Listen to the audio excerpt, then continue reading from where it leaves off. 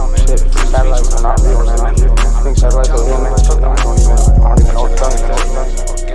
How about the Eagles and shit, man? They already got it, man. I'm telling you right now, it's all the hoax, man. All the hoax, man. Shout out Eagles. What up, bro? Tim out, man. What up, bro? Yeah, man. Yeah, I'm up. Saying out there more research about the hype and shit from us, bro. I'm telling you, man. Get with the shit. Get on with it. You don't give it. Purchase your tracks today.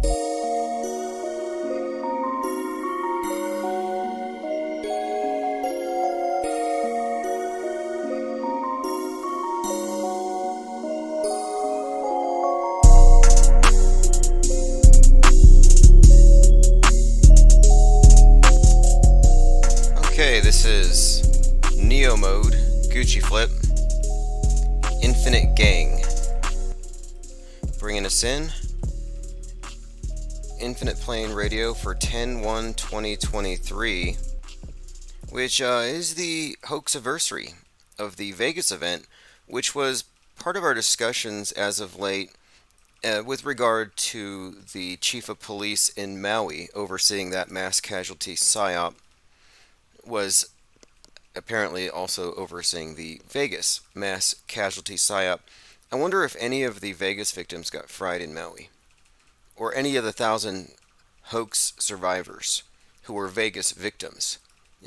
Twice shot, now cooked possibly. Baked by global warming. Hey, the school shootings didn't get them. They grew up. They went to a concert. They thought they were safe because it was a Second Amendment friendly country music type concert. People that share their values, but nope, the Second Amendment came to get them. But they survived that, but then climate change got them in Maui. Or was it Chinese space lasers? Communist space lasers.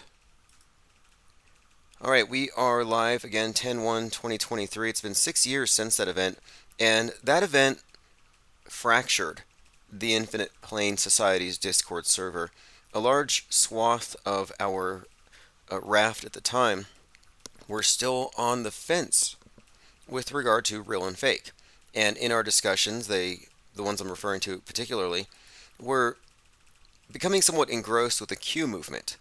And the QAnon movement seemed to take the Vegas event to be real and an attack by the deep state against Donald Trump.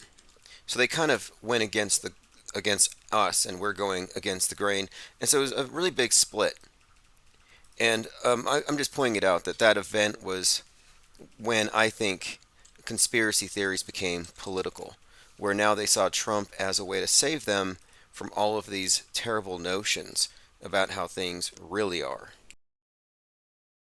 Now, the Vegas event in particular is extremely hoaxy, but one point I want to make here is that you have to suspend judgment, or you're going to be caught up in all of the emotional manipulations of your narcissistic media. You have to suspend judgment when they bring out their crisis actors with crocodile tears and duper's delight. And the reason why is that sometimes you don't have all of the facts right at that moment to make a determination as to whether it's real or fake. And what they do is they plant enough counter narratives, conspiracy theory rabbit trails, and red herrings to ensure that people can rush to a judgment immediately, whether it's the establishment version or the conspiracy version, for those who don't buy the mainstream version. But neither of these versions accounts for the fakeability of mass casualty events, which can be presented as real. So you had half of the group saying, oh, this was real, it was the deep state. And the other half says it was real because of guns. I want to point out, too, that Eminem did a video about the Vegas event where he was basically rapping from the perspective of the shooter, I believe. And the song was called Darkness. It's like David Hogg wrote the lyrics. And this video, again, Darkness, it psychoanalyzed the Las Vegas shooter. This is very on brand for Eminem, who is a New World Order prostitute, basically.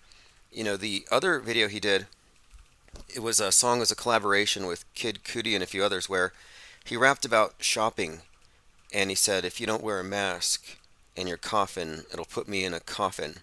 that not wearing a mask is whack. I mean, he was full on board with that agenda. Just pointing it out, Eminem is definitely singing for Satan here. Las Vegas shooting survivors decry Eminem's darkness.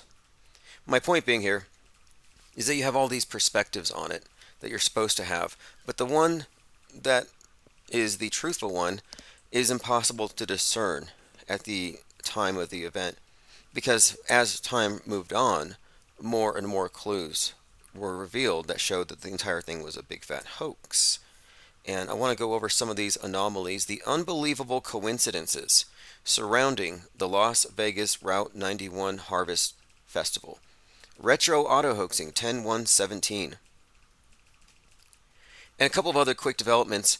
The Woo's News channel is back online, which is fantastic news. He had 15,000 subs and he got back on, and he uploaded the conversation that he and I had.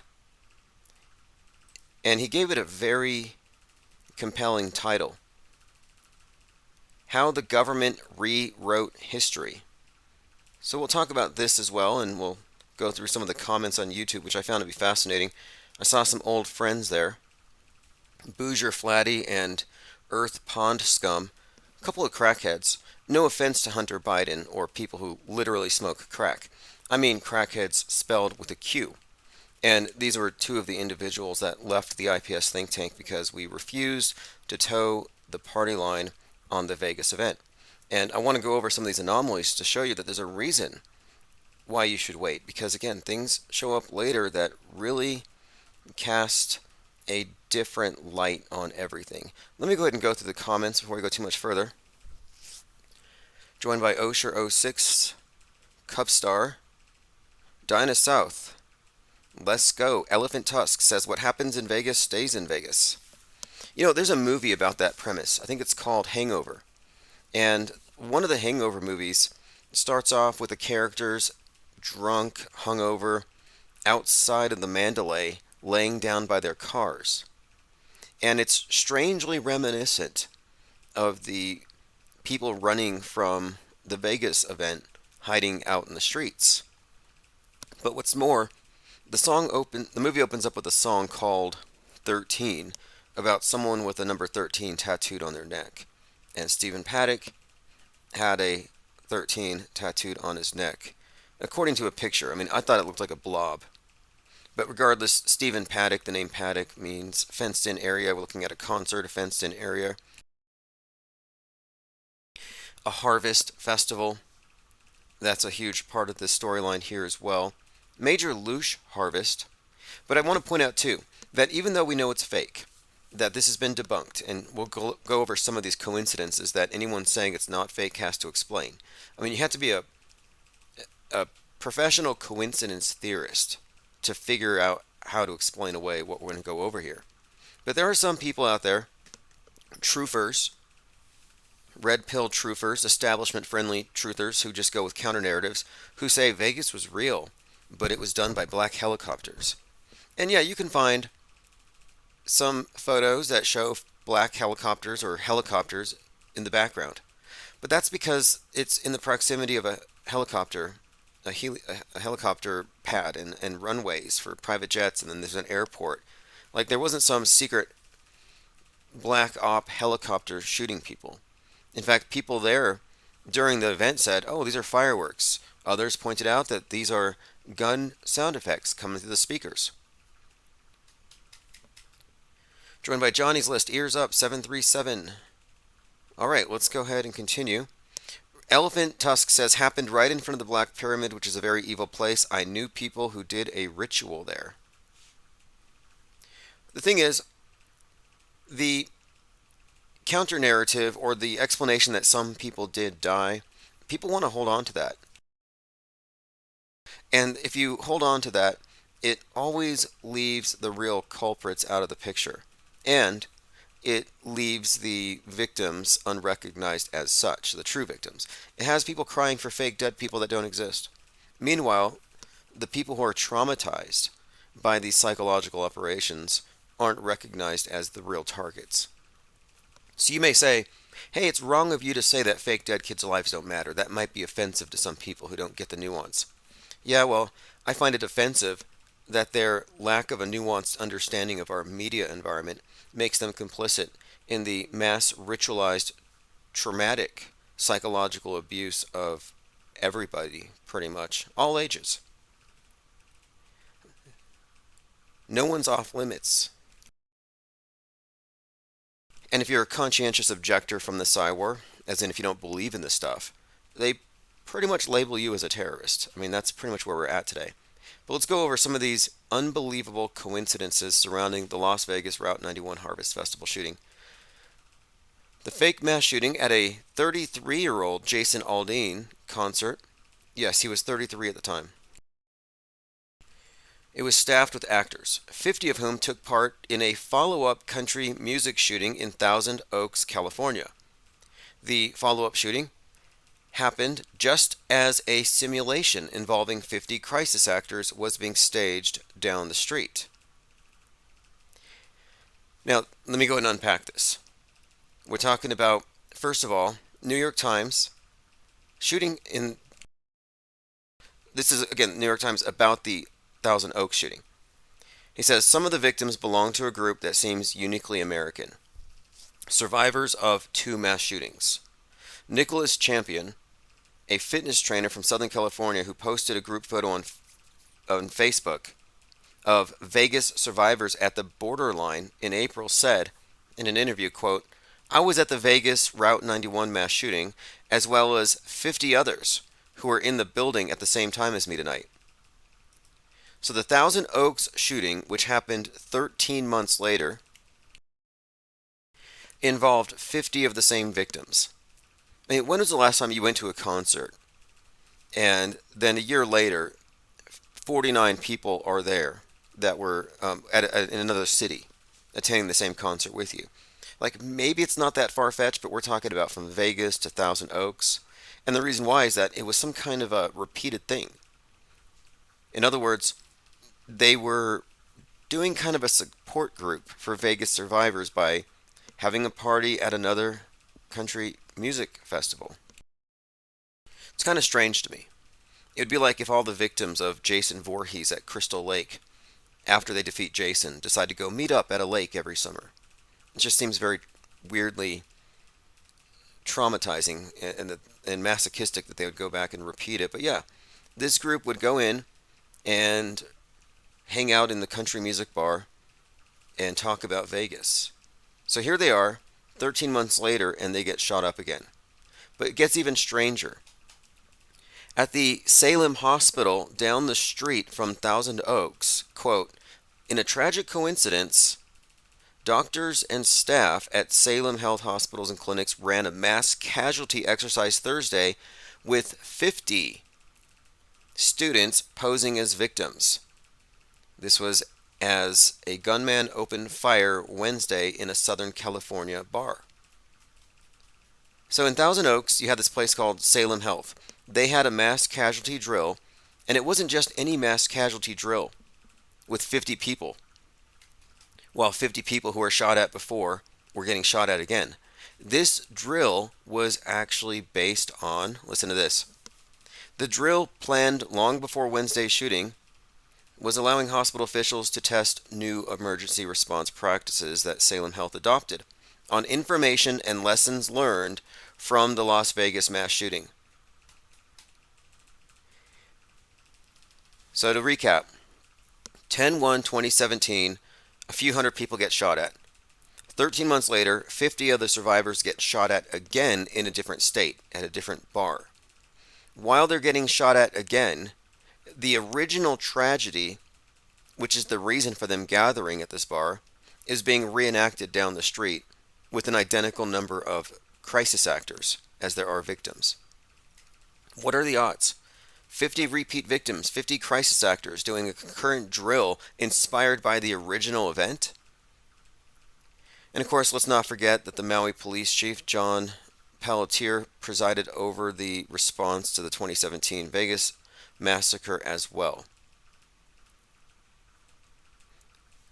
Again, if you want to maintain that Vegas was real, You have to explain these remarkable and eerie coincidences. Here we go. A mass casualty incident drill at the Salem Health Emergency Department on Thursday.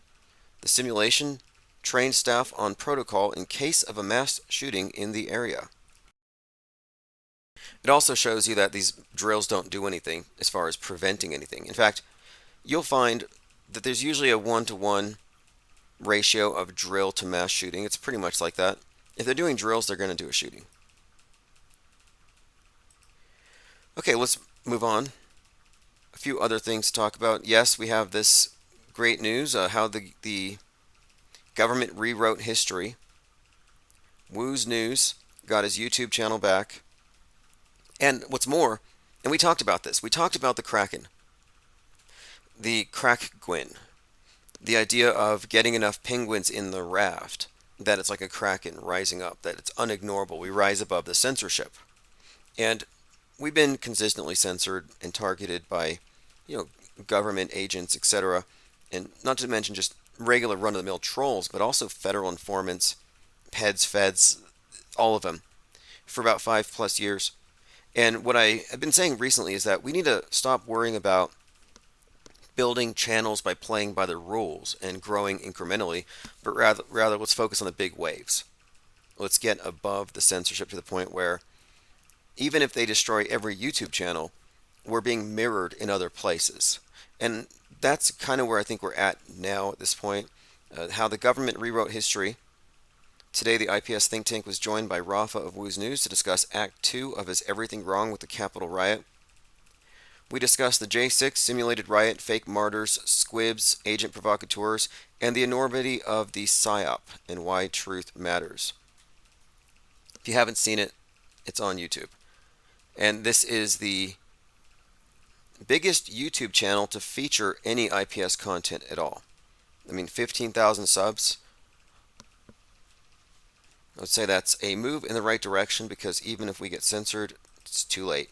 This perspective got out there. Okay, there's a link right there if you want to watch the video. Again, it's called How the Government Rewrote History. And we'll likely do a follow-up with Woo's News at some point. And I will probably do it on video, which is his standard format. And his dog logo. He's got this dog with a spot over the eye. It's not just an avatar or an animation. It's a real dog. I saw it in one of his videos. Senator Fetterman is Ashton Kutcher in a bald cap and stilts. We've already discussed that, but a number of other people are noticing it. Kind of a distraction. But then again, if it's a distraction from what? It's like, I think keep digging. Find more information. When I saw Fetterman crying and I compared it to Kutcher crying, I thought it's the same dude, but there's a height discrepancy. It could be the case that Fetterman's photographer is the same one who works to make Matt Pizzagates look a foot taller. A QAnon man threatened to kill a congresswoman that he believed was transgender. So this is an interesting development here. And this is a New Mexico QAnon believer threatened to kill a Texas congresswoman because he believed she was transgender. His name was Michael David Fox, entered a guilty plea for the interstate transmission of threatening communications after he was arrested by federal agents for a call he made to a Texas rep threatening to kill her. Interesting. In the call, he accused the representative of being, quote, "Hey, you're a man, it's official, you're a blank and a blankophile, and I'm going to put a bullet in your blank face, you blank, satanic, blank, blanking son of a..." Anyway, it goes on and on. Must have been quite the message. The complaint states the FBI agents were able to trace the call to a resident there in Las Cruces, New Mexico. Look, there's been a lot of violent QAnoners in New Mexico. It's the only reason why I'm highlighting this. And New Mexico has the gun ban. I'm wondering what's going on here. Fox claimed he believed Q was going to engage in the eradication of the people who are causing the world's misery. And he explained, this is where it gets interesting to me. Relevant, because I've been transvestigated. Fox had put skull template overlays and called it forensic analysis and determined that the target was born male. Interesting development here. There's a number of investigators that I know, and they can never answer the question, well, what skull overlay are you using? Because there's more than one type of skull. You can't generalize for all of humanity, male or female, based on this simplistic uh, armchair forensic anthropology. But it's interesting here is that yes, Q is promising to kill everybody. It's promising a bloodbath, Judgment Day, vengeance, beheading the infidels. The MAGA ban is bloodthirsty. And this guy is simply honest. Anybody else out there drinking the Kool-Aid, acting like it's a peace movement, like the QAnon shaman, you know, the guy with the spear that didn't get shot when he ran into the Capitol with the spear? That guy acts like, oh no, Q is just all about questions and asking questions. They're so disingenuous. If we all ask questions, we'll get Tesla's technology and the aliens will come down and bless us all. But when you actually follow their stories, it's about murdering all of their political opponents. I also want to point out that they're pretty dumb, because if they believe that their agenda is to kill all of the deep state and the political left, then why are they stopping them from vaxing themselves? You know, Napoleon Bonaparte said, never interrupt an enemy when he's making a mistake. Well, the anti-vaxxers who aren't taking it are weirdly obsessed with stopping their political enemies from doing what they think is suicidal. I'm like, don't you have any sense of strategy here? Your strategy is, let's kill them. They're killing themselves, and you're saving them so you can kill them later. Like, what's the point? And who's going to kill who? Mike Cernovich is crying about how Biden's going to have some neo-Bolshevik revolution that's going to kill all conservatives. But then Stu Peters says that he's going to hang, not and execute, I guess there's going to be a trial first, but he's going to hang Taylor Swift because of her endorsement of the Pfizer vax. No presumption of innocence like Russell Brand gets. See, the presumption of innocence is only for people you like. Everybody else is guilty, off with their heads. But what is it, off with their heads? Claptrapism says Mike Tyson is definitely a woman. You know, didn't Mike Tyson say something about how people will say things on the internet they would never say to your face? That's one such person. You would never say that to Mike Tyson's face. And what does that say about you? Not judging, but just pointing it out. Like, I would never say that to his face. Okay, moving on here.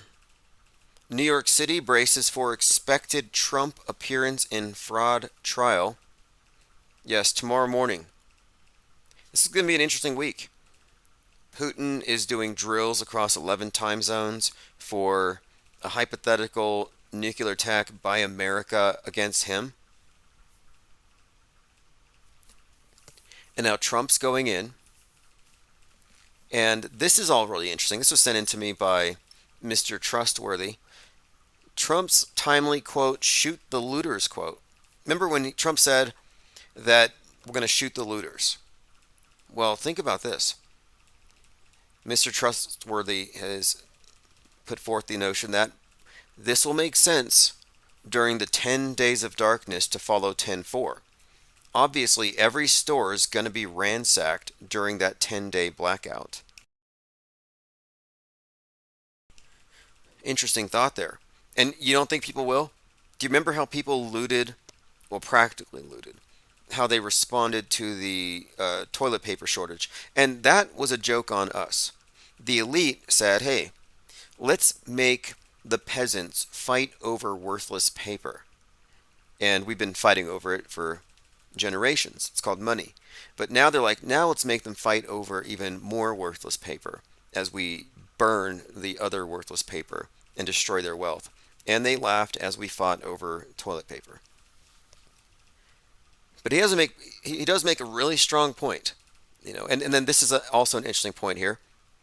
And this is brought up by Deborah Dodson 752. We know they're gearing up for something. Well, here you have the Joker, which was released on 10/4/2019. So 10/4 is the start of the space age when Russia won the space race by launching Sputnik. That in itself is a notable thing, considering Sputnik won the vaccine race. It was the first COVID-19 vax, Sputnik 5. So it's an interesting date considering that Russia's doing these drills on the 3rd. But Joker, a movie about a communist uprising, pretty much, the subtext, preceded 2020, but predicted it, projected it, gave us an idea of what was to come. Yeah, it came out on 10/4, so that's also notable. The Jokers represent the leftist mobs masking up and looting. See, Batman represents order. Joker is chaos. JB, Boaz, Jacob, the Masonic pillars, black and white. It's all allegory. But you'll also find there's a political connotation to Joker, kill the rich, oppressed, mentally ill. They kind of did a related psyop to the Joker character with that prophet of doom, Frank James, who shot up the subway. You remember 33 rounds in the one subway car that had no camera? Yeah, 33 rounds he fired. But he was complaining to the mayor that there weren't adequate mental health facilities, and that's why he was threatening the mayor. And that's what the Riddler does in the Batman movie. But my point of it is, Batman represents the order, the right wing, fascism. The Joker represents the left wing and the communists, the oppressed, and the uprising. And that's why they use the subway. The subway symbolizes the underclass. The violent subways that the right wingers say, get away from the subways, get out of the cities. Yeah, that's them manifesting or reflecting this fear of the poor getting even. Because that's how the Joker movie starts out. He's in a subway and he sees these rich guys who have mistreated him. They're beneficiaries of the system that have made him into a clown. So he shoots them. And then all the people with the clown masks go on an uprising at the very end. Like that's what we had in 2020. The mask was the medical mask, which is a clown mask. They clowned us all. If you were wearing that mask and you really believed it, you were basically a clown. But you were also complicit in the revolution. Even if you didn't do any looting, the more you complied, the more you were, complicit. Garrett Summer says October 4th FEMA thing. Yeah, it's going to be an emergency broadcast message to all the different phones and devices. Tupac Shakur's killer is going to be arrested or charged that day. Claptrapism says Mike Tyson would bite that accusation out of my mouth. Well, that's a Mandela effect, supposedly. Supposedly he didn't bite off Evander Holyfield's ear. That's just a Mandela effect. Although Mike Tyson does sell edibles that are in the shape of Evander Holyfield's ear. I don't know what they're called. Let me pull these up because these look kind of gross. Yeah, Tyson 2.0 Mike Bites. Ear-shaped cannabis-infused chews are a nod to the moment he bit Holyfield's ear. Each edible ear contains... Yeah, these are called Mike Bites. Okay. Green apple, black raspberry, and they each contain 10 milligrams of THC. Apparently it's an edible masterpiece. I'm not going to engage in cannibalism. But there you have it. This is going to twist Ryan Stavely's non-cornucopia having underwear all up.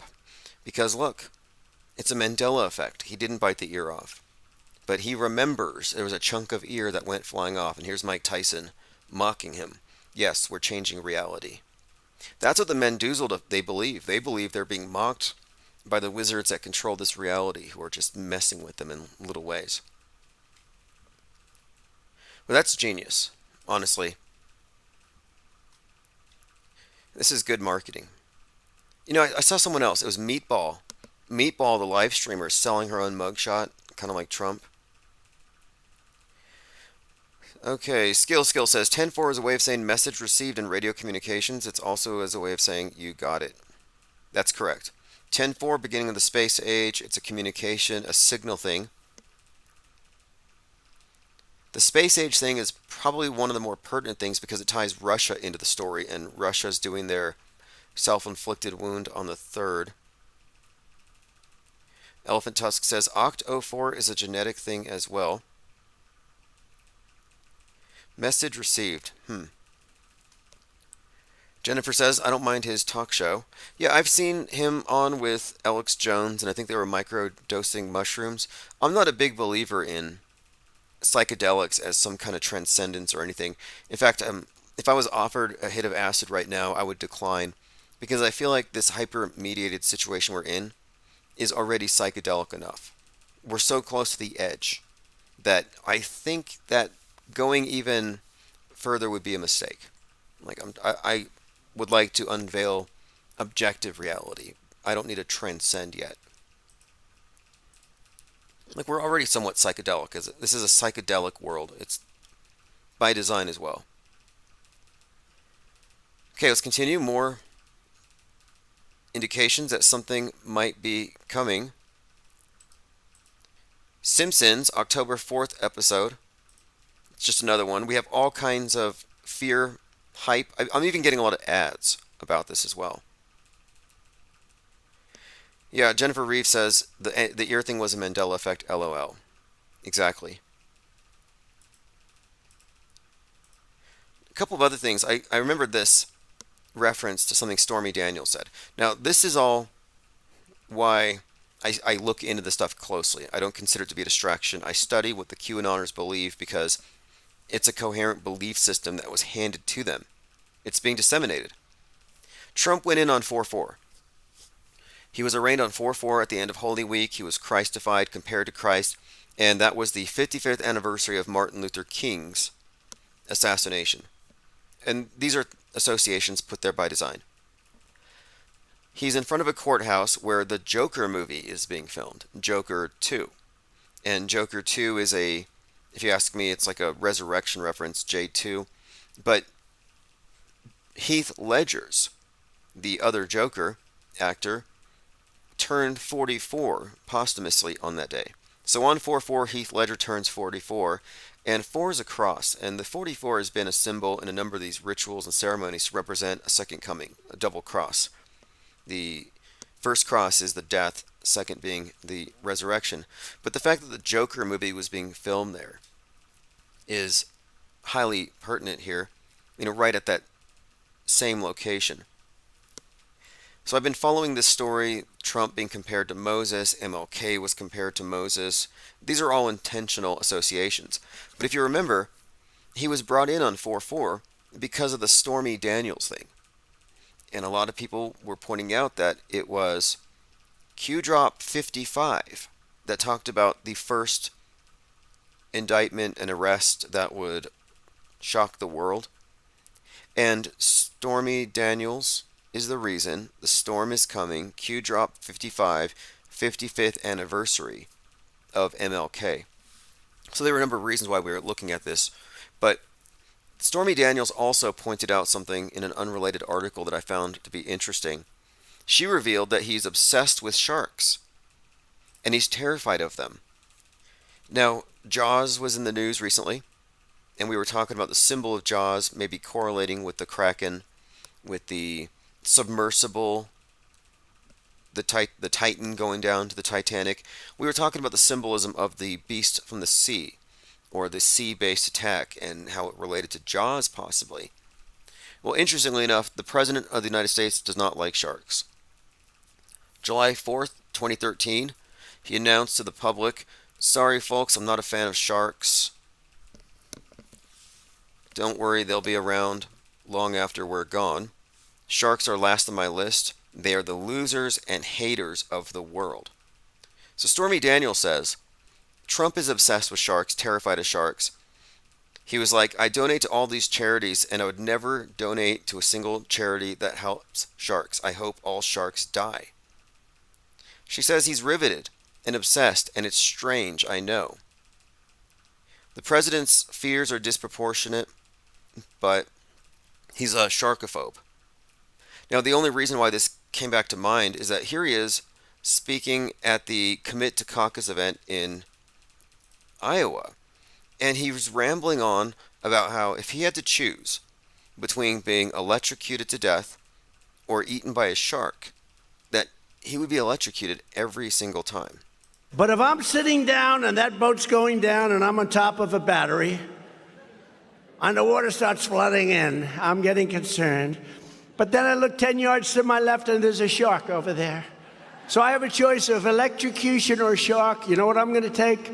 Electrocution. I will take electrocution every single time. Do we agree? I will take electrocution.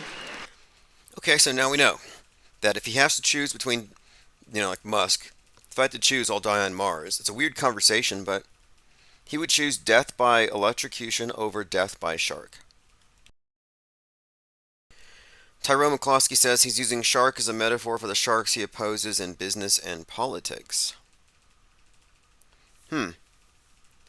Claptrap says maybe the ISS will crash on 10-4. That would be a nice development. I mean, if you want more drama, it'd be a nice plot twist, some development in the right direction. It makes sense, too, for a lot of reasons. But they can't bring the ISS down until Tom Cruise goes up there and does the first civilian spacewalk. So yesterday we talked about the FAFO of the day in the live streamer who got shot for trolling somebody at a Popeyes, and he totally deserved it, and everybody was on the side of the shooter. Here's another FAFO. An LSU player punched some fan who ran out into the field, and it's very memeable. Fuck LSU! Fuck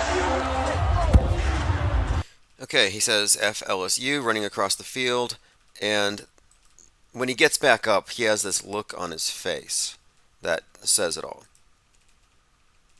And if you are just listening, I think this is going to saturate the media very soon. You'll probably see this on shirts. This is like the face of F around, find out. Okay, let's continue. Elephant Tusk says Michael Dukakis was born in 1933. So was the author of the Turner Diaries. The author of the Turner Diaries was born on 9/11, 1933, and he came up with a plan in his book for attacking the Capitol in a very 9/11-y way. And his book inspired 33-year-old Timothy McVeigh, who was there when 33-year-old Dave Koresh was incinerated. Jason Aldean was 33 during the Vegas shooting. We mentioned that. You know who else was 33? At the LA riots, Reginald Denny, the guy that got hit in the head. Now, the head wound symbolizes the crown. It's a reference to the crown, the corona. And the name Reginald Reggie's King, Rodney King, was hit 33 times. The more you dig, like it's very redundant, but it's a very consistent patterning. Living memes, exactly. Lean Dion says this guy's the brother of the MFINR lady. Yeah, that is the F around find out face. He ran out into a field. He said F LSU. A player 4 times his size clobbered him. I mean, apparently not that bad. He got back up. I don't feel bad for him whatsoever. Okay, continuing. There was a movie called The Cell based on a Stephen King book. A mysterious cell phone signal turns humans into bloodthirsty creatures. A man who survived the epidemic is determined to find his family amid the chaos. 88 months from the release of Cell until October the 4th. Not too bad of a connection there. You'll find a lot of interesting connections with movie release dates. Okay, moving on. 10/4 is the big date to watch for. This is from Instagram. Shirley Brewing on Instagram. We have a date. Darkness Day 2023 will be held on October the 7th. Details. People are sending me all kinds of references to this. Again, we're talking about 10/4 and all these rumors of a coming blackout. And the Shirley Brewing, it's a beer. They're having Darkness Day for 10/7.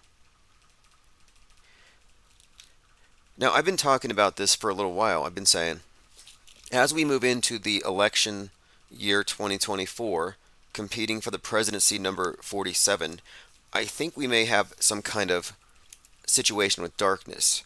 What I mean is, Super Bowl 47 was the blackout bowl, where we had 33 minutes of darkness. And I think there's some kind of predictive programming built into the Super Bowl events that you can use to, more or less determine where things are going. And I think that has some predictive value for what's happening right now. Like if you look at this like a game. Demetra 101 says Rodney King was hit 33 times on March 3rd or 3-3. Good find. And I believe it was the 30th anniversary of that the George Floyd Act was passed. And when Derek Chauvin was on trial, only 33 people were allowed in the room. He was convicted 330 days after the killing, which fell on a 420. And there's your 42 again. Meanwhile, his wife was arrested for passing a bad check. $42. We had that recent scuffle out there on the deck where you had a man named Reggie Gray hitting people with a chair. And I mentioned this the other day, that this was compared to Rosa Parks. This is in Montgomery, Alabama. Well, Rosa Parks was 42 when she refused to give up her seat. Reggie Gray, who was hitting people with his seat, was 42. Reggie means Reggie, Reginald Reg is king, like Rodney King. Then you have, of course, like I said, Reginald Denny, 33, hit in the head. The head wound is all symbolic. It's incredible, though, when you mind map out the 42s with all of these race war psyops. It tells the story. Will Russia use nuclear weapons? Putin's warnings explained. President Putin, who rules the world's biggest nuclear power, has cautioned the West that any attack on Russia could provoke a nuclear response. And now that everyone has Oppenheimer fresh on their minds, they're ready for this particular act of terror. Sort of like Independence Day, directed by Roland Emmerich, was there to prepare us for 9/11. There's a tweet here by Mindy Robinson. Today is the anniversary of the Vegas shooting. The shooting the media magically dropped after only 2 weeks because there were so many holes in the story. Yep, it had more holes than Sandy Hook. But there's generally this pattern, and you'll see it with all of these big popular channels. If they have a lot of subs, chances are they're not calling it fake. She has 315,000 subs. I would guarantee she says it's real, but the government lied about who did it. And here she is wearing a tinfoil cap, bit of self-mockery. So I won't even recommend her documentary, because if you're not calling it fake, you're carrying water for the mainstream media psy-war ecosystem. Either you're a shill or a dupe. And I have more respect for agents as far as they're a little more formidable and respectable than someone who's just blinkered and duped into carrying water for their enemy. Basically lying for somebody else. And a literalist says, Satan 2 greater than the real Satan. I think they might both be fake. Satan 2 is definitely fake. I've looked at all these various nuke tests, and they use the same standard type of movie magic that NASA uses, or Blue Origin, or SpaceX. Now, Musk had a rocket called SN8 that exploded. I don't know if you remember that explosion. And that rocket had a number 42 very conspicuously sprayed on one of the engines, and that's because it had 33 engines. They added 9.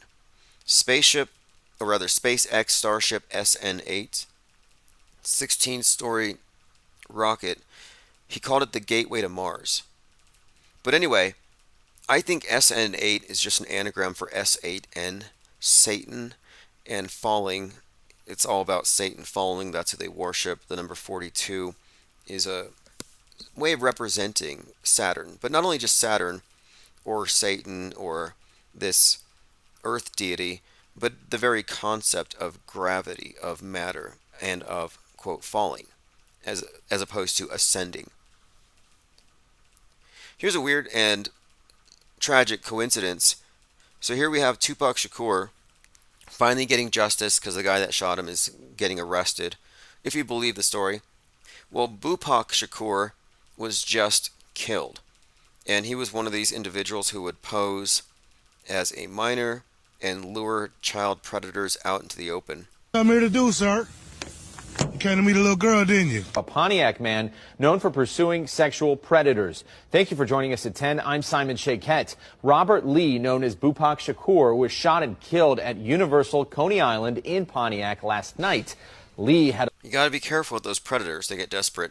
Probably real. I have no reason to think it's fake. It's very believable. You know, for me to automatically assume it's fake, yeah, you have to make this assumption as far as fakeability, but there's also other factors. Believability. I'm looking mostly at extraordinary claims. James Hawk says, the sun is not a star, it's the sun. The moon is not a gray rock, it glows from within. The standard model of the stars is wrong. Earth is not a globe. Our awakening consciousness makes these insights obvious. Men have never gone there. It is not a thing men can travel to. Agree or disagree? Does anyone here think the moon is landable? I know there are some people out there who are still on the geocentric model. They still think maybe it's not moving, but it's still a ball. But my question is the moon a ball? Do we have any ball mooners here? Because I am a flat mooner. I find Vibes of Cosmos to be very compelling with his theory about what the moon is. But I don't think it's a ball. I don't think that it has a quote dark side. I think that it doesn't even make sense that it's in synchronous orbit and tidally locked at the same time. For example, if it's tidally locked, its face is always to us. But then it's in a synchronous orbit, so we never see it spinning. When it supposedly spins every 27 days, it makes a single rotation. But we never see the back of it. How does this work?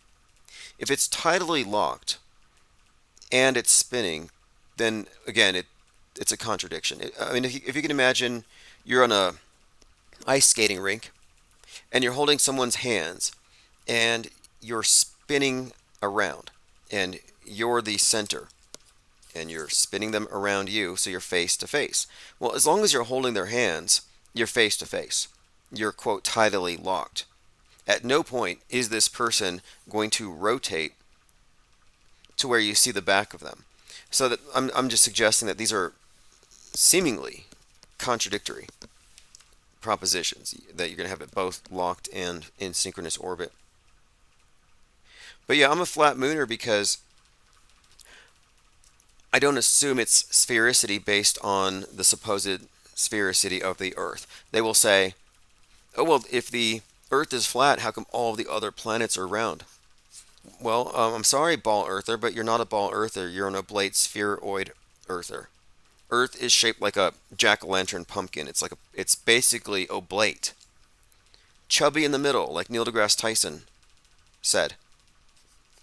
And if it's chubby in the middle, then it's not a perfect sphere. And it's not a perfect sphere because they allege it's the conservation of angular momentum. Like when you're flipping dough up in the air, hand-tossed pizza, when it's spinning, it spreads out like a disk. Which makes me think they should all be disk Earths or disk planets. But my point being, if Earth is an oblate spheroid because of the conservation of angular momentum, then how come every single other planetary body out there is a perfect ball? It's all space balls. There's no space oblate spheroids. Show me one single planet that's not a perfect sphere.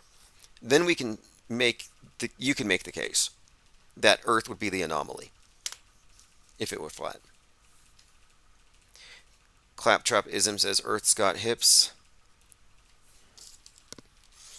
Yep. Well, its hips are lying because it hasn't been demonstrated to have any curve at all. And they're so disingenuous and ambiguous. You can see the gaslighting has just broken a lot of their minds. Hero Paranormal says, why are all the images of the Earth perfectly round? Good question. One question I've been asking as of late is, how come every time we see the Earth from space, it is dark on the dark side, but when you see the Earth from space from the ISS, it's lit like a Christmas tree? How does that make sense? Is it lit or is it not lit? Does the dark half turn the lights off at night? Here's a quote from George Bernard Shaw, and I think this is something that he wouldn't be able to get away with saying today. He died in 1950. Irish playwright, critic, polemicist. He said, "We are more gullible and superstitious today than we were in the Middle Ages. And as an example of modern credulity is the widespread belief that the earth is round. The average man can advance not a single reason for thinking that the earth is round. He merely swallows this theory because there's something about it that appeals to the 20th century mentality." That's a valid point. You may believe it, but you don't know it. George Bernard Shaw made this case. It's about modern credulity, the widespread belief that the earth is round.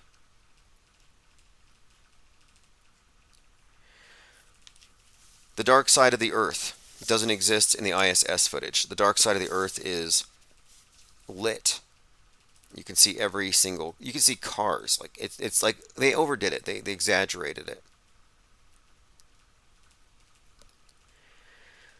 Okay, I caught a discussion in Gilded. I think it was Lloyd Miller was defending RFK Jr. And Cubstar responded with, "I understand the vax fraud very well. I'm versed on all of his talking points. I've listened to him for years. There's nothing new here. It's just become glamorized since the COVID scandal. I'm well past this. What do you think the outcome of RFK winning the position would be? Do you think he would ever overturn the monolithic control of the pharmaceutical industry?" So we're just having a conversation in there about RFK Jr. and these fake heroes of the people. And I want to point out that JFK Jr. is a QAnon culprit. He put accelerant on that thing. He helped foster the belief that JFK Jr. is alive. Also, RFK Jr. lost his voice at 42, the age his father was assassinated. Side note, as his father fell to his death at 42, again, falling and 42 are often correlated in these psyops. As his father's falling at 42, he was photographed by AP photographer Richard Drew. 33 years later, Richard Drew was the photographer on 9/11/2001 who photographed the, quote, falling man. Same photographer. That photo of the falling man is in the possession of Rocket Man Elton John, who collects morbid photos. Anyway, if his uncle's death was staged, then was his father's death staged and everything else? I mean, is he faking his voice? I kind of think so. I hate to say it, but I think that RFK Jr. is faking the vocal condition. The timing of it, the age, honestly, none of it seems legitimate to me. Again, Donald Trump goes in tomorrow. That should be good. There's a lot of hype about 10/4 and everything going black for 10 days. A lot of people are going to go looting if that's the case. But, really, if they shut everything down, let's say they do. They shut off the lights, and there's a lot of looting. Are the looters still going to steal TVs and electronics? Or are they going to steal books and loaves of bread to feed their families? And by candlelight, we have some kind of new renaissance. People start getting into literature again. Then the internet comes back on and nobody cares because they're so immersed in what they're reading. All right, this has been great. We will be live tomorrow to cover whatever shenanigans go down with the former President Donald Trump. And we will also be taking calls. The IPS Discord bot is going to be activated very soon. And I'm going to be very busy this week with a couple of things. One, I'm processing all orders that have been delayed. As most of you here know, we had a documentary filmed last month, and so I held on to all of the copies of Autohoaxology 101 because we want to make it a bestseller. The book has to go viral. And the documentary crew came from the Scandinavian equivalent of USA Today. It's like their biggest paper. They're doing some story on conspiracy theorists. They came down to the IPS headquarters, and I wanted to be sure that we had copies out there so that it can potentially reach millions of eyeballs, which is the objective here. I'll be shipping all those books out over the course of the next few days. And I do have an update as far as my job search. I had been delayed because of a background check thing, but it was a glitch. I don't have anything on my background. Never been caught. In other words, they called me today and they said I can start on, I think, Wednesday at 3. So I have a job lined up, and the timing of it's perfect. If I get the right shift, I think I will, where it will enable me to do the morning deprogram and the evening open phones. Claptrapism says, who's the better public speaker, RFK Jr. or Elon Musk? Musk, with his backward cowboy hat and his, what do you call that? His AOC-like display at the border. But the opposite. You know, AOC on the left is crying for the immigrants whose babies were being ripped out of their arms and their heads were being dashed on the ground. And Musk was there because the borders need to be closed because the immigrants are the bad guys. So one's pro-border patrol, one's anti-border patrol. These political psyoperas are so poorly written. Musk should have used ChatGPT. But something else about Musk, and it might be contrived. Many of his, and I've noticed this before he bought Twitter, he was loved almost universally, left and right. But I would listen to his speeches, and I would say, you know, this guy doesn't sound like he's a real rocket scientist. He sounds like he's an actor pretending to be one. And when he's not being directed, and he's kind of ad-libbing it, it comes off as kind of fake. But many of the people in the chat would say it's because he's so smart, he has to condense his thoughts and dumb it down so we, the regular people, can understand it. So to communicate to us, he has to dumb it down. So it's your fault. It's like the Emperor's New Clothes. The Emperor's New Clothes, you know, you're just not sophisticated enough to hear it. Lean Dion says he plays up the genius autism angle so much. Yeah, there's this weird phenomenon with the QAnon and the 4chan types. They all believe that autism is some kind of magic power to decode fake news and understand what Q's saying. So they're all like, not in favor of it, but they kind of laud it as a great personality trait. Like, yeah, you may be an incel, but at least you're an autist. It's almost like a consolation prize for life. Like, okay, you have something going for you and we can appreciate it. But then they're like, no, don't take the vax. It causes autism. It's like, wait, I thought you guys liked autism. Like, don't you vaccinate your kids to give that to them because it's some kind of a superpower? But no, it's true that the people on the right, the 4chaners, they look at that as some kind of a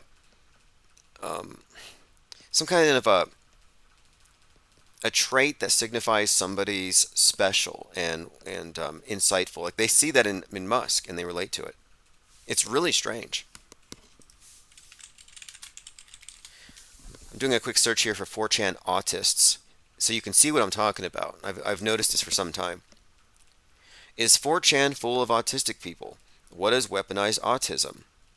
My autist sister got involved in 4chan culture now that she thinks she's autistic. You see, it's sort of like they're LARPing as autistics because they believe it's some kind of a superpower, except they're against it when it comes from vaccines. If you can make sense of that. Alright, this is Space is Fake by Chief Crow and the Flat Earth Worms. We will resume the 24/7 live stream. Archives will go out via email, and things are going to proceed at a much faster pace starting this month. This is October 1st. Hoaxiversary. Shout out to everyone in Las Vegas, Vegas hoax strong, and tomorrow morning we'll be following along with whatever goes down with Trump. And again, a lot of truthers are waiting for 10-4 and the power to go off, but remember how many people were waiting on 8-4 for Trump to get shot? You have this build up, they wait, it doesn't happen.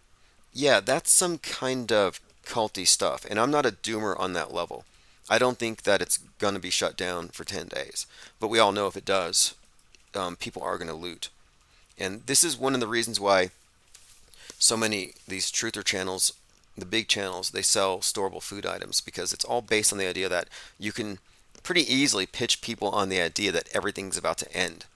After Fukushima, Bill Hicks was selling iodine in case you needed extra protection from radioactive fallout. And at this point, anyone selling storable food items after 2020, I'm like, well, if you don't already own it by then, it's like a little late. Like that would have been the time to have purchased it. But who doesn't own it at this point? And how long do these food items last? It just seems like once you own the stuff, once you've bought it, you're pretty much good. And on a side note, it wouldn't protect you if things really did collapse. You can't run for the hills, and you can't store stuff in your house thinking you'll be safe.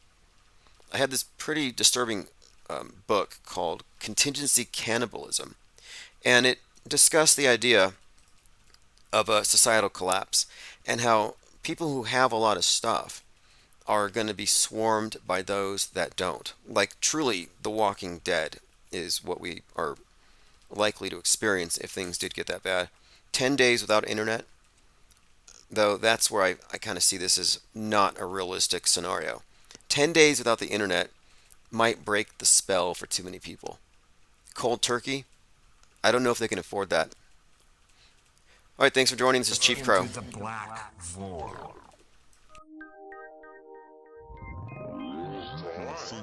Because you can see the stars. Oh yeah. We were never able to see stars from the lunar surface or on the daylight side of the moon. It's not black and white. I mean, it's black, but there's all kinds of polka dots. Space is fake AF. Space is fake AF. There's more than stars. You can see planets. You can see moons. You see the gas.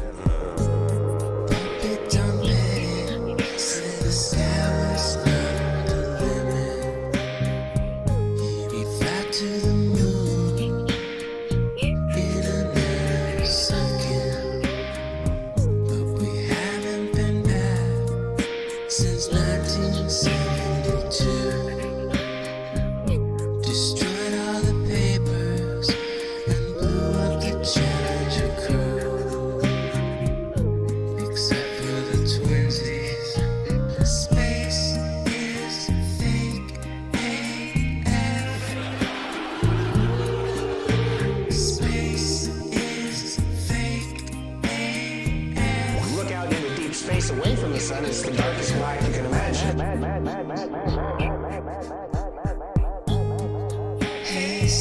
Working and running properly for tomorrow. Tomorrow's a big day. It's kind of pre-show for Trump's arrest, and I use pre-show advisedly because most of us here know what this is and know how seriously to actually take it, although many don't. I don't want to give the public too much credit here. There's legitimate Trump derangement syndrome, and a lot of them see this as an instance of, justice and all that. But just a quick rundown. The storm is coming. Q drop 3716. Stormy Daniels, the reason why he's being brought in. Stormy Daniels with her storm-themed lightning necklace. And as soon as this is announced, Alyssa Carlson, a meteorologist who looks exactly like Stormy Daniels, is about to talk, and her anchor says, "This is the calm before the storm," which is the exact utterance that attached that phrase to Q when Trump said it. And as soon as she says this meteorologist who is a spitting image of Stormy Daniels passes out live on TV. That has to mean something. It's very well integrated, this entire story. Stormy Daniels' storm is coming, QAnon 3716, and that Q drop is coming true. And the idea of this drop, which is what they call their little revelations, the little Q-tips, it says that the first arrest will shock the world. And for years, they've been waiting. They've been actually cheering for the arrest of Hillary Clinton, which never materialized, except in the fervent imaginations of QAnoners who believe that all of the deep state have already been arrested and executed and replaced by clones. And all those clones have been rounded up and executed, and they've been replaced again. I mean, really, the QAnon fantasy is very morbid, very bloody. But they were chanting for Hillary Clinton to be locked up for some time, never happened. And now look. Now it's going to be Trump. And they're saying, oh, this is what Q meant 5 years ago. He was talking about this, Trump's arrest. They knew this would happen, in other words. Salty Siren says, Stormy's extensions are horrendous. Something ain't adding up. Trump would never lay down with horsehair. Well, you know what is adding up here? What's adding up here is that Stormy Daniels, in addition to wrecking Trump, has utterly debunked Team Transvestigation. If you remember, there used to be a bunch of people who'd run around calling all the celebrities reptilians. Well, they've moved on. They went from calling the queen a dragon to a literal drag queen. Like, all the elite are women if they present as men, and vice versa. And this has gone unchecked because there's no way to verify it. How are you going to verify?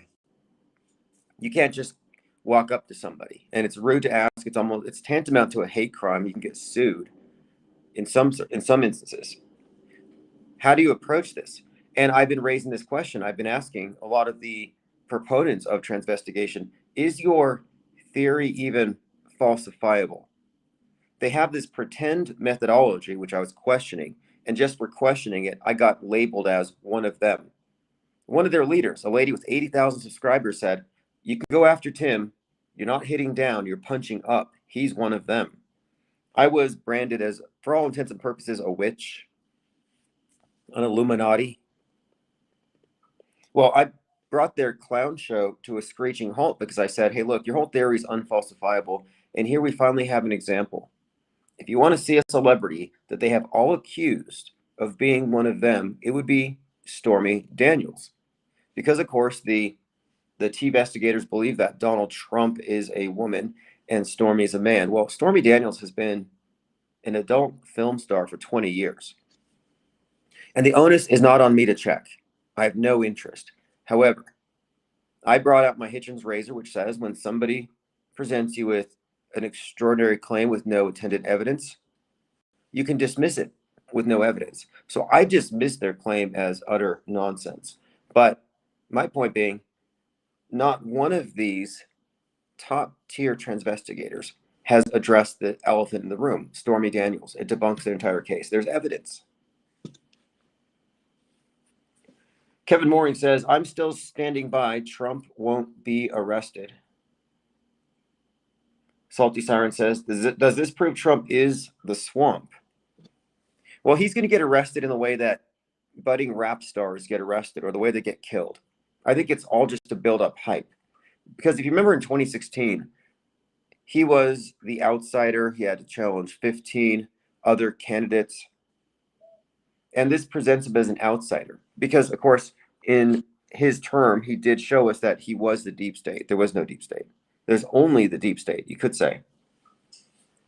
It's not that there isn't a deep state. It's that there's no shallow state. It's all deep. Once you go over that edge, it's a bottomless pit. And he's the beast from the bottomless pit, it seems. I mean, there's so much conjecture right now about Donald Trump being the literal Antichrist. I mean, it's spread. It's really spread and it really picked up around the Super Bowl. I saw a lot of people looking into this incoming Trump head wound as prophesied by predictive programming. And just for the record, and most of you know this, 100% of the time, predictive programming precedes programming. As in, that's very utility. If they're showing you something in the entertainment, especially if they're repeating the theme year after year, generation after generation, as with the alien invasion scenario, they're going to do it on the news. They just have to prepare your imagination to accept the impossible, the unlikely, the fake. And right now, around, they're putting up fences. They're preparing for riots. And interestingly, there's a moat around Mar-a-Lago, a Patriot MAGA moat. The Patriots have surrounded it. There was a rumor that Fifth Street, that Trump Hotel, had been surrounded by a mob of MAGAs, but that was footage from 2020. And I find this fascinating how the quote truthers, the alternative media, rely on psyop and fake news as much as the mainstream media does. I mean, you'll notice, we talked about this last summer, all of the major right-wing heads were swatted, fake swatted. And this went from Marjorie Taylor Greene to Steve Bannon to Tim Pool gets swatted whenever his ratings are low. And it's always fake. It's Snoopy says, where you been? Yes, it's going to be difficult to find if you're not a member of Patreon for the next couple of weeks. I'm between headquarters, digital nomad. Although I'm looking at picking up or renting an office space so I can put my computers back up and get the video back on. Salty says a scheduled arrest that he agreed to might be the straw head wound that makes the right riot. Interesting point. I mean, you can find many examples. We're talking about Donald Trump in predictive programming going back 60 years. I mean, that's incredible, but true. It is true, and I've been putting this into an article that, and just on the side, I'm looking at CNBC and watching TNT. Since I'm traveling, I'm catching a lot of mainstream media programming. And whatever they do, no matter how fake we know it to be, the public's going to believe it, just a heads up. And the public has been conditioned to see Trump as the bad guy, as Biff Tannen. In fact, right now he's Biff Tannen. And if you're not familiar with the connection, Back to the Future's Biff Tannen, the character, was written based off Donald Trump. And of course, the Back to the Future movie franchise is rife with predictive programming. Back to the Future has a ton of 9/11 predictive programming and more. Not Shocked says an arrest for Trump is great PR for his campaign.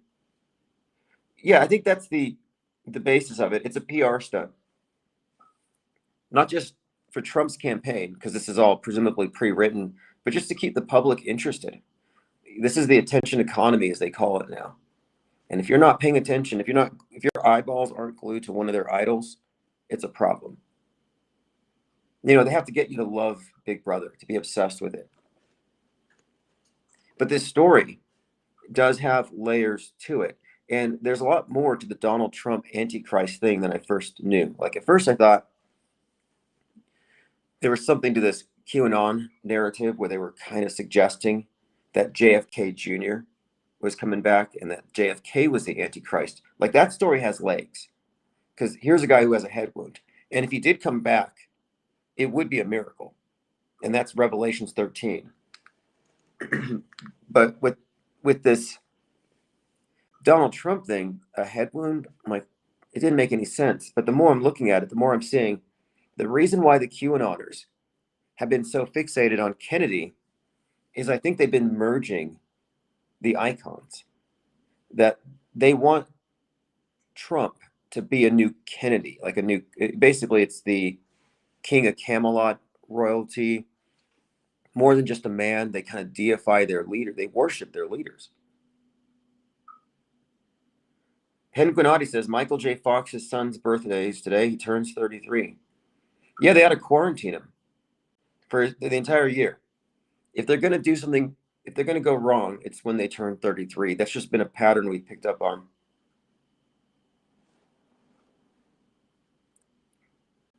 Let's see. Kevin Morgan says, this is an old storyline. Trump used to do the same thing about being arrested before he releases a new book.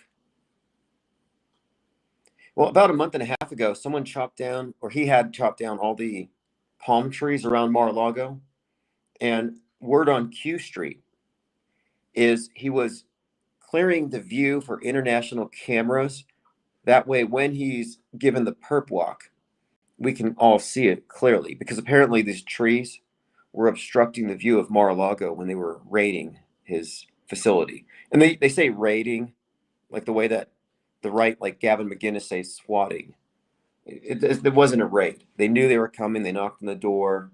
They wiped their feet on the floor mats. There's no battering ram. There's no rappelling. There's no helicopters. None of that. But back to the head wound thing, because we had addressed this last year. Last year, on 7/6, which happened to be George W. Bush's 76th birthday, the Georgia Guidestones were blown up, the capstone on top. And there's a ton of interesting little lore connected to the Georgia Guidestone. But the main thing is, from above, the four pillars and the capstone looked like a skull and crossbones. It was 42 years old. It magically appeared on 3/22/1980. Well, 322 is the number associated with the skull and bones. George W. Bush is by far the most famous living member of the Skull and Bones Society. And on his birthday, the skull portion of this monument, the portion that would represent the skull, the capstone, had been damaged on the same side where somebody had dumped blood a few years before.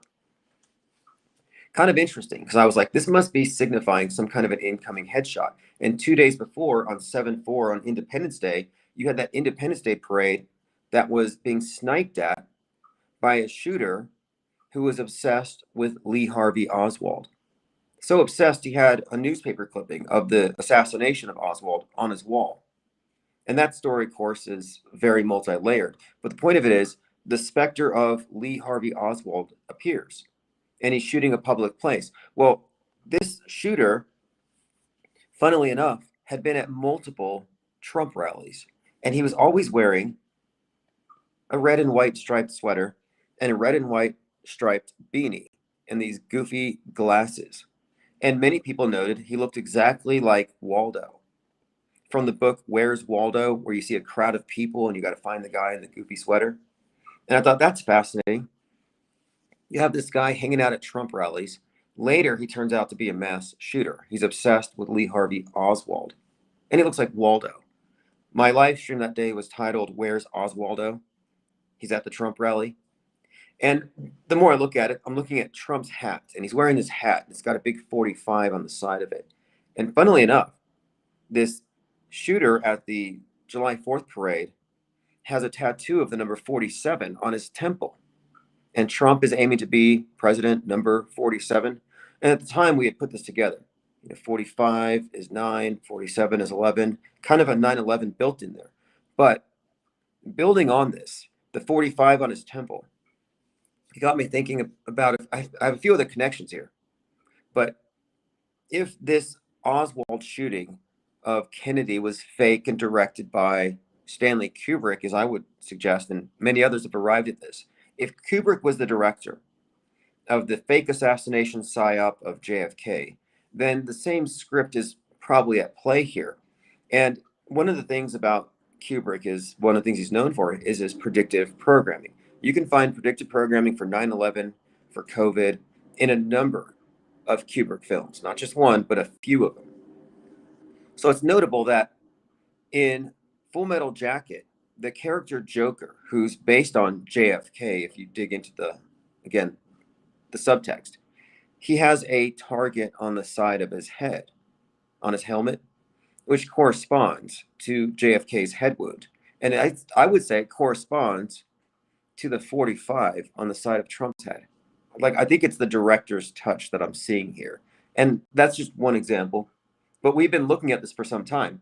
And of course, Elvis Presley gave Nixon a Colt 45 back in 73.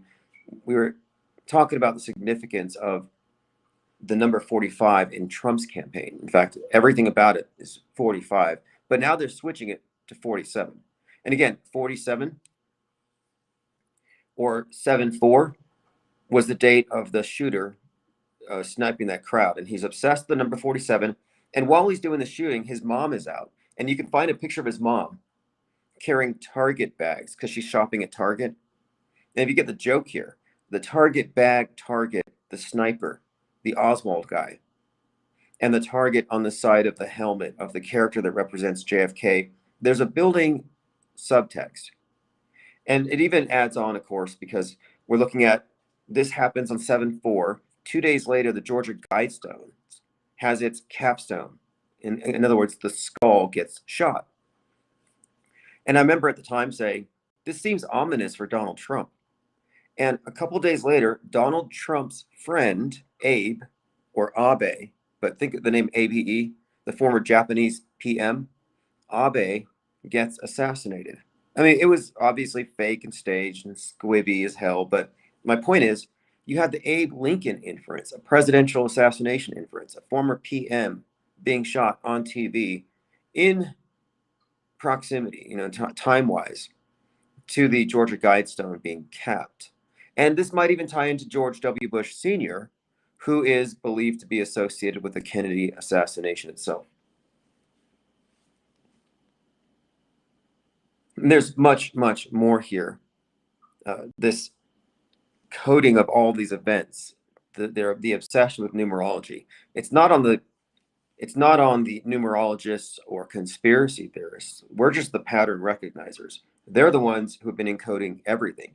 I mean, again, think about this. A cue drop about the storm is coming, and it's going to begin when this arrest happens that shocks the world. And then Trump's getting arrested over Stormy Daniels, who wears a lightning bolt necklace. Like, that's just too much. That's just too much of a layered coincidence. Like, there is no way. And then, again, a Stormy Daniels lookalike faints on TV after somebody says, this is the calm before the storm, which is the very utterance that got this slogan attached to the Q movement. Now, I had kind of thought that the storm was all a reference to storming the Capitol and that it was over. And it probably started with Dylan's Storm Roof, this narrative, but and even the white power groups are called the storm, or the storm front. I thought it might have been over, like we already had the storm. But I don't think it's over yet, as this more recent development would suggest. Commenter John Francis says, we're honored to be privy to this knowledge. It's because we critically examine things and we have disabused ourselves of the notion that the TV screen is a window to the world. Once you recognize that it's a filter, then you can see the deep faked reality. Lickety Split says everything related to Lincoln is hoaxy AF. Okay, well, Lincoln, blood splatters all over the Ford Theater, and you have Kennedy, blood splatters on the Ford Lincoln. There's like a million connections between the JFK and Lincoln assassinations, all kinds of clever word games. And here's more. You know the guy who did the shooting on 7/4? That was the Highland Park shooter. Highland Park shooter. At the same time, the Parkland High shooter was in the news because he was being sentenced. Highland Park, Parkland High. A lot of these connections were popping up at the time. And I remember noticing here that after Kennedy was shot, he was taken to Parkland Hospital, pronounced dead 17 minutes later. 17 were shot at Parkland High School. They said it was 17 killed. Let's make this the last after 17 years of mass shootings. But again, the Parkland connection to the JFK assassination connects nicely to the Parkland Highland Park thing, and the Highland Park shooter, of course, obsessed with Lee Harvey Oswald. We have 44 listening. If you look at all of the different channels, 33 on one, 11 on the other, and we have a couple dozen listening on the audio stream. Dominic says, Tim sounds drowsy. No, I'm not drowsy. I'm on a speakerphone. If anything, I should be caffeinated. I actually have a grande black coffee. Apparently, tall is small. I don't even think they advertise small. But tall is small. There's something that's really tricky about how you have to order your drinks at these places. No, I'm the opposite of drowsy, though. I've been working nonstop, mostly on watercolors. If you go to timosmond.art, I'm doing little watercolor paintings. I'm working towards editorial cartoons. I think there's a future in it. My objective is to get into an office and set the headquarters back up and go full steam, open phones, full-time content creation all over again. Probably in the next couple of weeks. I'm investigating a few places. And just for your information, if you want the archives, you do have to become a subscriber. YouTube is going through my videos with a fine-tooth comb. They really are. There's a target.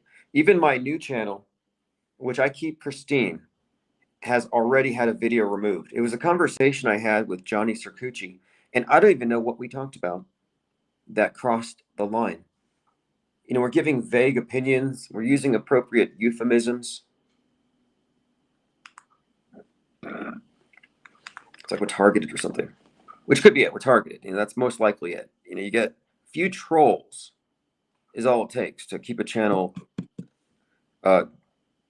constantly under a barrage of hits. But I've been having very good results with Rofkin. We have 2,300 subs. I think it's 2,350 or something. But Rofkin, Infinite Plane Radio, no censorship there. And who cares about YouTube anyway? The only reason that we're on YouTube at all is to maintain a foothold on their stage. And if I have to strip all the videos off that channel, I will. I just want to ensure that we're not left out.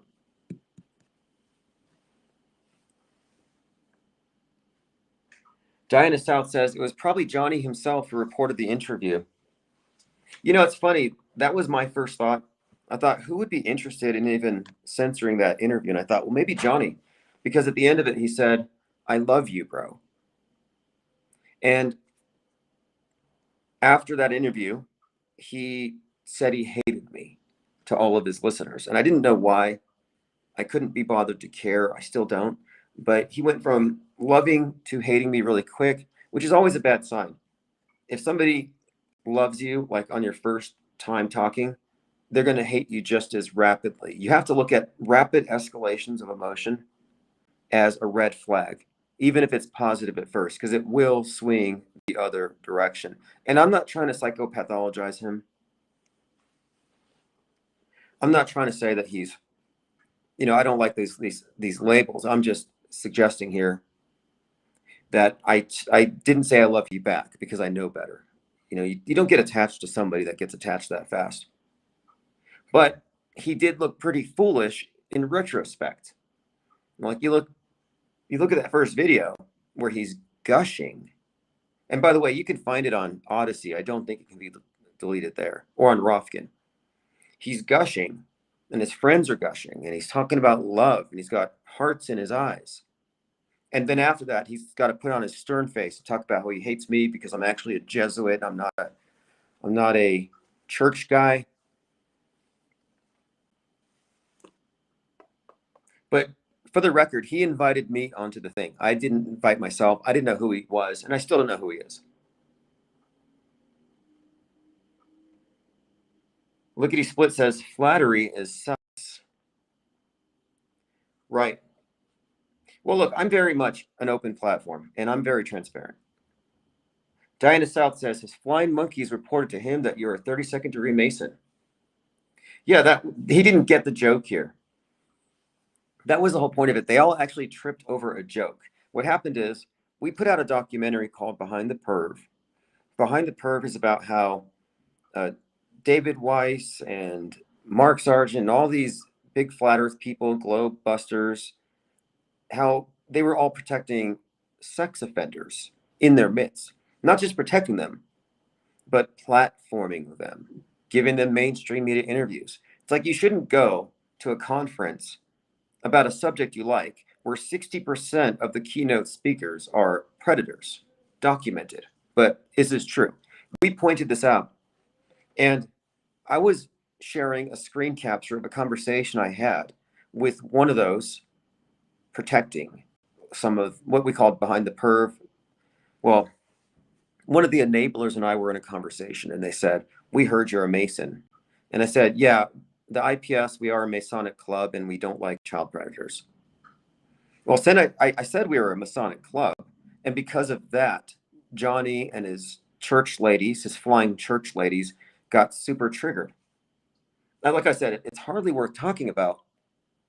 Yeah, his name was Johnny Sircucci. I think it's Sircooch. I don't know. You have to look it up. I mean, we had an interesting conversation. I thought we had a lot of interesting things to talk about. It seemed like his falling out of love with me was the result of something he heard after the fact. But had he been a little more level-headed, he could have called me and he could have said, "What's going on with this Masonic thing?" And I could have said, "Oh, it's way worse than that. I joined the Thelemites. I joined this Los Angeles-based Kabbalistic group. I spent time with this Wiccan coven. I was friends with somebody who was steeped in Haitian voodoo. I was immersed in Scientology for a couple of weeks, studying Dianetics." I mean, if I went down the list of all the things I looked into, all the rabbit trails, I mean, you've seen those luggage bags, and there's like a sticker on it for every place they've been. Like, I've been to a lot of these places. I've examined a lot of these things, but because I've always been an observer, an investigative journalist, I've always wanted to know things for myself. I joined the military. That's a huge cult. You're going to hold that against me? And Sircucci with his flying church ladies, he's always talking about his military background, and I'm not trying to disparage it, but I did look into it, and he didn't make it through basic training. I don't remember, failure to adapt. But then later, somehow he got involved in the Guard, and he took a bunch of cool pictures with tanks and stuff. Like, my point is, the military is the biggest cult in the world. Think about this. Because I'm speaking from experience because I was in it. I was in the position of an NBC NCO. It was a very low density MOS at the time, and I was able to take a staff sergeant position, even though I was just a private. And I jumped at it because I figured, it'd give me a lot of, freedom to work. I don't need to be micromanaged. But as an NBC NCO, my position was basically about ensuring that everyone knows how to put their masks on in 8 seconds or less. They get their mop suits on. They decontaminate things. They know how to do the process of decontamination to standards so they're not spreading pathological waste around. Like the way we just threw our masks on the ground. Like, that would not get a pass. My job was all about decontamination. But when I look back at it, I'm thinking, the position that I was in was to ensure that every single person in every single unit was well apprised of the threat presented by radioactive fallout. That's the main thing, radioactive fallout. And looking back, I stopped believing in nukes, but that was my job then. So looking back, I'm seeing the military is just a bunch of brainwashees. And there are so many of them that are specialists in these areas of weapons of mass destruction. They're all trained. Their training is built around these things existing. Their fictional universe is a huge part of the world stage. The fact that we have a big military means we got a huge block of totally brainwashed people. And if you can recognize that what we're in is a mind war, it's not Russia versus Ukraine versus America or China versus America. No, I'm sorry. It's all a psychological war. And it's, quote, global. And it's coming from the top down. That's why they all cooperate on the outer ring. That's why they all cooperate on the ISS. So if you look at this thing as a pure psychological war, then it all begins to make sense. Every soldier is essentially a casualty in the war and an enforcer.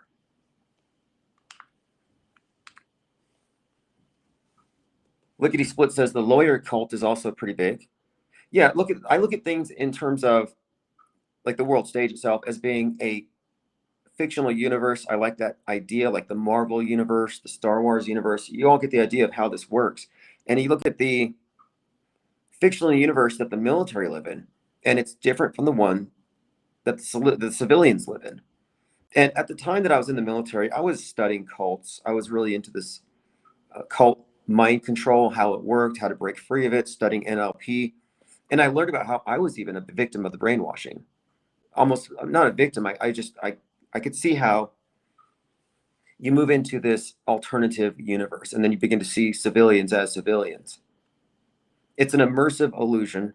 It's all about the groupthink, collective punishment, de-individualization, need to know basis. But my point being, we have a large group of believers in it, and they're never going to not believe in it, and they're armed.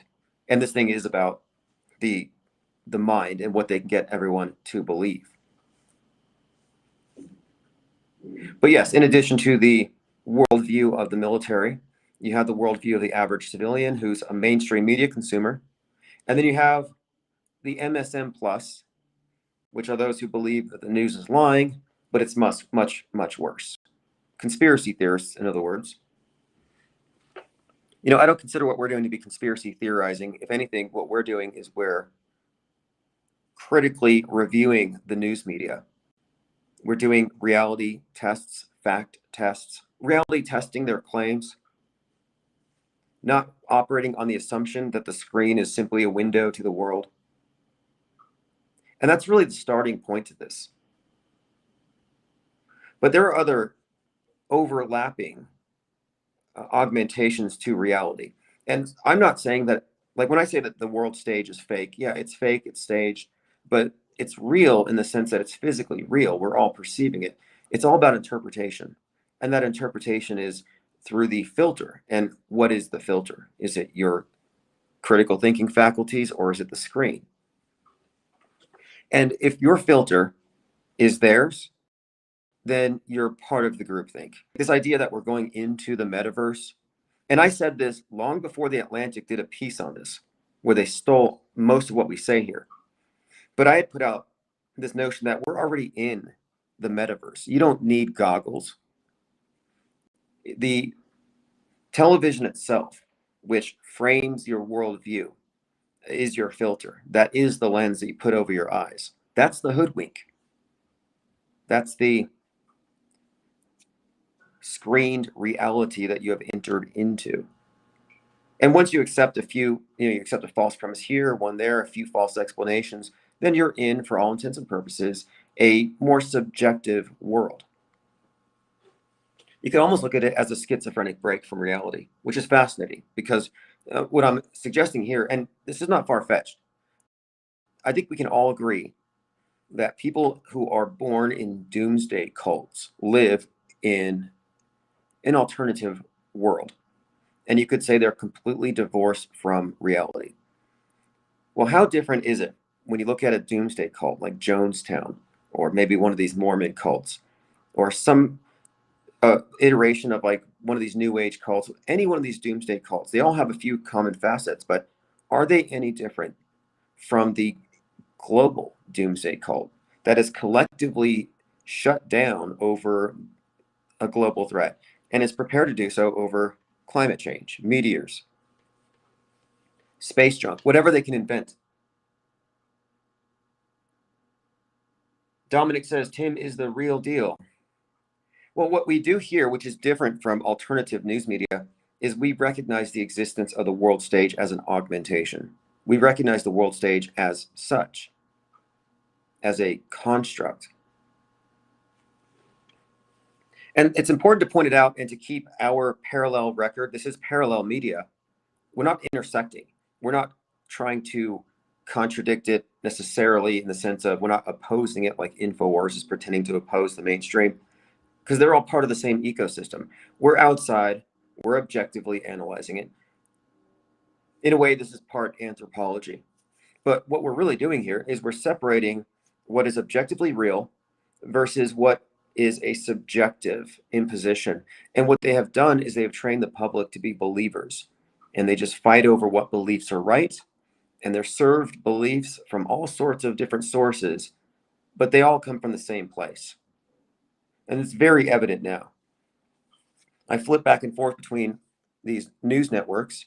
I look at what's on the TV. In fact, on the Sci-Fi Channel, SYFY, on the Sci-Fi Channel, there's a new show out called The Ark. Well, The Ark is about how, and you can almost predict it. It's cliche at this point.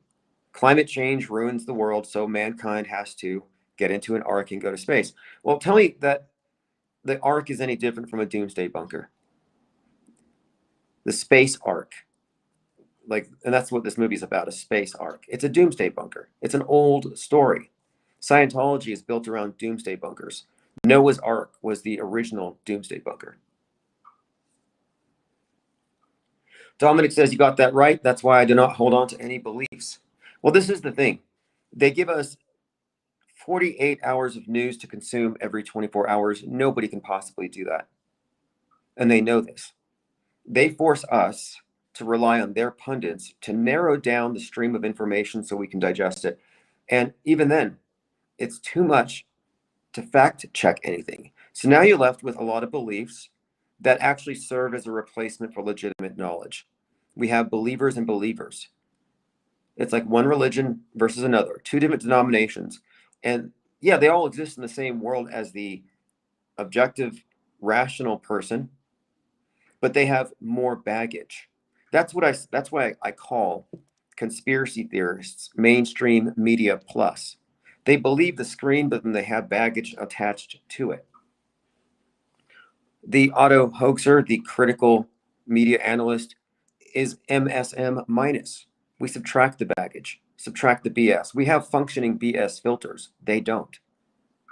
They don't even see the BS. And that's what we're doing, is what we are actually perceiving, cataloging, and noting.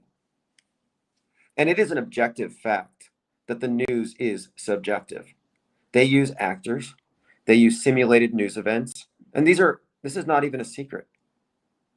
Yet the public continues to act as though they don't see the lies, which is typical of Stockholm syndrome. Their survival, their sense of coherence is fundamentally, I think it's based on their trust in media because they're believers and they don't have any other source of information. Conformity is a huge part of it. I would say 2020 was effectively accomplished. Every agenda of 2020 was effectively accomplished with fashion. Fashion more than anything. It was a fashion statement. PPE, was it protective gear or was it a fashion statement? And I find this to be really fascinating in the context of our conversation about the military and uniformity of thought, uniforms, de-individualization, the effacing of every man and woman and child by putting on the mask, the removal of the self because it's selfish to have your mask off. You have to put it on to protect the community. Again, it's the destruction of the individual to the needs of the common good, the collective. But this was accomplished with fashion, the way it's accomplished in any cult, the uniformity of thought. And I think it's just an interesting connection here between fascism and fashion and groupthink. And of course, it all comes, I think, with the coercive pressure of all these staring, judging eyes with no faces, staring at the outlier. This is how they spread fashion trends when you're growing up. You don't want to be the outlier, subject to the irrational mob. Steve Vasiliv says, careful, North Korean missile can get here in 33 minutes, according to CNN.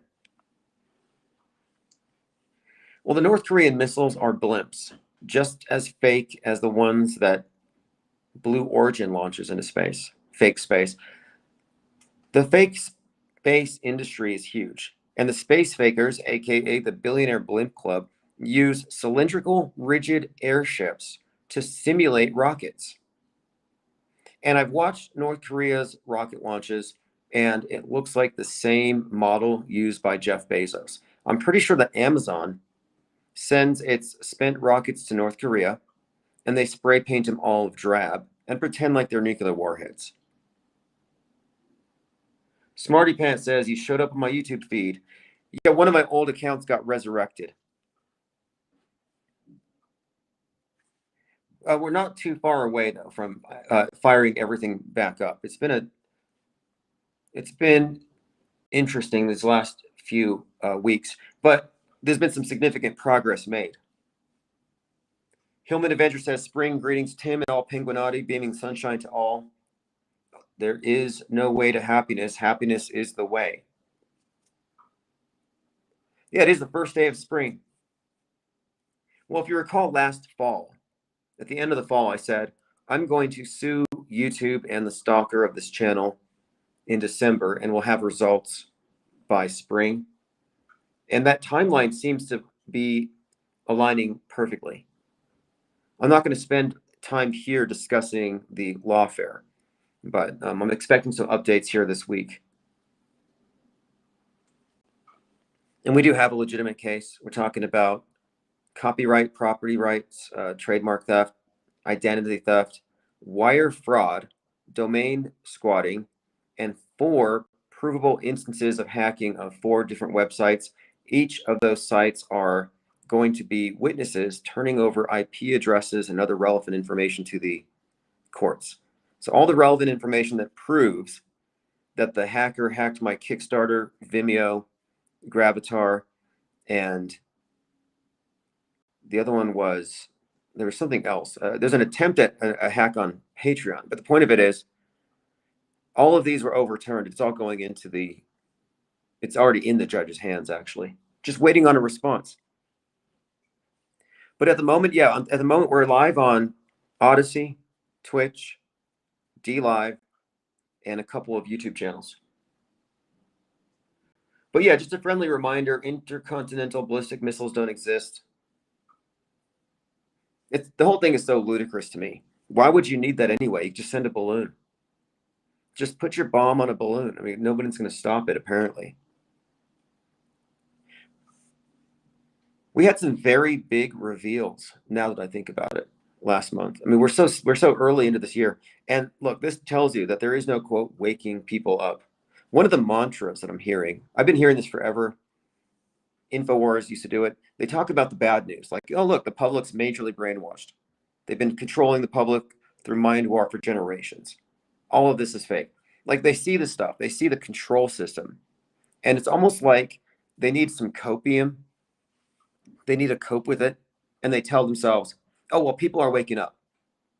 People are waking up to George Soros. People are waking up to the deep state. People are going to rise up. And that's just copium. It's truther, copium. I don't really have any place for that. I'm not a dealer. If you came here for hopium, trust the plan, copium, people are waking up, my shelves are bare. And it's just not true. Last month, we had 2 major things that could have, I think, opened the public's eyes. One, the public who has been purposefully left ignorant of the existence of satelloons. We're all suddenly made aware of the existence of satelloons. 2, Ohio, the train wreck predicted by a movie whose extras were victims in the real event. All of this noticed by the media. I saw this on Yahoo News. I saw it on CNN, and I thought, wow, is the media becoming self-aware that it's actually part of a PSYOP entertainment complex? Are news reporters noticing that their own reporting is all somehow rooted in the entertainment or somehow reinforced by it, but by some mysterious mechanism, the entertainment precedes the real events? Like, instead of them asking these questions, they looked at this one event and they said, hey, look, it's just life imitating art. What a coincidence. They called it an eerie coincidence. They even interviewed one of the extras in the movie who had to be evacuated when the train wreck actually happened, quote, in real life. They called it eerie. Now, what they miss, and this is how I know that the public is never going to, quote, wake up. What they miss is that this was not an anomaly. White Noise, Super 8, Close Encounters of the Third Kind, and who knows what else. All these various movies that predicted that train wreck, but most notably White Noise, this is not some anomaly. This is the norm. Literally every major news event has some corresponding entertainment existence. It exists in the entertainment universe, which is superimposed over the world stage. Just there's almost no meaningful distinction to be made between Netflix and news. And it's worth pointing out that the CEO of Netflix, first CEO and co-founder, is the great nephew of Edward Bernays, progenitor of public relations, of perception management through media. That's really when the Psy-War really picked up. The news media was never objective. It was always a subjective universe. We live in the Disney universe. Salty Siren says, white noise also coincides with white skies, more chemicals. Yeah, the white noise has a number of meanings to it. I think one of the meanings has to do with information.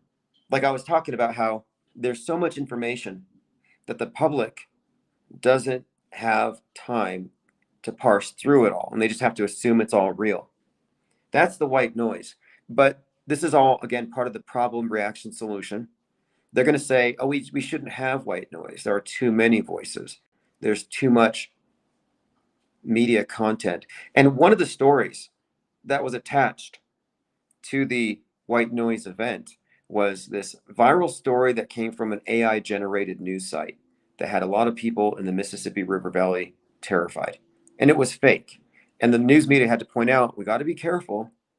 We don't want these bad actors to use AI technology and create chaos in society.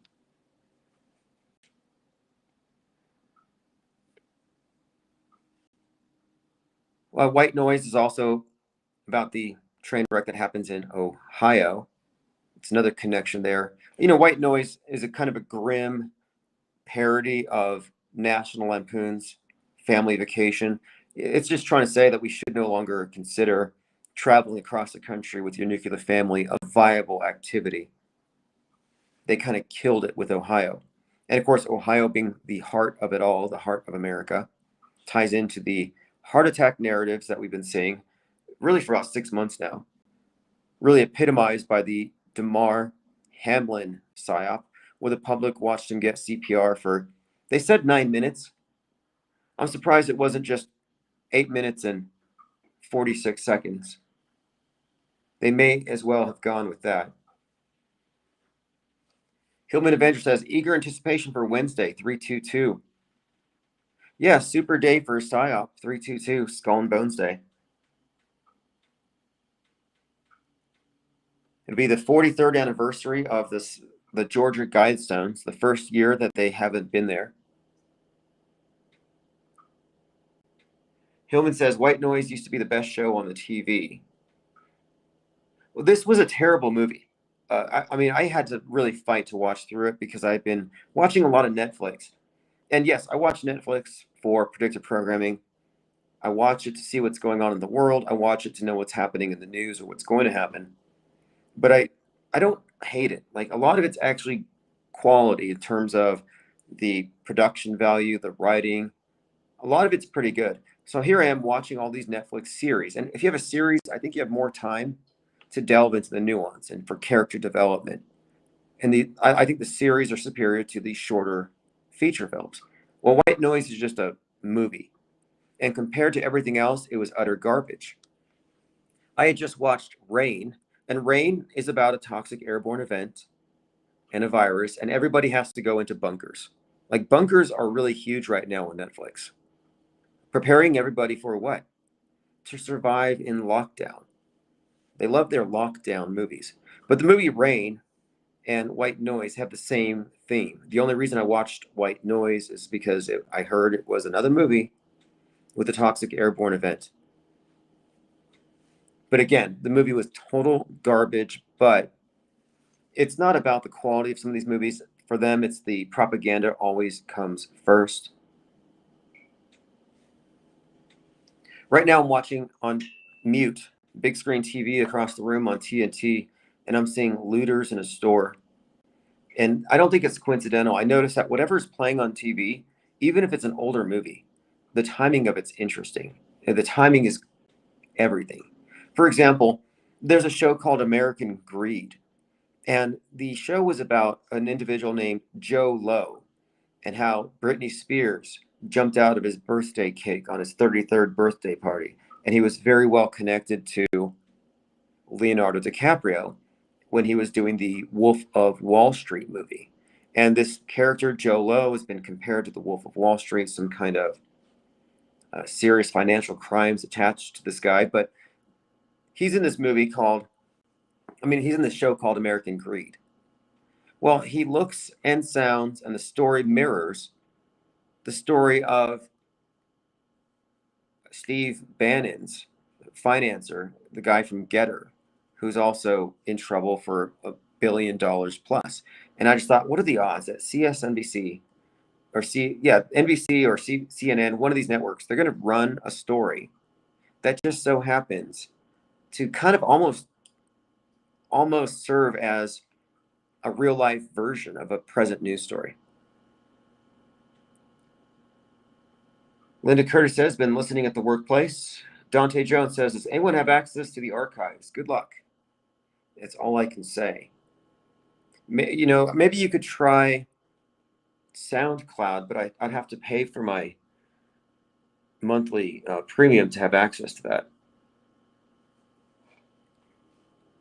But it's very difficult. It's kind of insane to think about it. My first YouTube channel had 300 videos when it was pulled.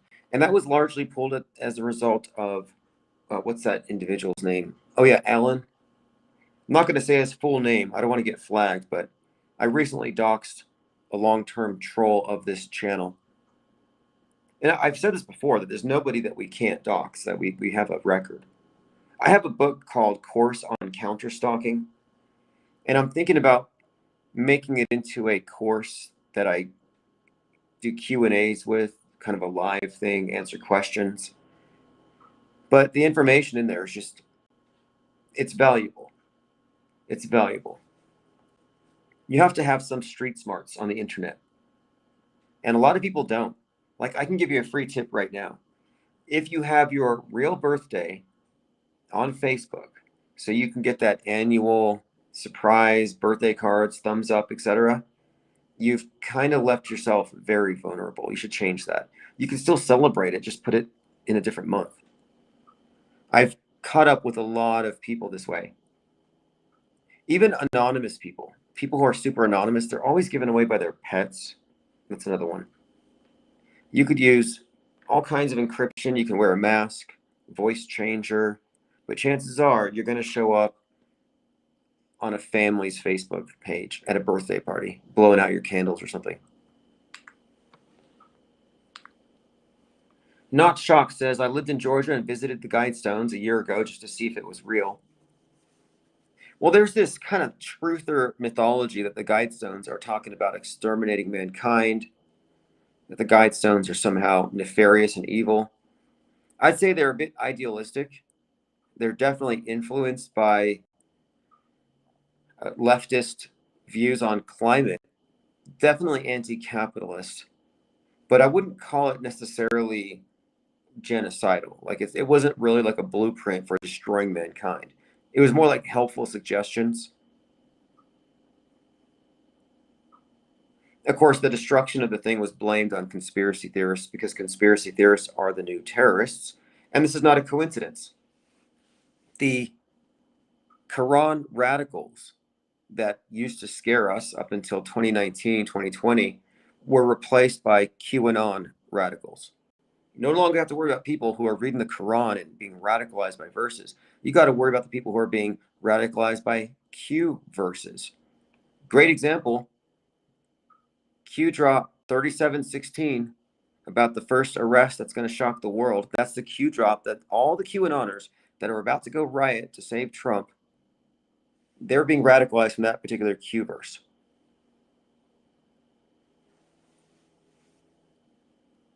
Hillman says, media equals quiet weapon for a silent war. If you can't laugh, then turn away. Well, one thing about it is that the world stage is an immersive echo chamber. And if you're in it, there's no escape. And if everybody else is in it and you're not in it, even if you have an off-world stage perspective, you're still subject to whatever kind of mind viruses are radicalizing them at that particular moment. That's the only reason why it's worth paying attention. If you're totally off the grid mentally and otherwise, you just want to live on your own land and milk goats and all that, Why would you even want to pay attention? Well, here's why. Because if you sit by and do nothing, ignorance wins by default. And before you know it, all your friends and family are going to be walking around with diapers on their heads. And they're not going to invite you to Thanksgiving if you don't put a diaper on your head. And you all have to wear diapers on your heads because not enough people who knew what was going on were able to communicate their message, which is almost impossible to do anyway, because you have so many people on, quote, this side, on the side of let's not put dunce caps on, who are nonetheless controlled opposition and play into the hands of the world stage. There really isn't an exit from the world stage. There's no option. It's left or right. There's no out. Well, there's not one that's advertised. But it's not an exaggeration to say that what this platform represents here is a true breakaway from the position that the world stage is real as presented. No benefit of the doubt, no real until proven fake, no maybe some people died. No, if you're still clinging to any part of it, you're still in their fictional universe. And it's really important to step outside of it if you want to be objective. And here's another fact. One, those who have arrived at the conclusion that auto hoaxing, that fake until proven real, is the rational way to go, we're the only ones with A, the overview effect, which is what the astronauts claim to have, and B, we're the only ones who can legitimately claim, not that we would want to, legitimately claim the title of objectivist. The world stage default worldview is a very subjective one. The astronauts claim to have some overview because they've seen the world from far away and they've seen past all the lines and the boundaries that separate people and they just see one planet to save. Yeah, that's fake. But the perspective of there's the real world and there's the filter. If you can see the filter for the world, if you can see the forest for the trees, you have the overview effect, and we're the only ones that do. Kevin Mooring says, Florida is popping off, spring breakers growing nuts, Trump's arrest. Jury in Florida just found 3 guilty of murdering rapper XXX. Well, rapper XXX's final video, he went to his own funeral, and it was dedicated to the Prince, which is a reference to himself, but I also thought it was a Machiavellian tie-in. In that video, half his hair was black, the other half was bleached, the duality, super Masonic, and it almost looked like he was putting that part of his career to rest. And then he fake dies. And incidentally, I also think that XXX was probably little JoJo before doing that drill rap in Chicago. I think he's always been a government rapper. Why do you think he was so associated with the Parkland High students? He was part of that psyop after the fact. Helping Hands was the name of his charitable organization, but a lot of it was a lot of his messaging, I think, ties into the censorship agenda, the police state agenda. Drill rap was used as an excuse for police to monitor social media of students, to prevent gang activity, etc. So much of it, just to me, looks like another one of these plants. And I don't think he's dead. And I looked at the death scene video. You're talking about XXX, and it was relatively blood-free, and it didn't look like he had tattoos on. Could have been a dummy. I mean, it could be real, but I'm leaning towards fake because of the predictive programming value in his final video. Sorry, but if you're a rapper and your music video that you release before you dies in any way shows you dead, I have to question it. There's just been too many. Remember that video? I think it was called Die Young with Roddy Ricch. He's in a cemetery looking at his iPhone, and at 1 minute 33 seconds, Nipsey Hussle shows up on the screen. And then Nipsey Hussle dies on 331, the reverse of 133. And that's just one of many examples.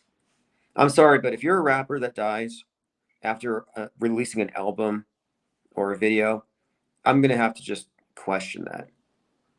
And I also question authors like Salman Rushdie. He had a fatwa on his life 33 years ago, and then somebody stabs him for a $3.3 million bounty. I'm like, wait, 33 years, $3.3 million bounty, and now he's got an eye patch. Too scripted. And it's like just as he releases a new book. I mean, that's a marketing ploy. Like if I was going to release a book, let's just say I was going to release a book on something, some fake news thing, like an Epstein book or something. If I really wanted to promote it, I would try to get arrested or stabbed. I think there's a method here in their madness that we could appropriate. Lickety Split says, imagine thinking this year's spring break is any different than any other spring break because the news and fentanyl. I didn't see a lot of fentanyl. I saw the spring break videos and I saw a lot of energetic people jumping on cars. That's not fentanyl. That's just alcohol. That's Red Bull. I don't know what that is. But I didn't think anybody got seriously hurt. I mean, it's just property. Just peaceful partying, right? It was a peaceful party. Mostly peaceful. But no, that's the norm. Like, what do people think spring break is for? Do you remember how during 2020 people went on spring break despite the pandemic? And there were news reports of families that were saying, we're not letting our kids back in the house. And I thought that's interesting because one of the themes in these hyper realistic school shooting drills is you have one of the students out on a bathroom break and then they lock down the classroom. Now we're in lockdown because there's a shooter.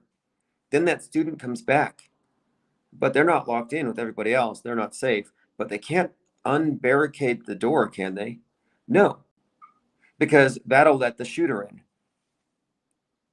This is where the children, the collective, are taught the value of human sacrifice. I'm going to have to sacrifice her so we can live as a collective. That's human sacrifice. They did the same thing, the same exact thing with the lockdowns, where they said, if somebody leaves your house, you can't let them back in. And consider how many zombie movies you've seen, how many movies like The Walking Dead, how many seasons where the main theme is get into quarantine, stay in quarantine, keep the infected out. The zombie movies are all quarantine movies, and every single one of them has a scene where everybody's safe in a freezer at the back of the grocery store, that the zombies are taking over, but one person didn't get in. Well, the person begins banging on the door, and one person feels bad and opens the door, and everybody dies. That's a reoccurring theme. That's programming. That's preparing you to accept the premise that, yes, sometimes we have to sacrifice individuals.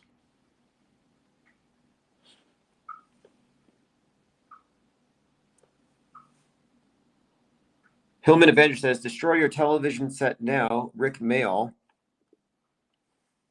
Would not have been enough. Would not have been enough. Because the mind control is not solely distributed through the news. It comes through the entertainment, it's through the books, it's through the academia, it's through the corrupted science. I mean, a lot of the science that you see associated with NASA is obviously real, but there's a point where it turns into cartoons. There's a point where it reaches CGI. You might even look at the fake space program as evidence of simulation theory if you didn't know it was fake. You'd say, why is it that once they get up there, a few hundred miles up, we see a bunch of pixels? Looks like green screen. Looks like computer glitches. It surely couldn't be green screen glitches. It couldn't be video editing flaws because there's no way NASA would lie. No way anybody connected with government would lie. So it's more rational to assume that those pixels are, because once you get up into space, it becomes a little bit pixely like Minecraft.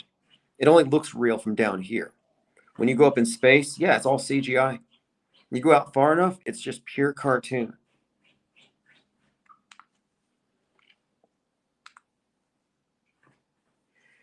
Lickety Split says, I just binge watch Lost. They also had a quarantine theme. Yeah, quarantine is a major part of the programming, and it was.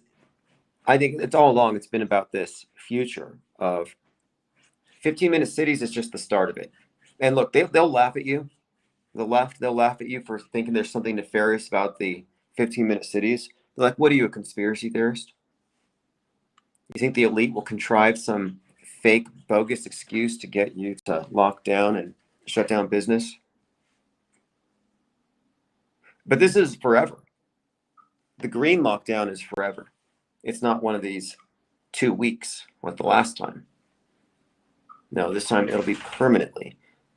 They made that argument also. As much as I'm tired of 2020, but they did say more lives will be saved from clean air from shutting down the economy than will be lost to the virus, making the argument that Gaia and mankind would probably benefit from an annual outbreak.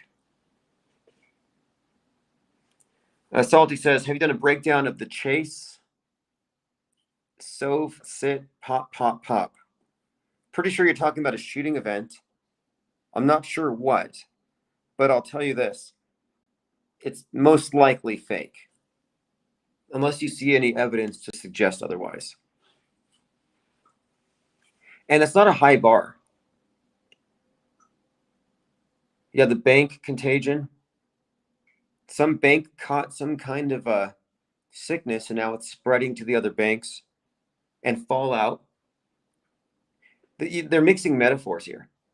Like either it's a contagious disease or it's a nuclear blast. But a viral outbreak doesn't have fallout. That comes from a nuke. They both have ground zeros, but that's their only similarity. Like, why are they doing this? Why are they using the terminology to suggest that that was a nuclear detonation, but then it's also contagious? It doesn't work that way.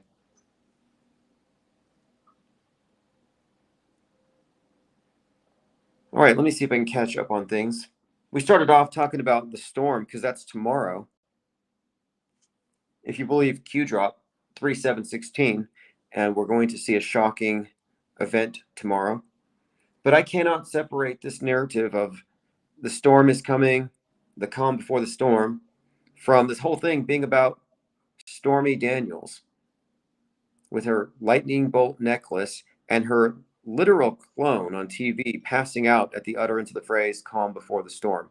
Like, that is too perfect. That is meta scripting off the rails. It, again, underscores just how fake everything is. And sad day for the transvestigators. Stormy Daniels has blown up that theory. It can no longer be all of them. And now I have to question, maybe Trump is not a woman. Although MAGA actually means witch. Like Magus, like Gandalf. Yeah, Gandalf, he's got a staff. He's a Magus. He's a wizard, male. MAGA is the feminine form of Magus. It's also notable that the MAGA hats are scarlet, as in Whore of Babylon, America the Fallen, and she has that across her brow. Well, what does MAGA say across your brow? MAGA says, make America great again.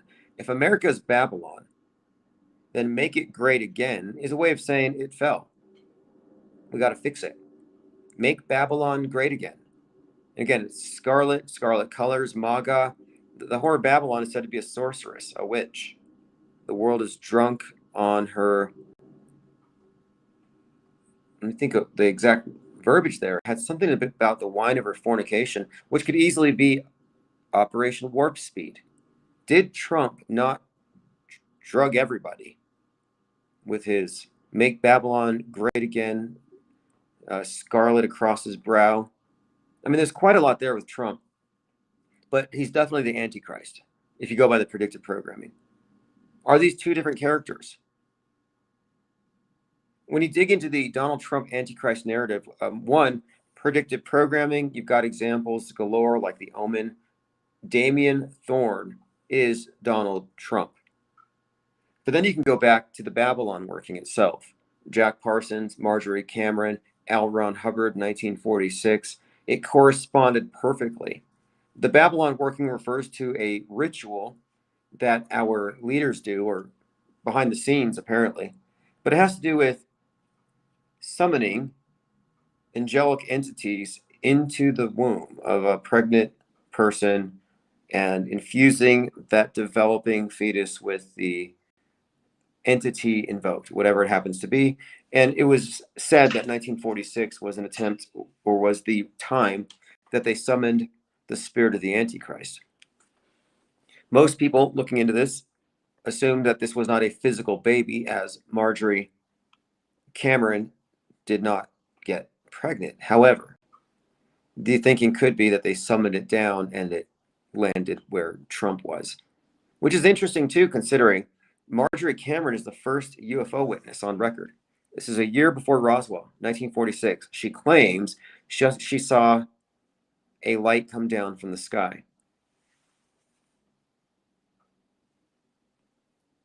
Marve 2.2 says, Great Americane.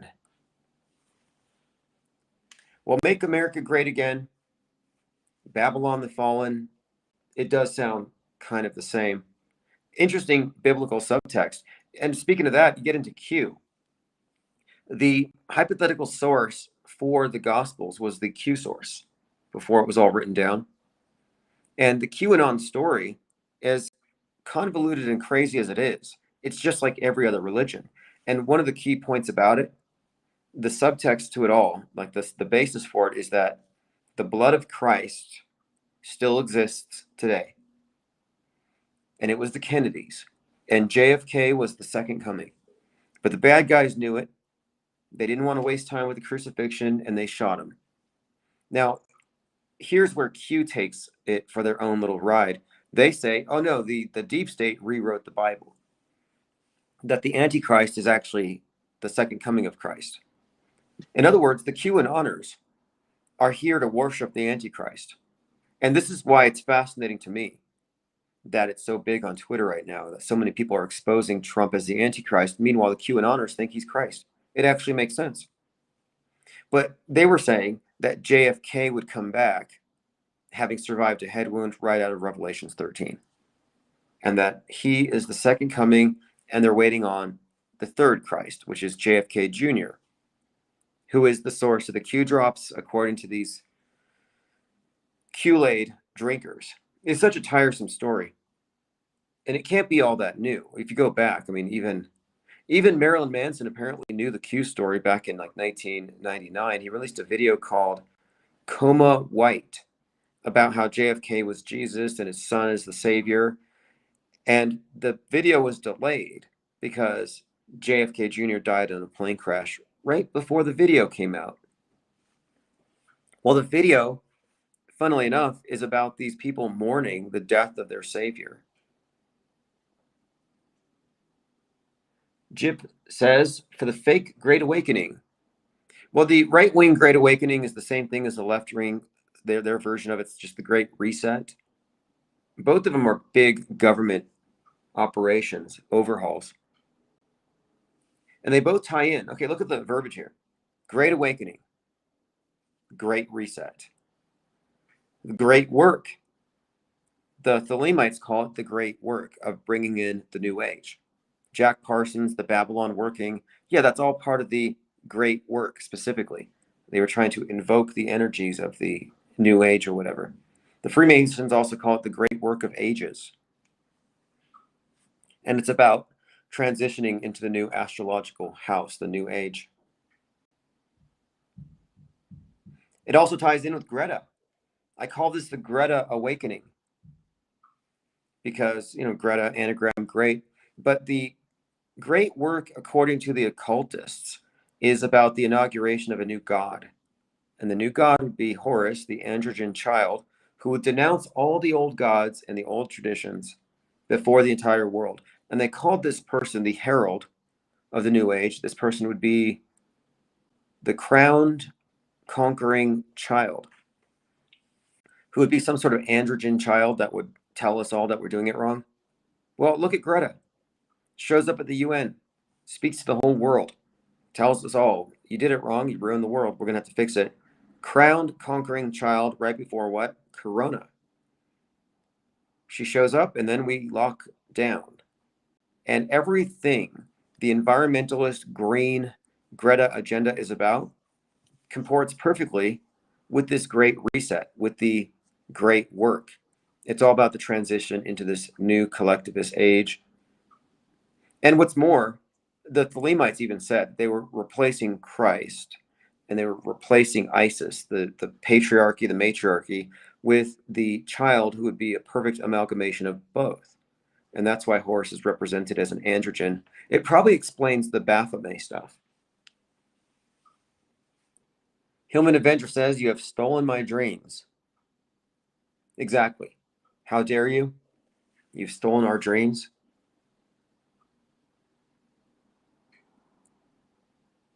Now, she was inspired by David Hogg. And at first, when she first came out, when I first saw Greta, honestly, my first thought, it was David Hogg in braids. I was like, how did he pull that off?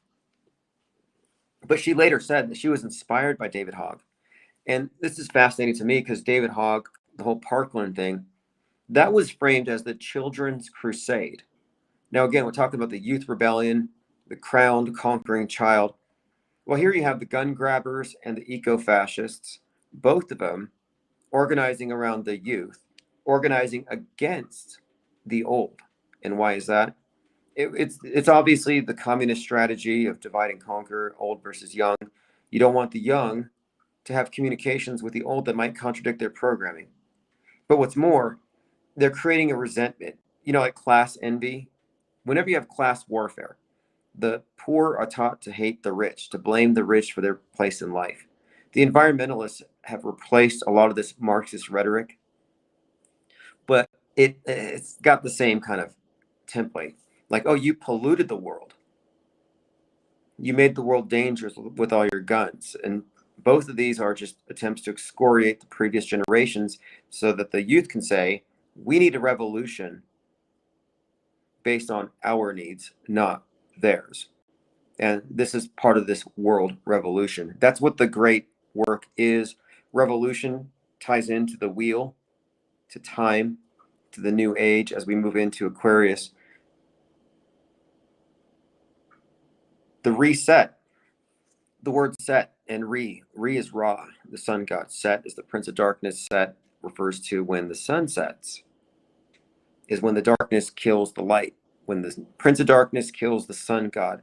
And then you have the new day, and the day is reset. Every day we have a reset. The great reset, the great work refers to the new age. So as opposed to just one day, now it's like the sun is setting on the west and we're having a new sun for the next period of 1,000 years. And the new age represents a new sun to replace who? Osiris, the crucified, risen Savior Christ, the patriarchal version of it. The new sun for the new age is the crowned child Horus. And that's what Greta was basically expressing. Hillman says a Tavistock inspired revolution. Yeah, pretty much. We're pretty much looking at this. I mean, think about this. The idea of the new age and all this stuff, this goes back. It goes back to the Freemasonic, but also the Thelemic stuff. But as far as the child revolution thing, yeah, this has been the talk of the New Agers since Crowley. And they've always been talking about this new androgen that would announce the new age. It's in their book of the law if you want to read it for yourself.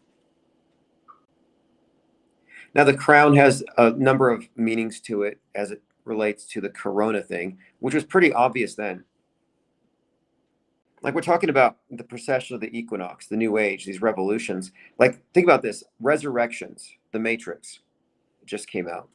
And if you look at the Matrix movies, you've got Neo, who presents his passport. You can see his birthday is 3/11. Well, Neo is new.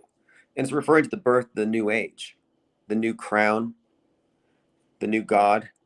And of course, it also had 9/11. They have so many 9/11 references in all these films, but the expiration date on his passport was 9/11. And this to me signifies, I think, the end of an age, tearing down, the tower falls, the unity falls, rather the the hegemony, the West falls. And this is all symbolic. The Titanic sinking, the Twin Towers falling.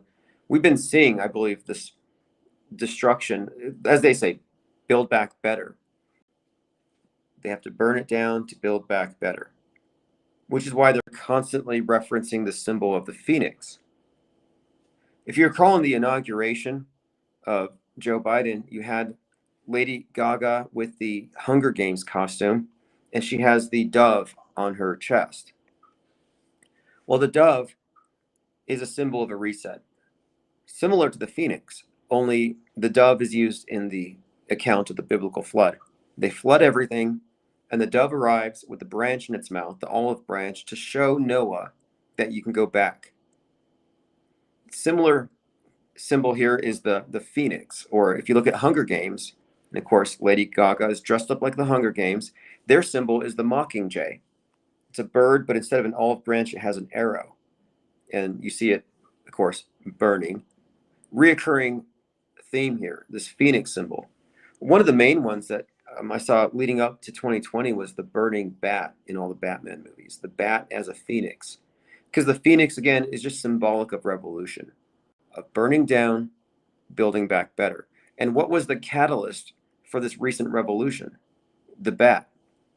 They used the bat as a symbol of a phoenix. It was the bat stew that precipitated the burn down.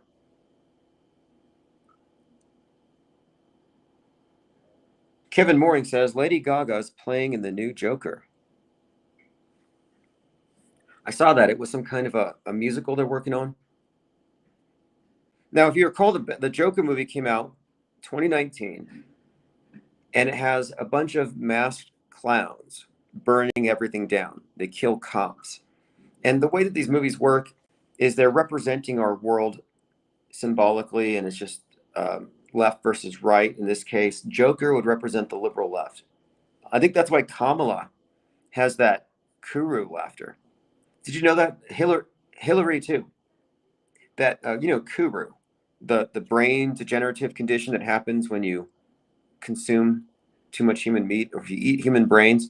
One of the symptoms of Kuru is spontaneous bursts of laughter. Anyway, the Joker is a leftist thing. And if you look at the movie The Joker, it represents the class, the lower class rising up. Kill the rich was one of the phrases in the movie. He shoots the rich guys, becomes a hero because of it. The Heath Ledger Joker burns a pyramid of money because he says that they're a better class of criminal. Well, it's a reference to class warfare, because in class warfare and communism, you don't want the money. You don't want the cash. You want the power.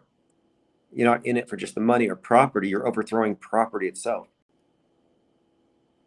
That movie ends with this Joaquin Phoenix. And again, I reference the Phoenix for a reason here because his name is even Phoenix. He seemingly dies at the end, but then he rises from the dead. Puts his arms out like Jesus. His palms are bloody because he traced a smile on his face. They love doing their resurrection Jesus symbolism in all of these movies. They Christify their martyrs. At the end, Joker rises up and starts this revolution. And then we all saw how over the next year, the left rises up, they put on their Joker masks, their clown masks, and they burn everything down. When the Batman movie was scheduled to come out March 4th, 2022, I pre-called it. I said, look, it's going to be March 4th, right-wing terrorists. The Batman movie is going to set the stage for the right rising up the way that the left did. And the Batman movie was replete with all kinds of Q symbolism, the Riddler with question marks, obviously a Q type character. He called his armies on his internet channel to rise up and flood the polls. And they broke a dam and flooded the polls, just as the GOP is chanting, flood the polls. I mean, there are so many parallels here. And again, 3/4 was the date that Joker, as in Joker Sarnath, the Boston bomber, had his death penalty reinstated. So another real world, movie world tie-in. You could also throw in Frank James going into the subway, called himself the Prophet of Doom, a very Riddler-like character. Like the Riddler, also threatening his mayor. He goes and he shoots a subway with 33 rounds.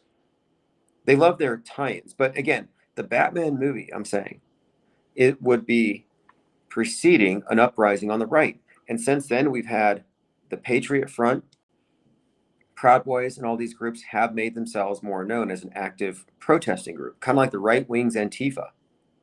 Interestingly, the name of the founder of the Patriot Front's founder is Thomas Rousseau.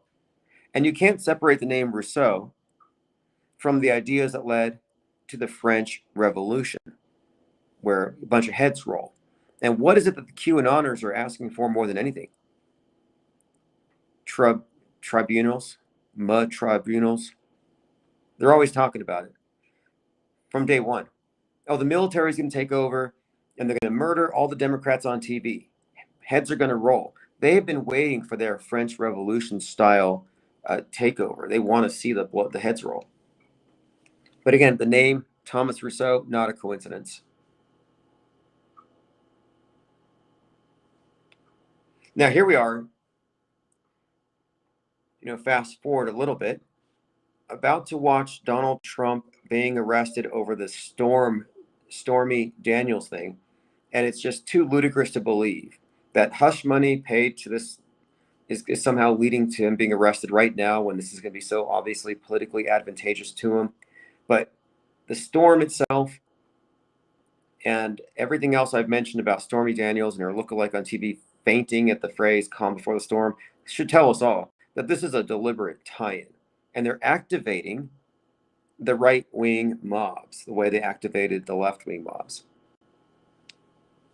In fact, Trump said, protest, protest, protest. And as we speak, I believe they're building a moat around Mar-a-Lago. I'm pretty sure the protests down on 5th Street were faked, or it was footage from 2020. But we're going to be covering it live. In fact, we'll be live again likely later. I'm mostly doing a test here. And I'll probably put the archives into the Patreon. If you click the link there, you can sign up. Patreon. It's 30 days free trial. It's plenty of time to decide if it's worth it. And it's $1 per month. I have a new strategy here, and it's really about growing the size of the think tank. We always get the best results in our research. We get the best intel, the best tips, the best information because we have an open platform. And I don't want to be exclusive on the Patreon, which is the sole way of keeping everyone on the same sheet. I'm going to run through my minds.com/infinite plane society. YouTube just reinstated Donald Trump's account, which means he's now back on Twitter, Facebook, and YouTube. That just happened. New York City battens down the hatches. NYPD prepares to mobilize 700 disorder control riot cops ahead of the president's possible arrest. Yeah, they're worried about confrontations between Antifa and the right. And I think the Proud Boys and the Soy Boys are both the same. You have Soy Boys, Proud Boys fighting for what? Favor of daddy government. They both just reek of arrested development. All right, Trump to be arrested on the same exact date the FBI started the investigations into Q. The Q people are frothing at the mouth right now. The Illuminati playing card, enough is enough, says, anytime, any place, our snipers can drop you. I even found a clip from World Wrestling Entertainment where there's a red dot put on Trump's face. People have been finding a lot of, look, there's nobody more written into the world stage script than Donald Trump. Movie called Angel Has Fallen from 2019. Authorities take Secret Service agent Mike Banning into custody for the failed assassination attempt of U.S. President Trumbull. Trumbull.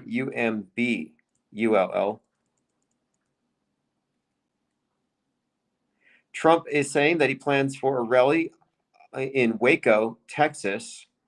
And this has been remarked as being significant because, again, Waco, Texas, Branch Davidians, you had a standoff with the federal agents. I think 75 people were supposedly killed. Interestingly enough, this has a lot of symbolic meaning to the white nationalists, but what's more, Dave Koresh was 33 when they killed him. Just like Timothy McVeigh. Again, these are indicators that we're looking at a psyop, and they're intending to create a martyr for the purposes of galvanizing their believers. Joseph McBride, Esquire, tweeted this, quote, "President Trump will be arrested during Lent, a time of suffering and purification for the followers of Jesus Christ, as Christ was crucified and then rose again on the third day, so too will Donald Trump."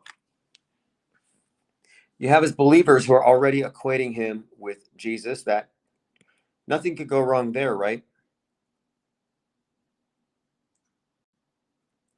Now, if you remember last week, the number 1 song on iTunes was the January 6th Prison Choir.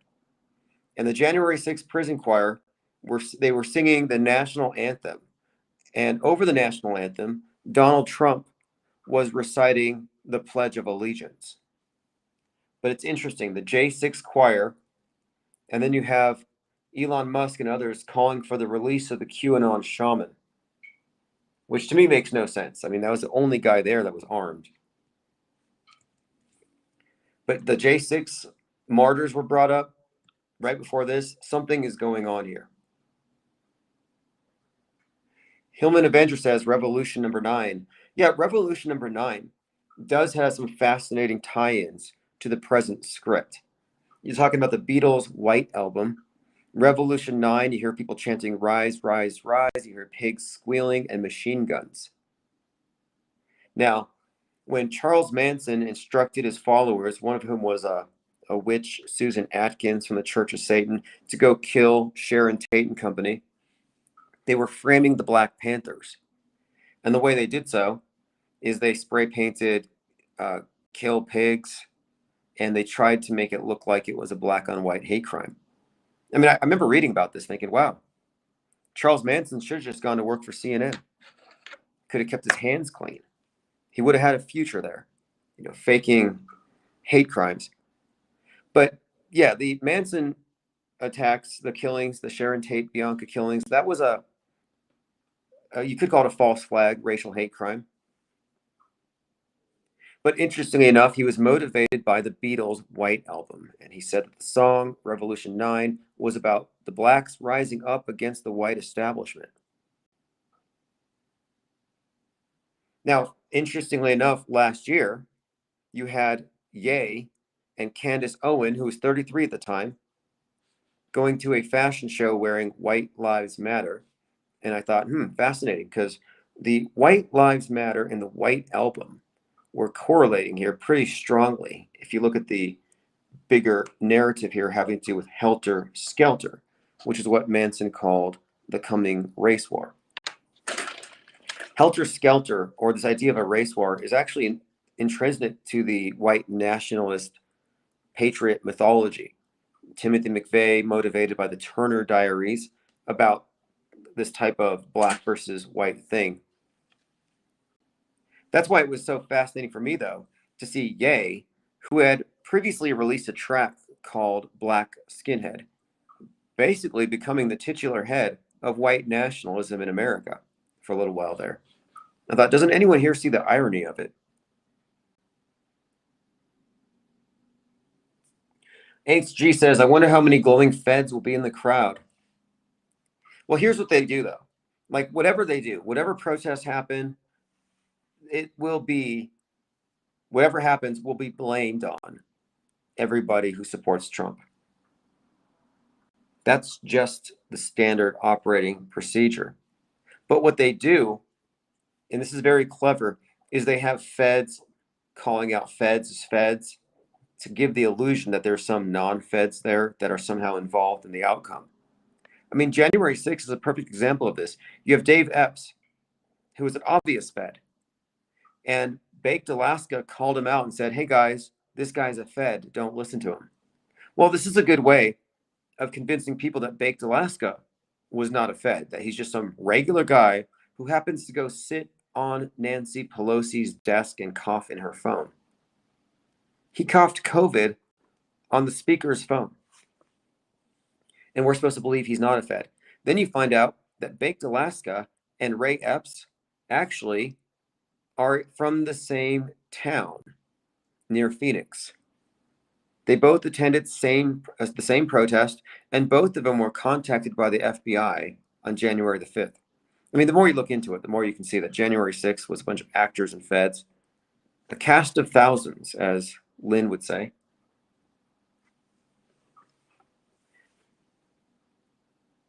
It wasn't a false flag.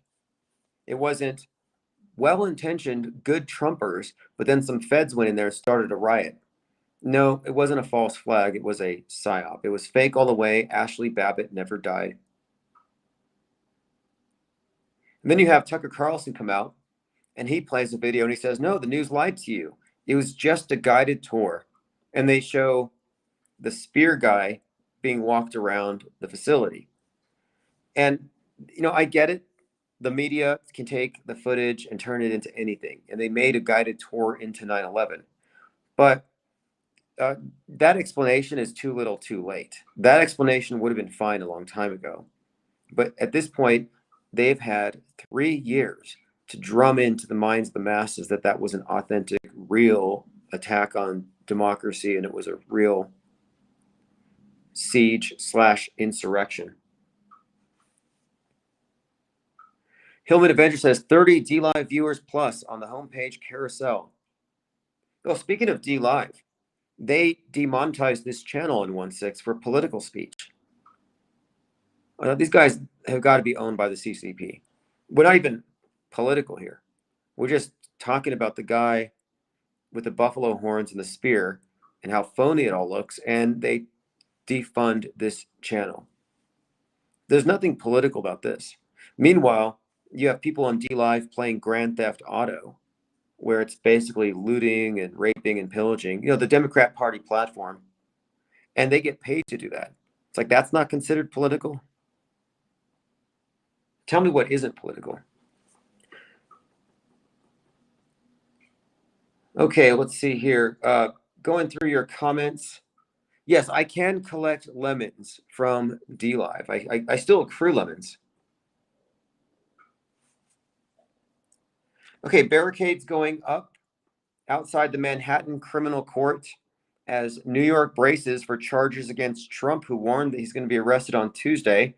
Workers can be seen unloading steel barricades from the New York Police Department's trucks and stacking them outside the courthouse. All right, here we go. Protest, take our nation back. Now, if you're protesting, you're already, it's like that game, that movie War Games. At the very beginning, it says, or the computer says, the only way to win, strange game, the only winning move is not to play. Yeah, I'm expecting they'll be dropping off some piles of bricks, maybe some spears. You know who actually has the weapons from January 6th? Like all the weapons. All of the people who brought their weapons to DC, Alex Jones is storing all of them. I'm not sure if he has the QAnon shaman's spear. The QAnon shaman is an actor. His dad's a Democrat judge. I've listened to his speech. He's 100% fabrication. We're talking Laurel Canyon construct. There's nothing authentic about him. The QAnon so-called shaman comes out wearing white power neo-Nazi nationalist tattoos, but then he's dressed like a native shaman, which is appropriation. And then he speaks New Age ease, completely about New Age stuff, about how Trump is going to bring about technology that his uncle got from Nikola Tesla. Just absurd. All about time travel, and Q is real.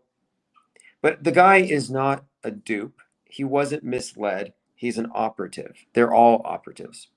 The spear is very symbolic. It's not a coincidence that InfoWars for years has been called the tip of the spear. And then you have a guy with a spear going in to sit in the seat. It's all highly symbolic.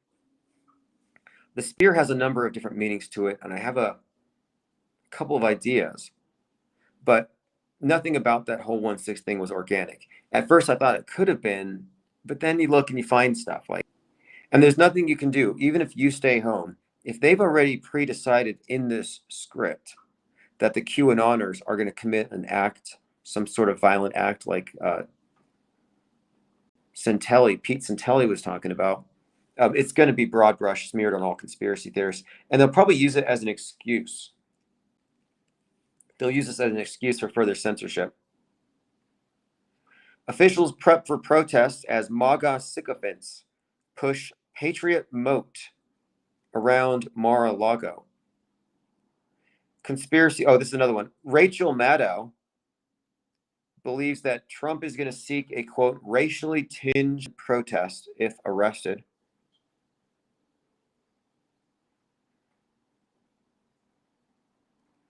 Okay, well, we'll follow this thing up tomorrow and tonight. There's more to come. I'm mostly just doing a test right now. I'm trying to get into an office, likely in the next week or so I get full speed internet, get 24/7, get calls going again. I don't want to miss anything. We're keeping the research going. We're not missing anything. And I don't know if anyone else has really honed in on this, but this Stormy Daniels, the storm is coming, the calm before the storm. This can't be ignored. This is, to me, this is just too great an example of meta scripting, of predictive programming to get emotionally caught up in this. But yeah, we got front row seats. All right, thanks for joining. We'll be back, and I will send out archives. You are listening to Infinite Plane Radio. Stick around for live call-in shows. Stay for the music and recent replays. Join us at infiniteplane.live for 24/7 live chat with other listeners.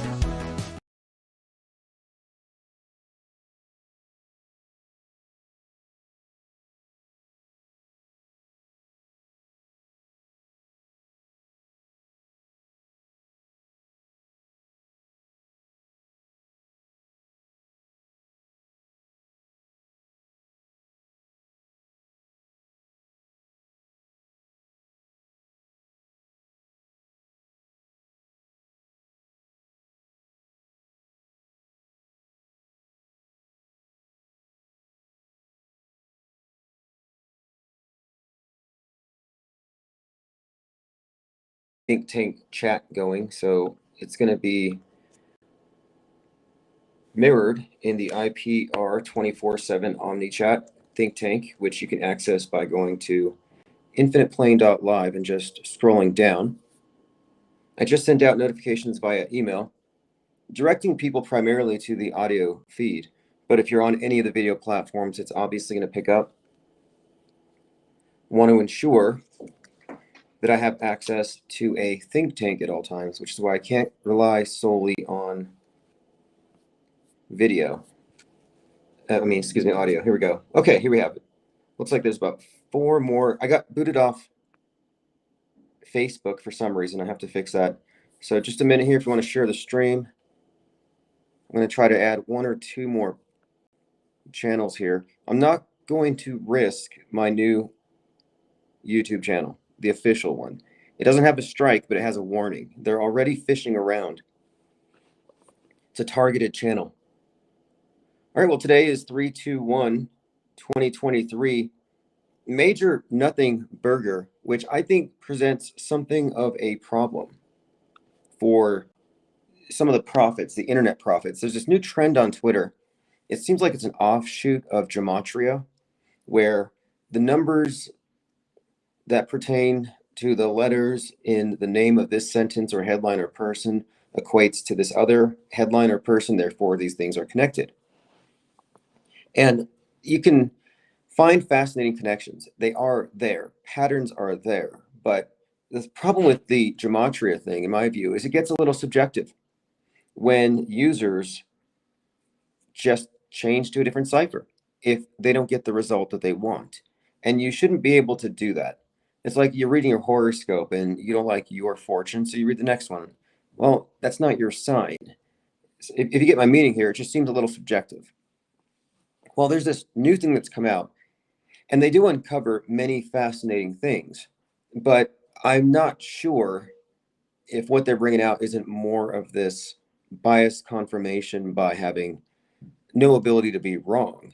You can almost make anything add to anything. What I mean is, many of these individuals have been putting up predictions based on it's this many days from this event. Like, for example, 666 days from this event, or 666 months and 911 days and 33 minutes. And they have these very elaborate ways of connecting events through time. And they hit on these numbers. Sometimes they hit, but oftentimes, like specifically with the Super Bowl and now with Trump's arrest date, if it doesn't happen today, then a lot of those predictions just kind of fall through. They kind of fail to materialize. And I wonder, well, is that an effective or useful methodology here? Because I'm not here to confirm any bias. I'm examining world stage media, world stage productions with a wider perspective than the true believer. And that's what we're doing. We're adding to our sum total of knowledge. And what I try to avoid is mystification. I'm not here to mystify the news. Like, suddenly the news organization is no longer just pumping out propaganda for purposes of mass mind control, but now it's a lot of evil spellcasters who are working with the laws of karma and this thing called revelation of the method.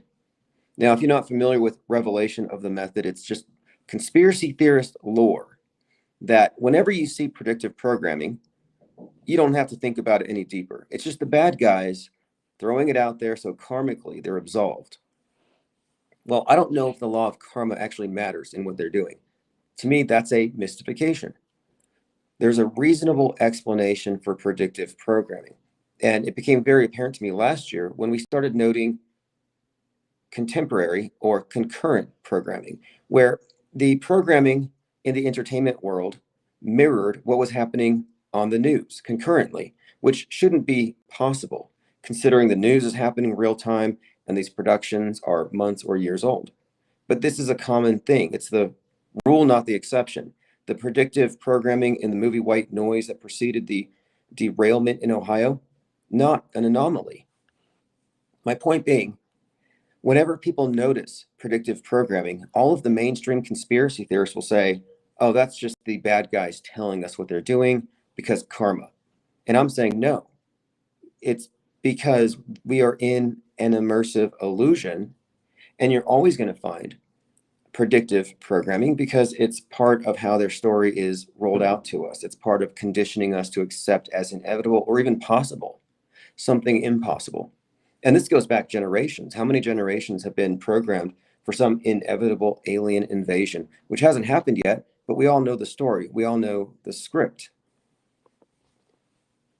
No reason to introduce any mystical factor because it absolves the perpetrators. If you're in the middle of a psy war, and instead of recognizing that you have an advanced form of propaganda that has hijacked consensus reality, if instead you just imagine there's these bad, evil wizards behind a curtain who are doing these things for inexplicable reasons, it gives them a lot of power. And I should just point out too, false flag theory. False flag theory posits that these psychological operations that we are pointing out are actually real, but the story is falsified, or it's a government operation blamed on somebody, like a school shooter. They used to always say this, oh, the reason for the school shooting is they have MK Ultra mind control. They're a patsy. Well, the patsy theory suggests that we all got duped, including the media. In other words, false flag theory, assuming it's real, grants the media itself a level of cover when they are in fact the perps. It makes them part of the deceived. Oh, these are just witnesses as well, and they've been similarly misled. No, they are the perps. And that's why false flag theory is another thing I've abandoned, because it assumes the media is objectively reporting. It assumes that they're being tricked by actors, that they aren't part of the production, which is true and has always been true. All right, again, it's 321 2023, 321 nothing burger, as pretty much as usual. I mean, this has been the case from the very beginning. Nothing burger after nothing burger. And I'm not disappointed. I'm not here waiting for doom, waiting for climate Armageddon so I can grandstand on that issue and blame the opponents. I'm not waiting for God to show up or JFK to show up. These various scenarios that they have invented all presuppose that this is going to end and that time is finite. And I think that's one of the big lies. You can debate all day about the shape of the world, the size of the world, but the fact is, what we don't know is the expiration date, and they claim to know it. The world, you may laugh at the idea that the world has an edge, or the flat earth idea that they're lying to us about the shape of the world. Well, people don't understand it because they don't get the motivation. It's like, why? Well, it's about scarcity. And it makes perfect sense that you would put people into a state of scarcity. Makes perfect sense that you would want to put them in a state of scarcity with regard to time as well. Look how people act, generally speaking, when they have a short range vision in their lives. They live for the moment. And that's why they want this. Why bother planning a generation ahead if the world ends next week or next year? And this idea of an end is not new. They've been advertising the end of the world for generations. I've been talking about this global warming thing forever as just a replacement for myth. Another thing that doesn't come true. And they just move the goalposts forward. Wonka says, glad they didn't arrest Trump. What's the deal with Carrie Lake? Yeah, I'm still waiting to find out Carrie Lake, and she's attempting to overturn the results of the election. She believes she is the governor of Arizona. I kind of thought she might team up with Trump because you have Donald Trump, TV star, Carrie Lake, also from TV. They kind of make sense. And both of them being the top of the election deniers. But the arresting of Trump, I don't think it's over yet. They have put barriers up. But it seems like all the predictions that it was preordained or was going to happen today, those predictions have not come true. Now, as far as the charges against him or the idea that they're going to arrest him over this, it's clearly political. It's almost trifling. But the story is kind of funny to me. It's unbelievable is what I mean. Stormy Daniels gets hush money that was given to, I guess, Trump's attorney to give over to her. And the problem with it is it was clearly to prevent the voting public from knowing that he had an affair with this porn star. So it's kind of, I don't know if you classify it as a crime. Maybe it violates some sort of disclosure or some laws regarding running for election. But whatever the case, the timing of it is interesting. And the other side of it too is, well, there's a few aspects of the story, but it ties into this QAnon narrative. And the QAnons just come right back. The storm is finally here, and it's come in the form of Stormy Daniels. And then we have this bizarre incident of a meteorologist who looks just like Stormy Daniels passing out on air as an anchor says, this is the calm before the storm. I mean, these are just some very interesting synchronicities and coincidences, or we're looking at some kind of scripted drama. And Trump did come from the world of reality TV. And the more I watch politics, the more it does approximate to me reality TV. It really does. Although it's more than that. It's a perpetual psychological operation. It's always perception management, but they do use all the technology or all the techniques of a reality TV show. The way they frame everything, the way they set everything up, the contrivances. It's a mix of real and fake. But like World Wrestling Entertainment, I'm leaning towards more fake than real, even if they think it's real. And that would make the actors that much better. They all literally believe in all these things that they're trying to scare us with. They believe in climate change. They believe that war is imminent. They believe in nukes. They believe in bioweapons leaked from labs. They buy all the stories, which makes them more compelling actors because they're actually terrified. You might look at the world stagers as puppets of the MK Ultra mind control program. Wonka says they have no case of perpetual Hunter Hillary laptop ridiculousness. Exactly. It's just the pendulum has swung the other way. In 2016, the right was convinced that they were about to see the arrest of Hillary Clinton, and it never materialized. It went from lock her up, to, oh, she's been executed at Guantanamo and she's been replaced. So they kind of soothe themselves. They cope with this fantasy where, yeah, we won, but we can't tell anybody. Trump actually won the election, but the military's in control. It's not really Biden. It's almost like Trump not fulfilling the prophecy was such a blow to their egos that many of the QAnoners left reality. They literally transcended this place and they went somewhere else. And in this somewhere else, it's all just a movie. I mean, it's quite incredible, the psychological damage that they have inflicted upon so many people. But, were it not for Trump and Q, most of them would have been, Calvinists or Scientologists. They would have found a cult. That's one thing about people who join cults, destructive cults, or even people who get involved in destructive relationships with people or with substances.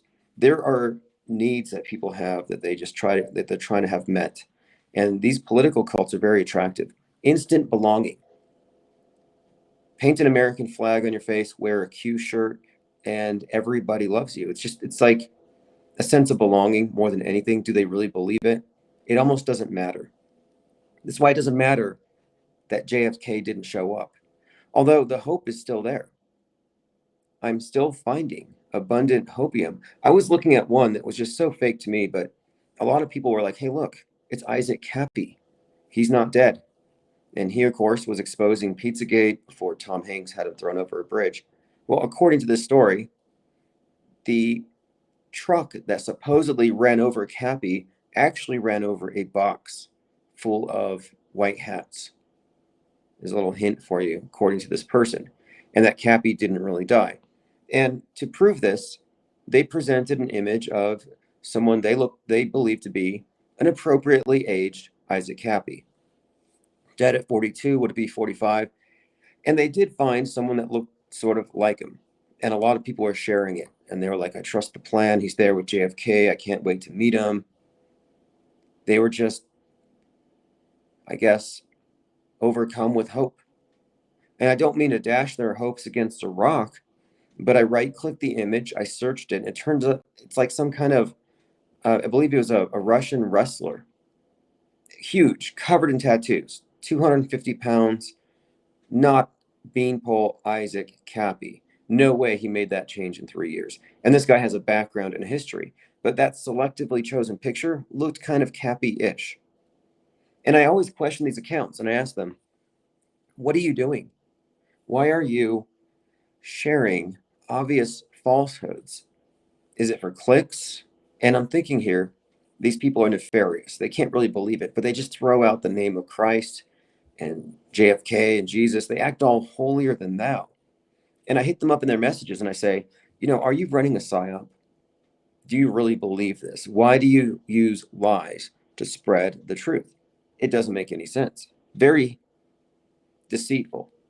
Well, interestingly enough, I was looking closely at one particular QAnoner because he was cleverly stripping the dates off Q drops and reposting them as though they were new. And like I said, these people are so starved for hopium that they will take anything. It's like the fentanyl epidemic killing people. Like they're so drugged that they're not adequately checking what they're imbibing. And the QAnoners are just taking the equivalent. Like we used to say crack, Qrack. They're a bunch of crackheads. For example, and I have many examples. I kind of just want to offer some kind of a PSA. They need some kind of rehabilitation. There's a point where you just got to break away from the cult. But anyway, this thing with Isaac Cappy, I show them the truth. They don't want to hear it. I find this guy named Dave something, and I have his Twitter account here. And here he is tweeting these bad Q drops, poisoning the well. And I'm trying to get an explanation from him. Can you please explain yourself here? How can he sleep at night? And he's not even monetized.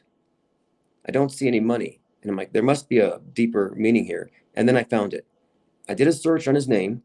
Turns out that he had actually been arrested last Halloween for going into a nightclub, which he believed was a child trafficking front. And he took a knife and he stabbed the security guard. So a Halloween stabbing by a QAnoner motivated by the QAnon belief system. Then I find that his wife supposedly could be a deepfake because he has a GoFundMe account, has cancer, and he is raising thousands of dollars for his wife's cancer. So there's his incentive. He's using Q drops to bring in a lot of believers. They like his hope. He's their new favorite hope dealer.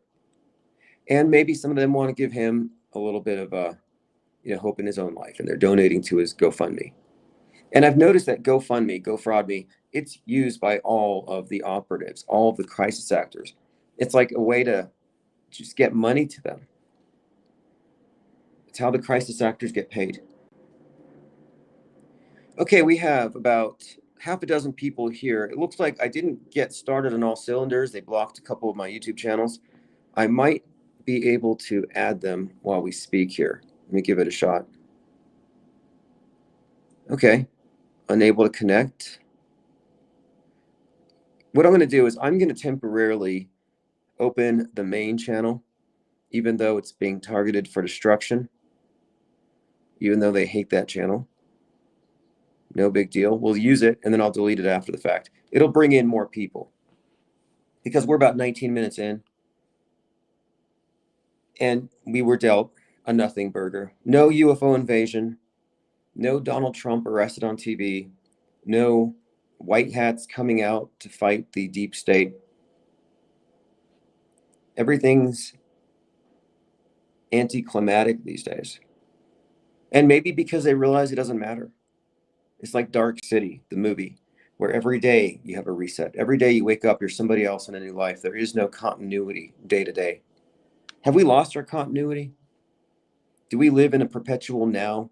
One of the things I was talking about was the doomsday scenarios, the end of times, this desire for burn everything down, build back better.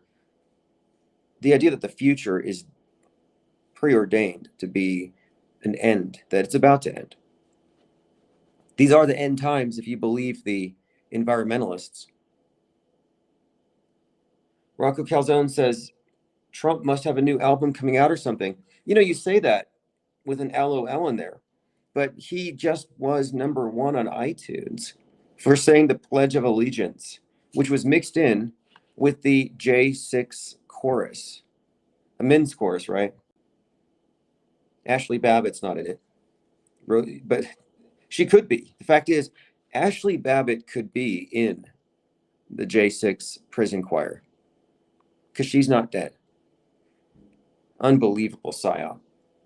Actually, I shouldn't say it's unbelievable. Totally believable psyop because people are believers. And it's the most popular, the trendiest belief in the supermarket of beliefs right now. Hopium is huge, bigger than fentanyl. And it's hopium that will destroy this place. But yes, he was #1 on iTunes. They pulled it down. And then some terrible country MAGA song called Trump Won skyrocketed to #1. They're really fighting the culture war. Surprised they haven't brought out a new crop of MAGA rappers. I kind of think that these MAGA rappers, like I think the one guy's name was Horatio Blow. I mean, these MAGA rappers are, yeah, I mean they're good rappers, I guess. I'm not a critic, but I think they ought to do something like, fake a death. Take a page from the ones who have succeeded in the past. That's how you gain your cred. Now, QAnon Shaman comes out. He gets out of jail in like 4 months. All this talk about release the QAnon Shaman, raising money for the J6 people, as though they were martyrs. But I thought it was odd that Musk himself was even asking for the QAnon Shaman to be released because he was the only one with the spear. He was the only armed one who I think credibly should have been arrested. And again, we're talking about, 1 million people the face of the QAnon movement was 33 when he sat in Pelosi's chair. And by the way, Donald Trump is doing his first campaign rally for 2024 on March 25th in Waco, Texas. Waco, Texas, the site of that siege with the Branch Davidians, Dave Koresh. Waco is tied into this, basically the formation of white nationalism in America, or at least the appearance of it, because it's mostly run by feds. It's feds and dupes all around. But about Waco, Dave Koresh, like the QAnon shaman, Dave Koresh had his moment in the spotlight when he was 33. Just another one of those. Not a coincidence. Timothy McVeigh, motivated by the Turner Diaries, similarly executed at 33. They have their hoax code all over everything. All right, I see about 23 people in the chat. If you just wave, I will hand out a wrench if you don't have one. Wonka World says one was armed with Covades, far deadlier than any spear. Oh, you're talking about Baked Alaska. Yeah, that narrative was so impossible for me to swallow, the whole thing. It's like when we first saw that thing emerge, people were falling on the streets. It was scary. We called it Kung Flu because it's like some invisible ghost flies up and kicks you in the back of the head. Then it came here and it's just the sniffles. You're a super spreader. It's like the thing's so deadly you shouldn't even be able to walk according to how it was first released to us. The propaganda was just so poor, but people go along with it. That's why I say Q is unbelievable, but that's not a reason to think it's not going to be widely believed. The spear was a major symbol and always has been. That's why that one character out there in Santa Barbara speared his child 17 times because it was a reptilian, according to Q. They were making use of the spear as a symbol for quite some time. You know, InfoWars has long said they're the tip of the spear. And I think Alex Jones actually has the QAnon shaman's spear in his garage next to his human meat steaks, human meat jerky. I mean, what do you think he's doing? 6 weeks into the lockdowns, Alex Jones was talking about having to eat his neighbors, feed specifically his liberal neighbors, to his daughters. That was 6 weeks into the lockdown. I mean, this guy has some severe anxiety about stuff running out. Obviously, he's got a garage full of storable food items. But how do you think he's feeling now that there is a $1.4 billion liability he's facing? Like, I'm pretty sure he's stocking up on neighbor's ass. I mean, that's what he said he was going to prepare, right? All right, joined by Mom with Sons. Thank you for joining. Yeah, apparently 2 of the heads of this 8-headed hydra were chopped off. We weren't firing on all cylinders, but I had a backup. If you've arrived, you're about 20 minutes late, but no big deal. You'll get the entire broadcast sent to your emails, newsletters, and Patreon accounts. Donald Trump was not arrested today, not yet. The UFOs have not descended, not yet. The storm has not yet arrived. JFK hasn't shown up yet. Climate change hasn't happened yet. The ocean levels haven't risen yet. Still waiting on Satan 2, waiting on Putin to nuke the West Coast with the tsunami, creating submarine-launched nukes. And there's so many things that we're waiting on. Are they just strapped for cash? Do they not have the production budget to run the PSYOP entertainment complex properly? I've noticed they have not had the number of crisis actors that you would generally expect with some of these events. I think they're broke. All right, joined by Ms. L. Thank you for joining. Again, I will be passing out wrenches shortly. Eric Stevens has joined us. Evolvement. Excellent. Looks like we have about 35 people. Just talking about Waco, Texas, the site of a very important confrontation between Americans and the federal agents, ATF. Dave Koresh, 33, incinerated. Not a coincidence. By the way, tomorrow is, and I found this, and I'll bring up the link. It's actually National Donald Day. National Donald Day. 322. 322 is a super day for a PSYOP. If you all remember the King Supers PSYOP, very interesting event there. The King Super PSYOP was actually in Boulders, Colorado, store number 33. And when you look into their symbolism, and this is just pattern recognition, this is not gematria, this is nothing, just pattern recognition, you will often find crown, corona, king, 33, and phoenix or burning man strongly correlated. That's why it makes perfect sense that 33-year-old Dave Koresh would be burned. But again, just looking at the overall picture here, Waco, Texas just stands out to me as something.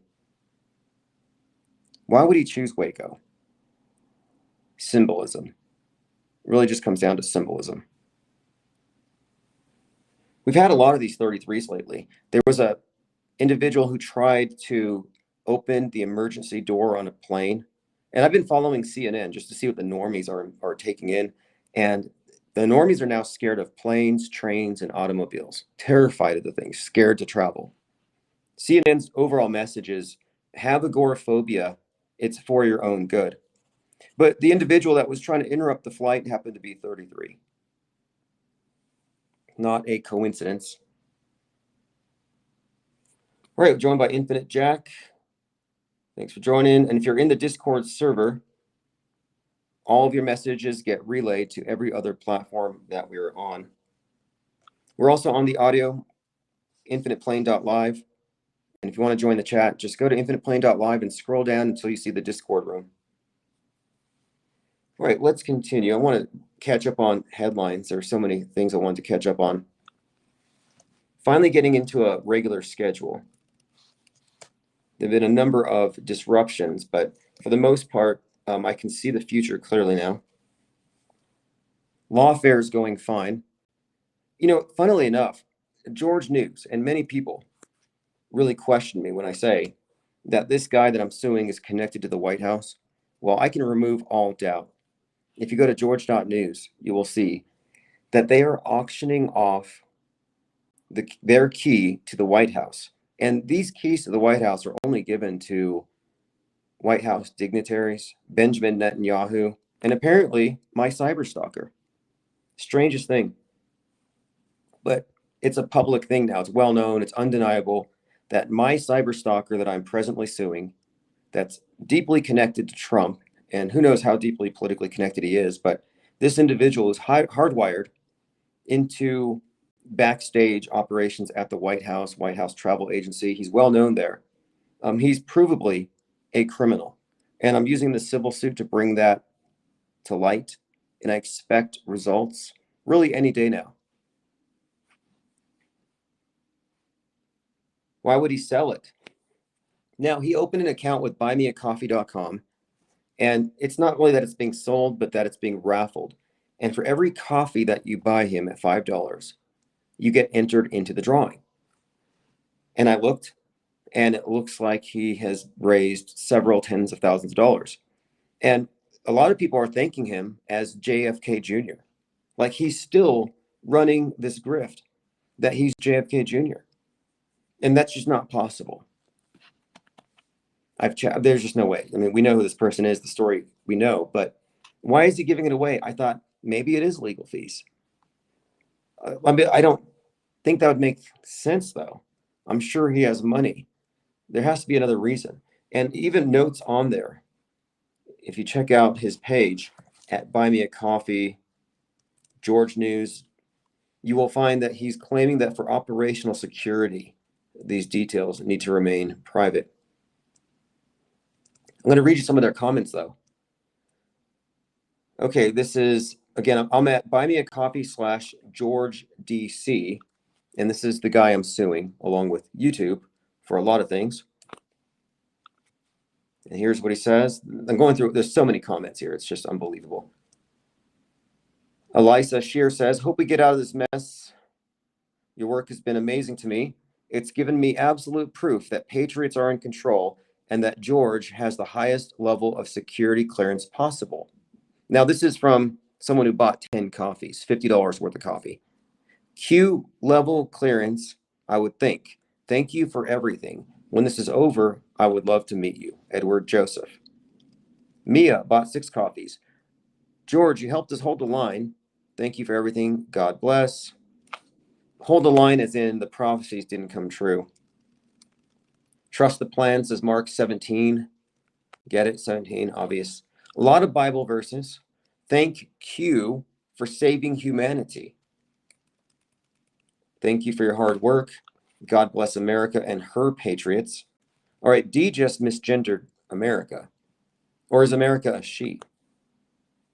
Have I been guilty of that? I'm looking at all the coffees. Paul TX bought 20 coffees. That's 20 chances to win a key to the White House. He also got lapel pins from Mike Pence.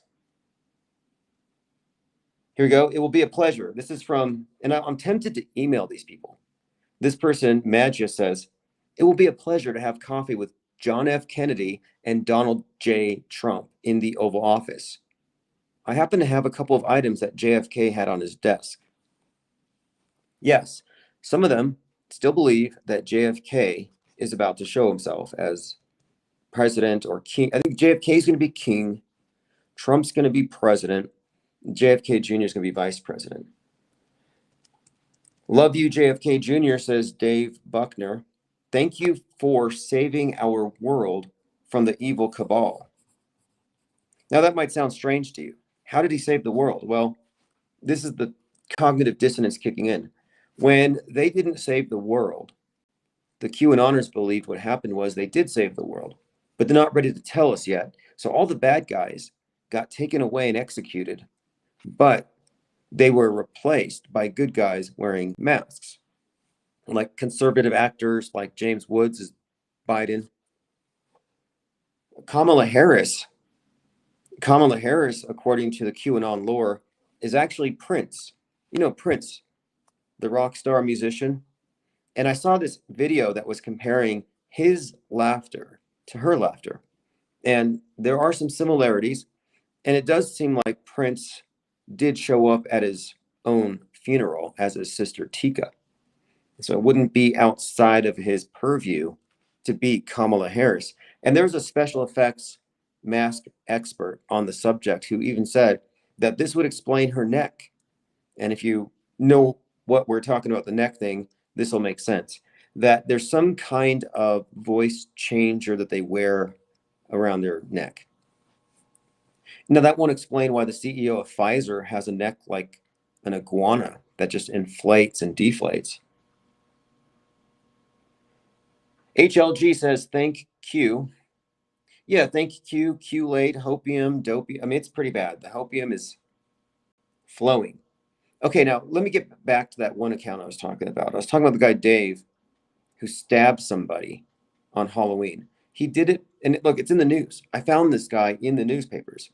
It's like this QAnon guy gets all stabby at a Halloween party. He thinks he's saving the children, and he stabs a security guard. And now he's on Twitter, massively popular.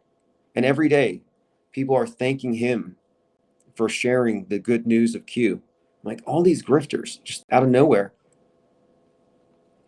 But if I try to stab a bunch of people to death in the name of a movement, I would probably not want to be seen as representative of or the face of that movement. And every day, I see this guy on Twitter and I reply to him with some gif of an animated character doing the stabbing motion, Jason Voorhees, Mike Myers, and he never responds, but he knows that I know. Does anyone want to know his name? In case you want to look into it, the QAnoner that went on a knife attack at the Chiller Theater, David Nestrick. QAnon cultist brings knife to a party and stabs the guard. And one of the things about his account is that he shares a lot of the darker fantasies about Democrats being executed at Guantanamo.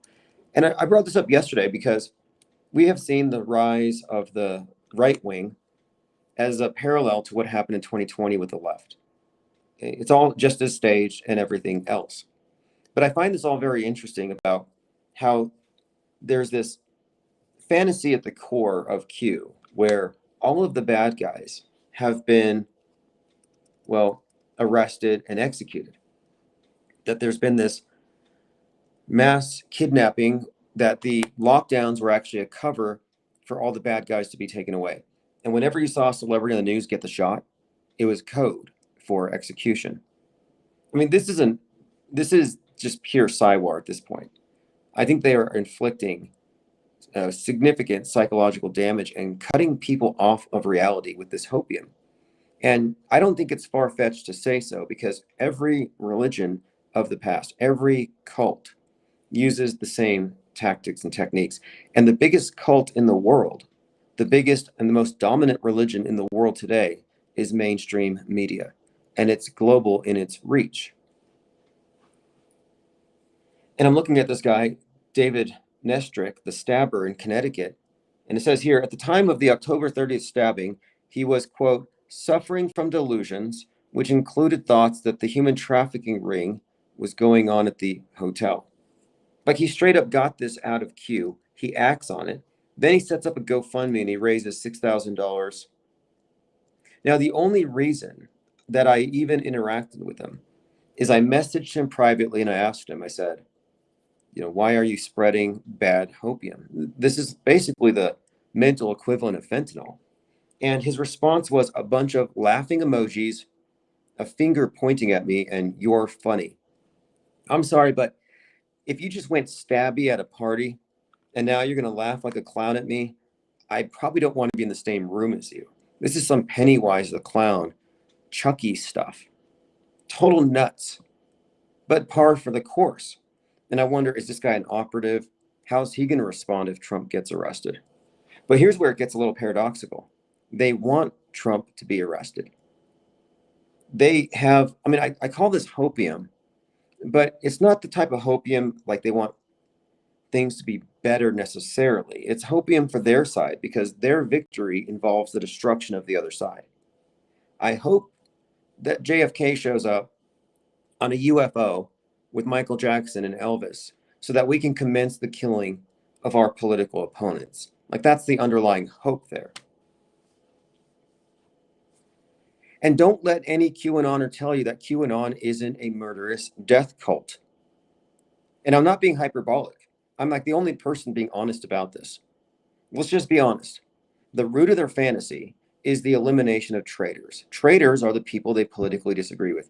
And they consistently, like Stabby David here, they consistently share memes, which are essentially fantasies. The infidels will be drawn and quartered, burned at the stake. It's just fantasies. The infidels will be beheaded. And the Patriot Front group, which is more like the militant side of the Proud Boys, the Patriot Front, which is all male. They don't let women in. It's just a boys only club. They oppose the soy boys. The Patriot Front, they were started, and this is the group, if you remember, on 6/11 of last summer, June 11th, they were the ones that came out of the back of the U-Haul, and there were 33 of them. A cop on the scene was asked, how did you guys know that the Patriot Front were going to come out of the U-Haul and attack the gay pride parade? And they said, we had informants. And it's like, well, how many informants would you expect there to be out of 33 Patriot Front militia guys in the back of a U-Haul? I would say all 33. I think it's all informants. But my point is, that's when they showed their face. Well, not their face, they're masked, just like Antifa. And I looked into the group, and they were founded by a guy named Thomas Rousseau. And you cannot separate that name from the French Revolution, which is basically what? Cutting off heads, starting from scratch. And I'm waiting, when are the QAnoners going to be activated, or are they? Is that the goal here? Whether it's the goal or not, I think it is, although I think we're safe. Like, even if you're a Democrat, even if you've eaten at Comet Pizza and you're in their crosshairs, most of the people that are expected to be carrying out the great what do they call it? Great Awakening. Most of them are in no condition to fight. They're not in fighting condition anymore. They might have been in 2019, but 2020 lockdowns, they just sat around eating popcorn nonstop. That's all they said. It's all a movie, eat popcorn, stay home, trust the plan. And here you are 3 years later of trusting the plan, And I think a lot of them are just too fattened up on popcorn and hopium to ever take any meaningful action. That's why they're waiting for salvation from above. They're waiting for JFK to come do it. Q, also like waiting in Q, or the Q, if you look at the keyboard, it kind of looks like a pacifier. And I said this in 2020, this was meant to pacify any resistance whatsoever to the incoming order, the new crown, which was installed with zero resistance. It was installed. You can't undo it. It's done. Might as well get over it. Joined by Cat Bunny Buffalo, Quantum, Epic, JT33, and Symbia. Thank you for joining. We have about 60 people. The numbers are fluctuating. I've seen it go up as high as 90. We have many listening on just the audio stream. We have an active YouTube channel or 3, a D Live, and a Twitch. I think we're also on Odyssey. I'm working towards getting into an office. I found an office space here. I'll have high-speed internet, all my computers set up. We'll have the 24/7. And there's a place where I can conduct interviews, and we can get a lot more work done production-wise with regard to the documentaries. I really want to finish up this Mandela Effect documentary. We have all the research. We have all the graphics. I even have some props. I have a Ford emblem to reference here. But what we need finally is just to hire a cinematographer and shoot the actual documentary itself. I don't want it to just be a slideshow with a voiceover. It has to have a person, has to have a face to it to have the impact that it needs to have. Okay, let us see here. Cubstar has joined us. Thank you for joining. All right. I'm going to start using text alerts again very soon. But last week, YouTube was cutting all my feeds, and so I can't rely on them. So I'll probably send D to Twitch, maybe D Live, but it will continue. Okay, again today, Big Nothing Burger. Trump has not been arrested yet. I'd hate to think it's just a PR stunt. Ron DeSantis took a kind of a cheap shot. And I just don't believe that it can be Ron DeSantis. As sensible as that might be as an alternative, whatever the case, I don't think he has the entertainment value. And if anything, everything that we see here can be predicted based on its sheer entertainment value. I've even heard Elon Musk say something to that effect. Like sometimes they drop some hints. But this is the PSYOP entertainment complex. And the last thing they want to risk is being boring. Lots of other things have come up. Again, just to reiterate, if you didn't catch the storyline, the storm is coming ties into Q Drop 3716, which is about the first arrest to shock the world. The Nonners originally thought it was about Hillary, but now they believe it's about Trump. And they're waiting for him to be arrested for the storm to commence. It's more than a coincidence that this whole thing has been precipitated by Stormy Daniels with her lightning bolt necklace. Moreover, Ellison Carter, this meteorologist who looks exactly like Stormy, passes out on live TV after an anchor says, "This is the calm before the storm." Again, calm before the storm is coming, the first arrest. All these things are connected in the QAnon script. Now, you may think they're crazy, and you're right in some sense. They're definitely fanatics, but they're not wrong. Like, they are following the clues. I just don't think they realize how they are being gamed. And it is a game. And like they say in war games, the only winning move is not to play.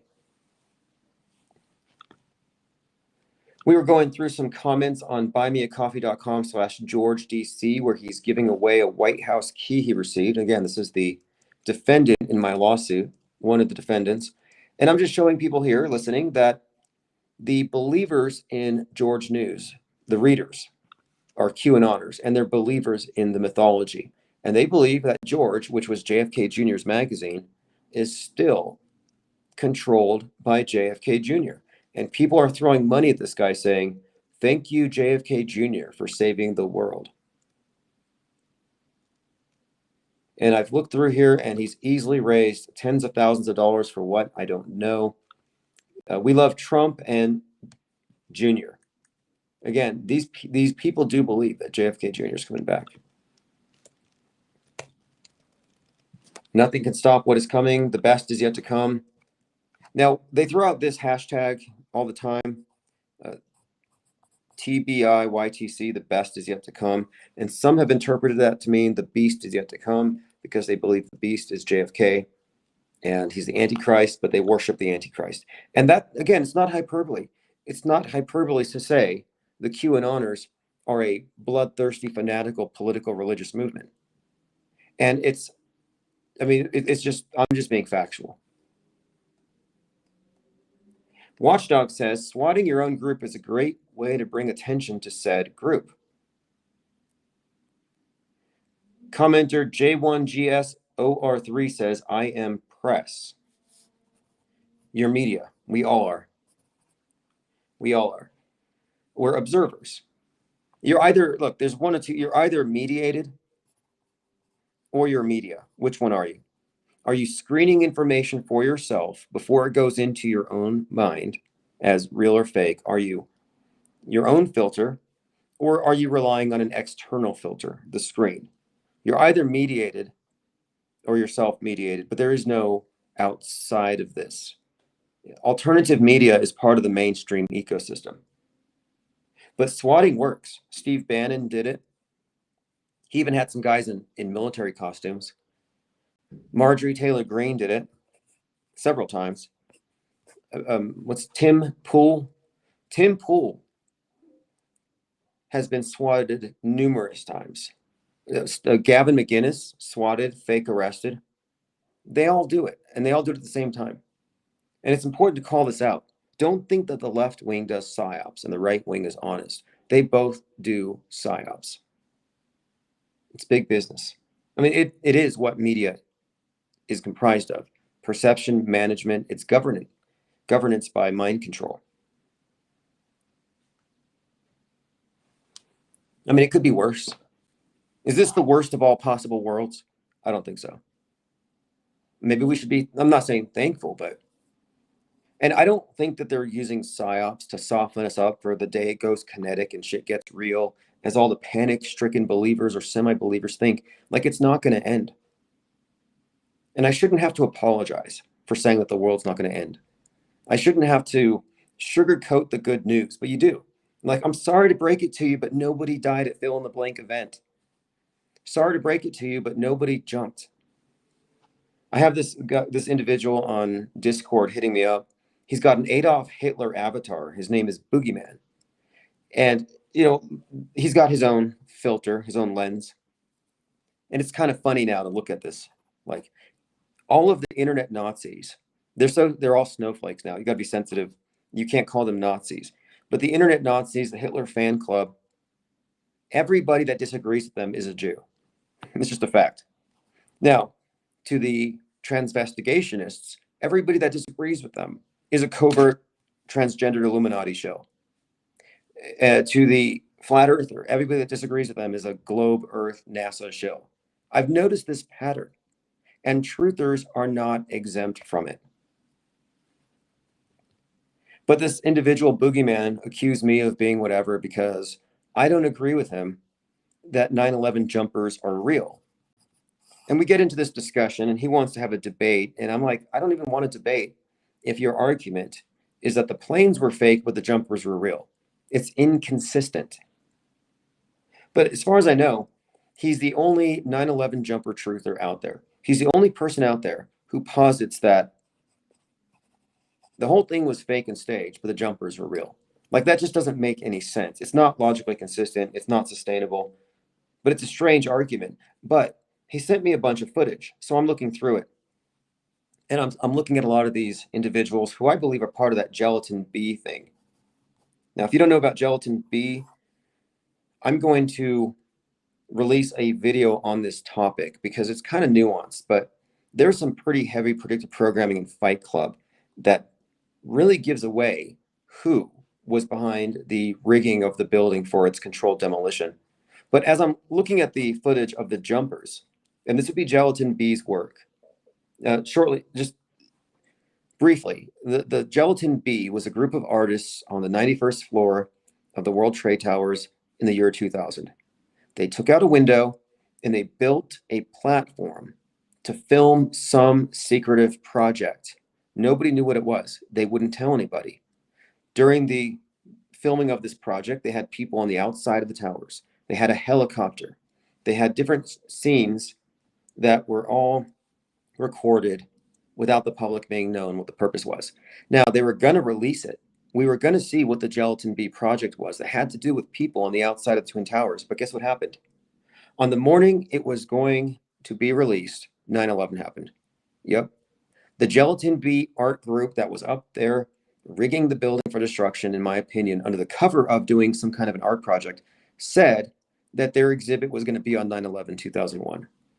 I think that was their exhibit because everything that you saw was a video composite. It's very simple, but it's not simple to the public who are outsiders to video editing, who have been deliberately rendered visually illiterate, and who are emotionally manipulated by the black box. JT33 says, my Peter Pan peanut butter was just Pete Pan this morning.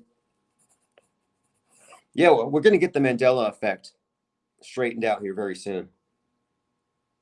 I was touched to hear that Ryan Ravely, is it right? Ravely?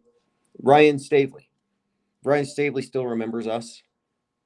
He's pretty mad because we were the first ones to really debunk the whole thing. But Mandoozled, they have something going for them. But on the same time, I think we have to be honest with ourselves primarily.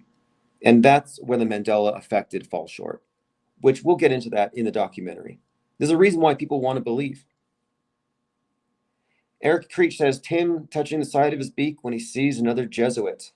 Yeah, I was called a Jesuit by, what's his name? Johnny Circucci from Resistance Rising. He had me on his program, told me he loved me. And then after that, he told his friends that he hates me. Said I was a Jesuit shill. He said I was a POS. He used some pretty bad language. But I haven't kept up with him. I have no interest in it. I did upload that one interview, but it was pulled off of YouTube. Somebody flagged it. I wonder who. Thinks he's a penguin says, is he still bringing the thunder? You're talking about Ryan Stavely. Yeah, he said he was going to come back and bring the thunder. Yeah, last I checked, and I have sympathy. Like, I understand. I can relate to this. He was describing how he was having a difficult time keeping things going, and he might have to go wait tables. And look, I'm subscribed to him on Rockfin, and I was compelled, if I had the ability, I probably would have contributed, because I don't believe that it makes sense to eliminate your competition or people that don't like you or people that disagree with you. I think the more of us there are, the better. We don't all need to agree. What's the point of that? And I don't like to see channels go under, even if the channels hate what we do or hate me personally. And yeah, he was threatening to wait tables. And I was like, oh, it'd be terrible.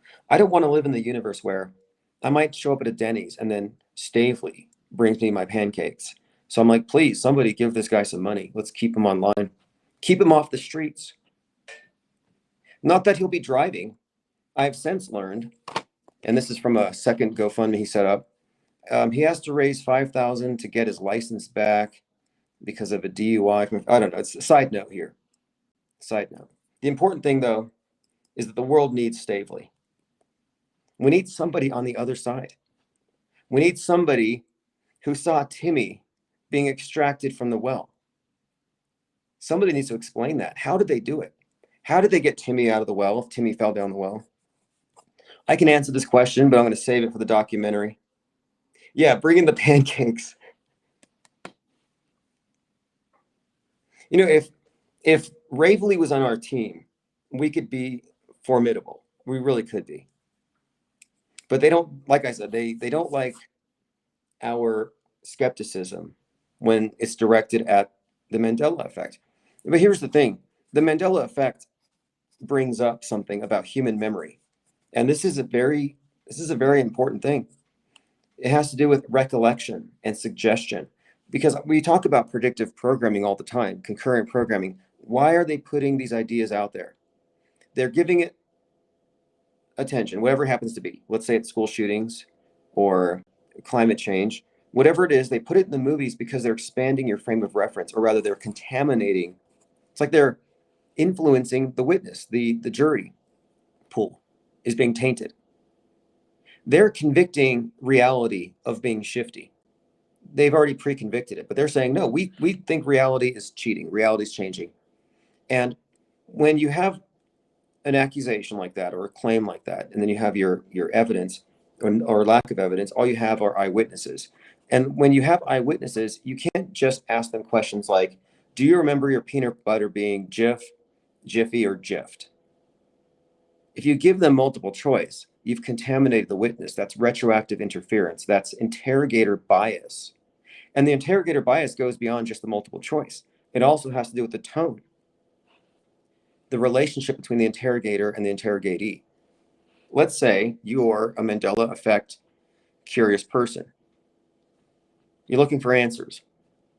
And then what they do is they throw 100 at you. They gish gallop. They throw so many at you, one will make sense, even though categorically they haven't been proven to exist. Now, when they ask you, do you believe A or B? If you choose door A, you're just a normie, brain dead zombie who can't tell the world's changing, and you're spiritually dead. You're basically kicked out of the cult in advance. You get rejected, and nobody wants to be rejected. Now, if you choose door B and you say, oh, I remember Ed McMahon passing out pancakes at my grandma's house or whatever, because these guys have these stories, they all remember it somehow, or his money, he was giving away big checks. Whatever they remember, whatever reality they're from, if they agree with it, that reality has changed, they're in the club. Then they get endless adoration, they get new friends, everybody loves them. You have to recognize that it's more than just about the beliefs. It's about the belonging, just like with the QAnoners. I see the QAnons and the Mandelas as very similar in some ways. Although the Mandela effect was always just an effect, it was never a movement until recently. You could say that, and I think I've said this before, you could say that Stavely represents kind of like the Mark Sargent of the Mandela effect. Like if you were to look it up, find an expert, somebody who stands in front of it that you could interview, it would probably be him. I've referred to him as a Mandela effect Greta, because one of his stances is that those of us who don't believe it are actually preventing the entire world from liberating itself from a bad reality.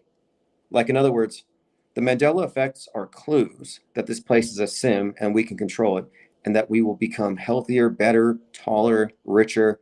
Everybody's life gets better when everybody starts seeing it. And this is why they have this desire to evangelize. But the problem is, of course, lies. And they may not be lying as far as maliciously or intentionally, but they're lying in a different way. And this is where I think the public has been totally screwed over.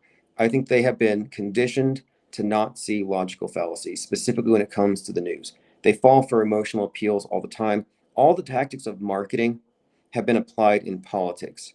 They're all being applied in the realm of conspiracies and beliefs.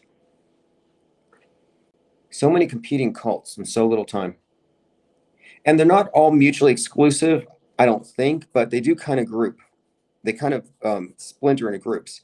Like the Mandela effectees are not the same club as the transvestigators, although there's a lot of overlap with flat earth and transvestigation. The QAnon story, the QAnoners are not cool with Mandela. They're not flat because they believe in outer space. So the Q doesn't mix with the Mandela. And the transduced are kind of on their own little trip. Nobody really Like you're either all there and that's your only thing, but it's not all that inclusive. The flat Earth though is like the only people who take it as a literal flat Earth under a dome with an ice wall are the biblical flat earthers, and those are the ones that overlap with the T-vastigators.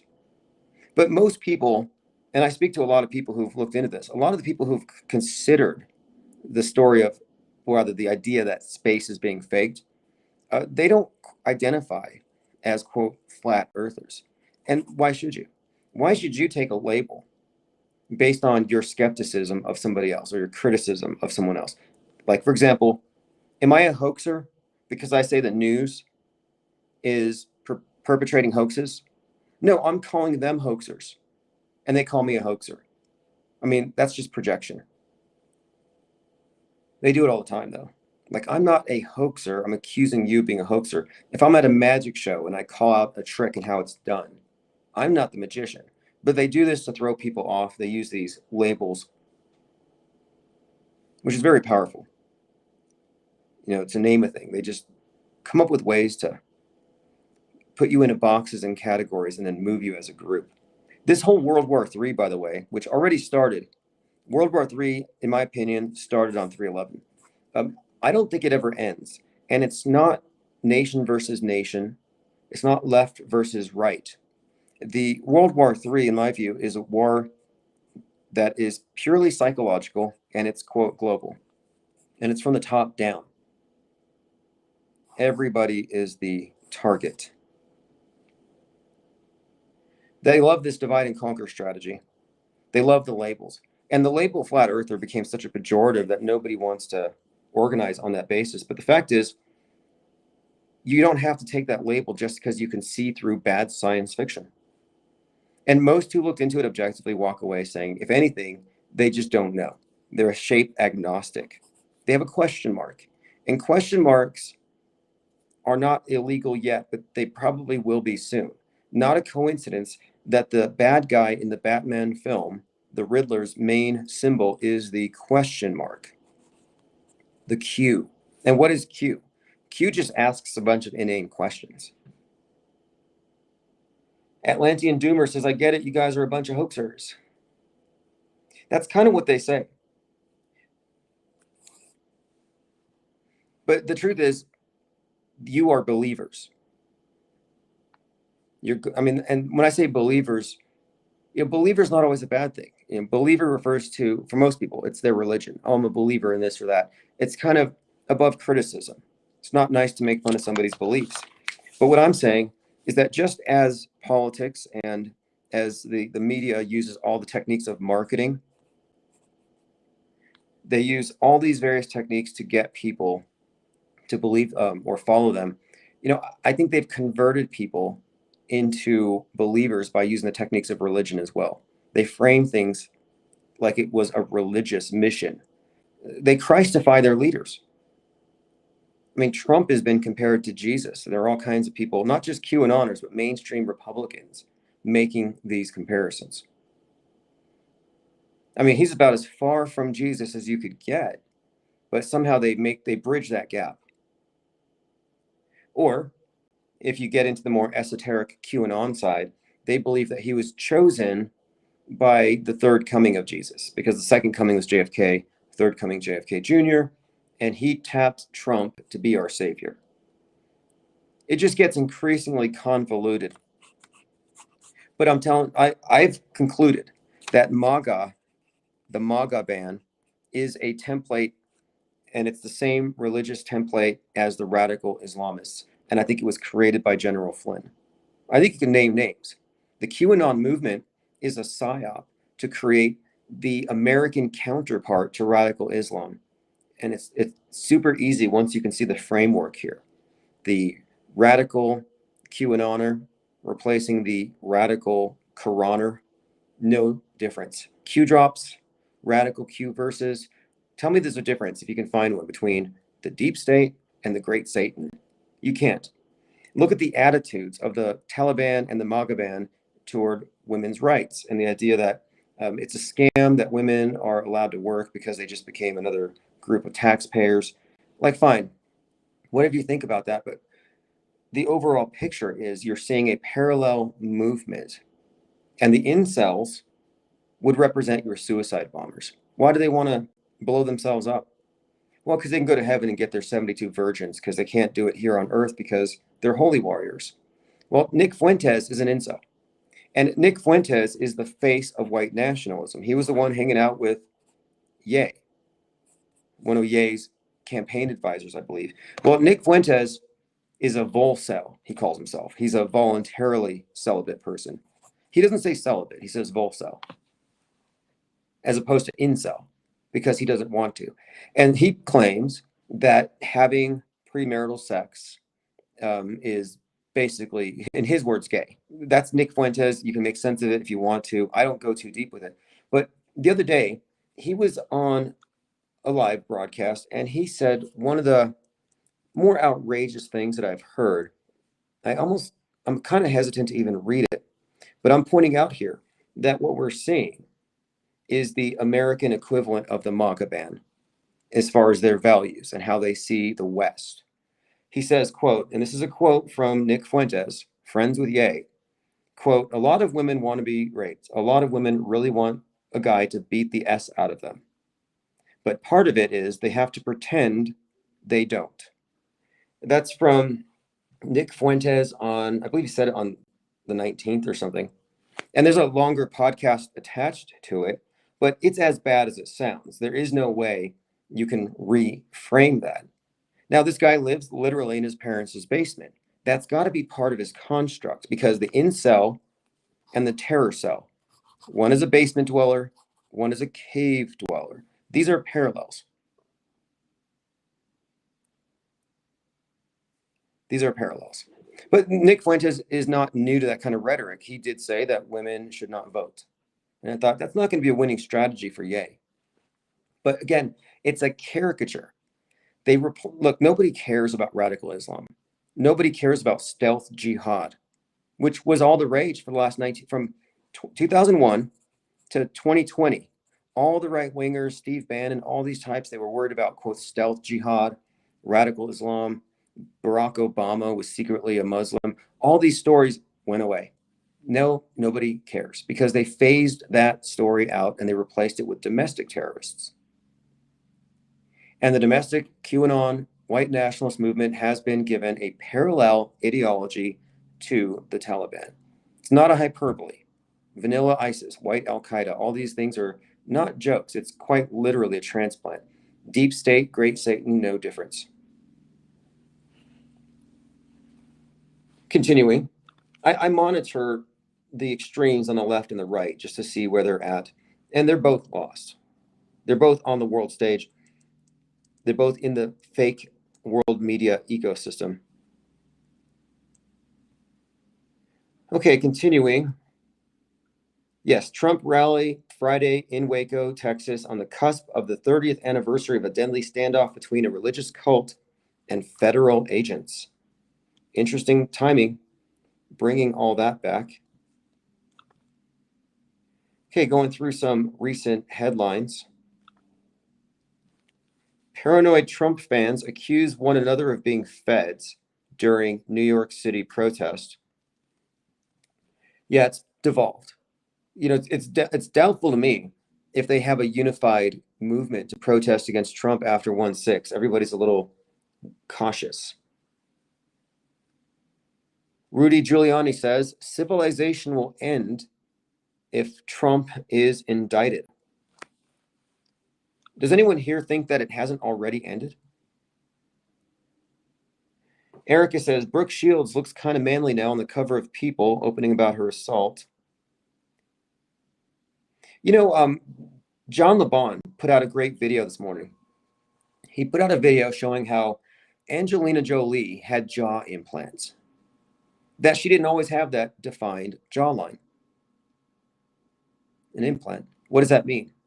Well, the transvestigation movement has their own version of forensic anthropology. Now, it's very limited. They only use one skull, which shows you how little they know. But they draw lines on people, and they can prove, based on your jawline or your brow line, your gender, your sex. They can actually I guess, figure it out by looking at how you walk even. I mean, it's very interesting what they've come up with. But my point is, they look at Angelina Jolie and they say, that is a man's jawline, therefore it's a man. And then John LeBon comes out and he's like, wait a minute here. She wasn't born with that jawline. So now what? Did you guys just have a false positive? And this is the problem with that whole group, is their methodology is flawed. They get too many false positives. They say if your jawline is too rounded, it equals you're a woman. And they look at the picture of me and they're like, okay, you're obviously a woman. I'm like, okay, I would feel sorry for a woman that had my skull shape. But if you're not going to acknowledge a false positive, then you're aiding and abetting a flawed methodology, and therefore you become a liar. When you operate with a logical fallacy, you're inadvertently a liar. And I'll make individuals well aware of the fact that they are consciously and deliberately lying now if they're using all these false positives. It really falls short of a science, and it's far more akin to a witch hunt, because anybody that disagrees with them is one of them. But one of the good things that developed this week, one of the more useful things from my perspective, is Stormy Daniels. Like I said yesterday, I have no interest in checking out any of her catalog. I don't want to see. However, she's been a top adult actress in the film adult industry for 20 years. And you're going to tell me that she's a man. And yes, Bevy 112, Xmas, Eve Evil, Stabby Pete, Poncho Pete, talking about stabbers. Poncho Pete stabbed his neighbor in front of his child because his neighbor didn't believe him that Courtney Cox from Friends is a man. He was so mad that his neighbor didn't believe it. He's like, look at her jawline. He grabs a knife and he stabs his neighbor. Didn't kill him. But now this guy, Stabby Pete, Poncho Pete, he goes by the Son of Man, and he's a Christian transvestigationist exposing Satan's wicked evildoers.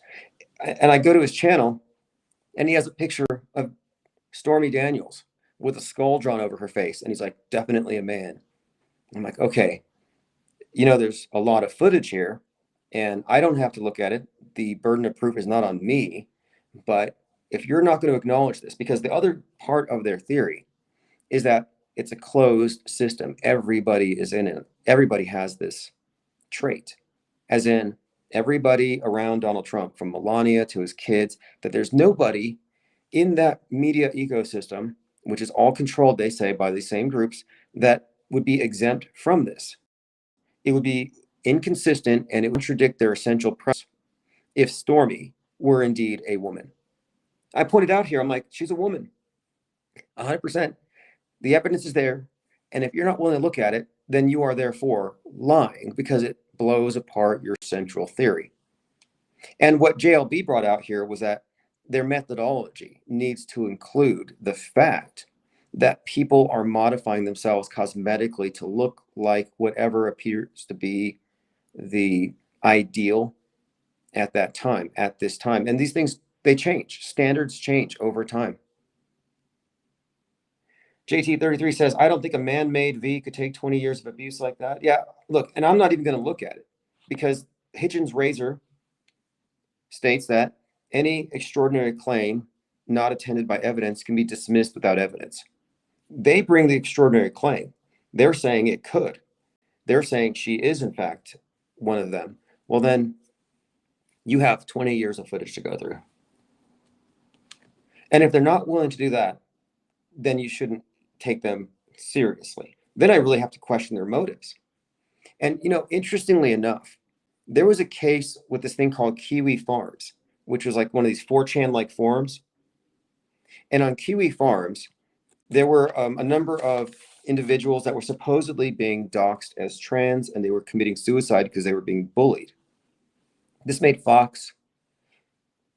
This made news everywhere. I kind of missed it. But I've been looking back at Kiwi Farms, and for the first time, quote, transvestigation is making its way into mainstream headlines. Like now they're taking note. Oh, there's a group of people who believe that LeBron James is a woman. I mean, it's literally that bad. It's, quote, all of them, all athletes. I mean, it's a huge.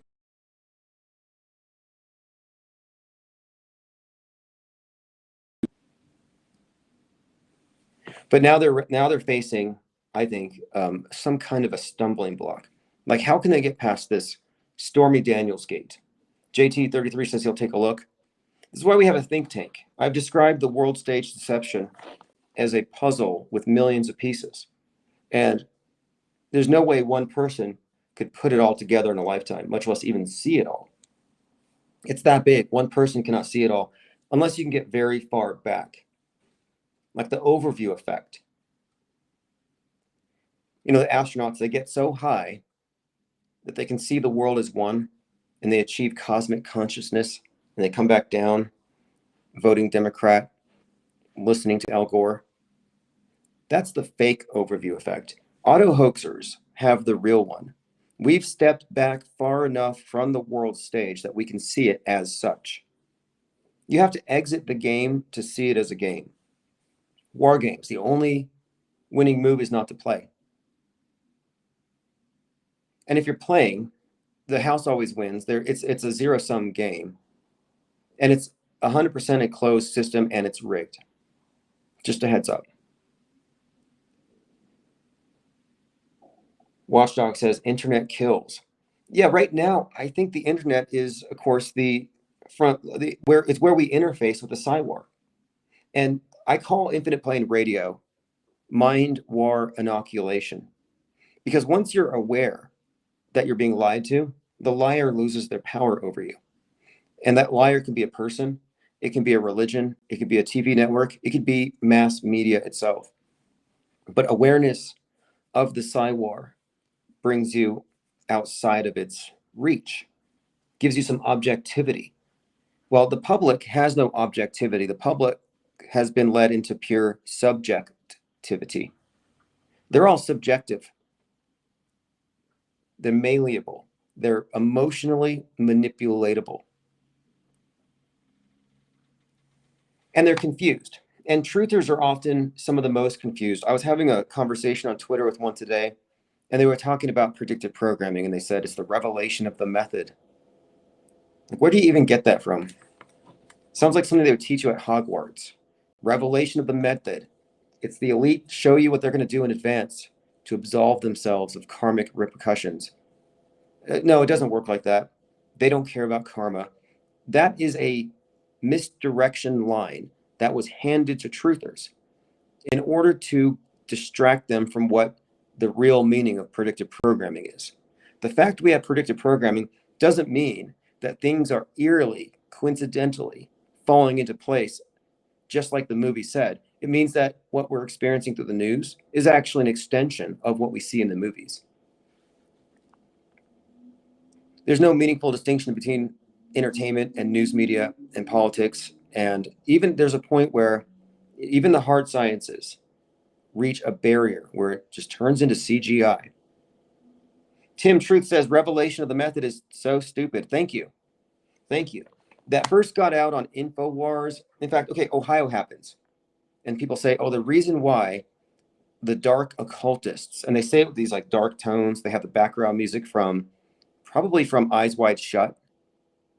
There's some InfoWars guy in hushed tones, and he says, the reason why we have predictive programming is that they have to show us, because the dark occultists know that they can get our consent if they put it in the news, in the movies first, and then it happens, and I guess they don't get bad karma.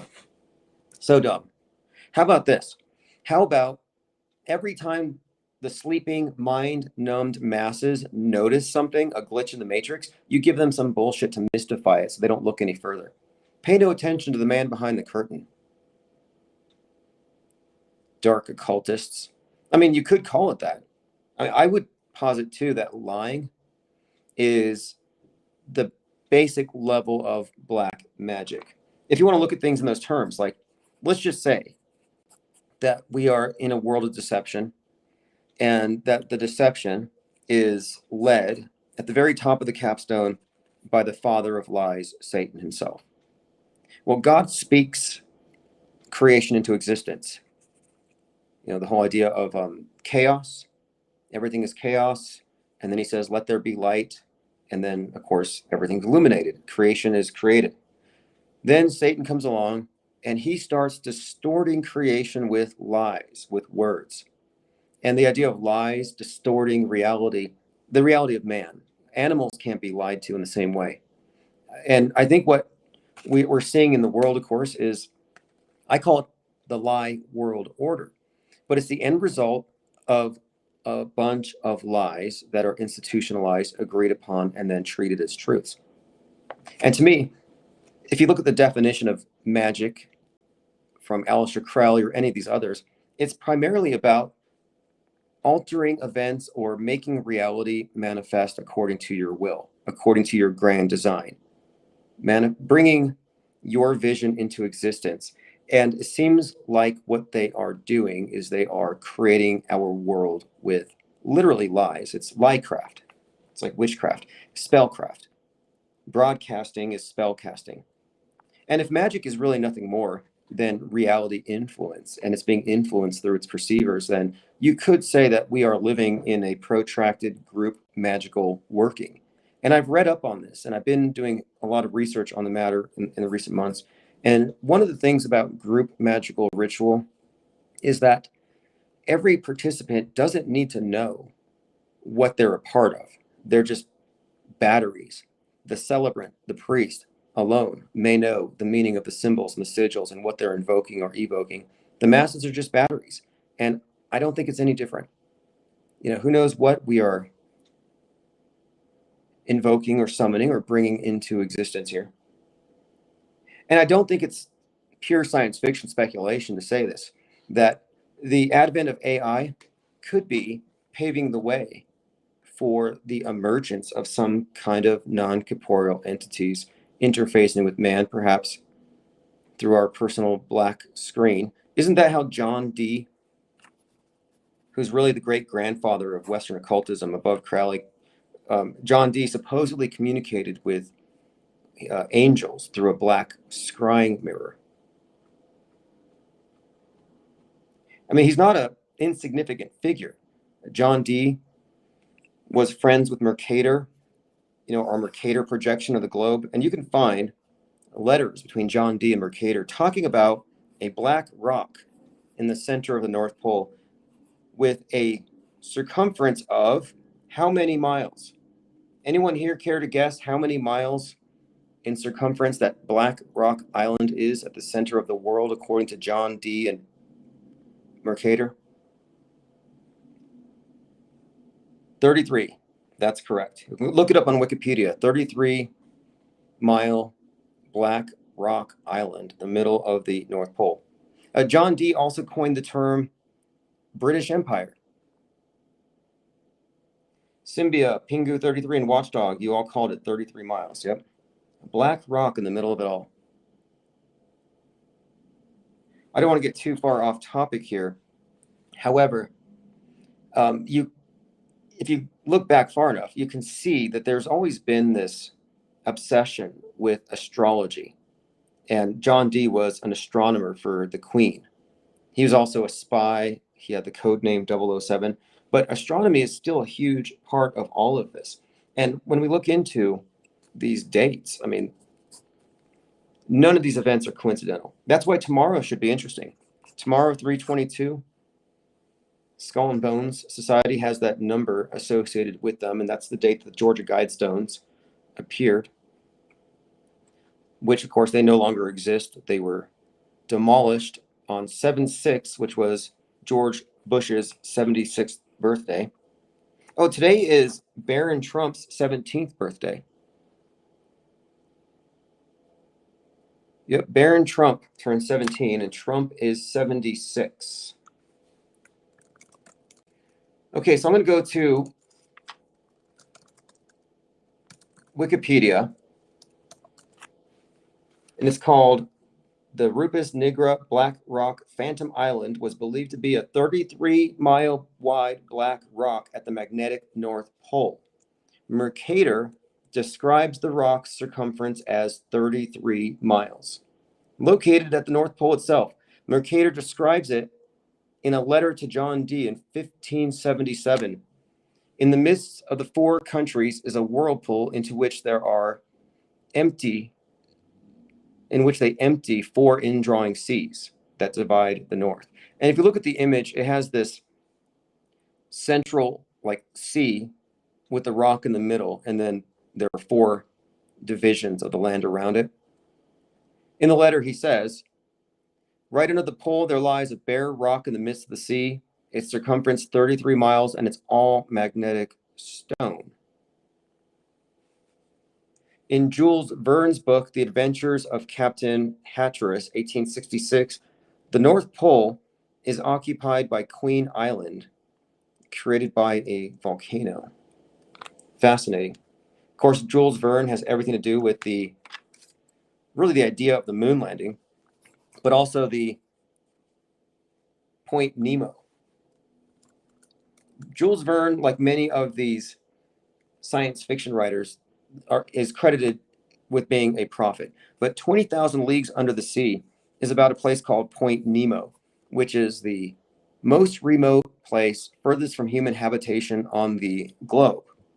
Point Nemo happens to be the place where H.P. Lovecraft claims the old ones, the elder gods, fell to earth, and they have a dead city. So you have a dead city at the bottom of Point Nemo. Jules Verne reference, H.P. Lovecraft reference, and then he has this kraken creature sleeping in the dead city, and this kraken named Cthulhu will rise at some point. Well, that location is the exact place that NASA has designated the spacecraft cemetery. There you have another dead city reference, the cemetery, where they drop all of their spent satellites. Space junk goes there. Stuff falling from the sky.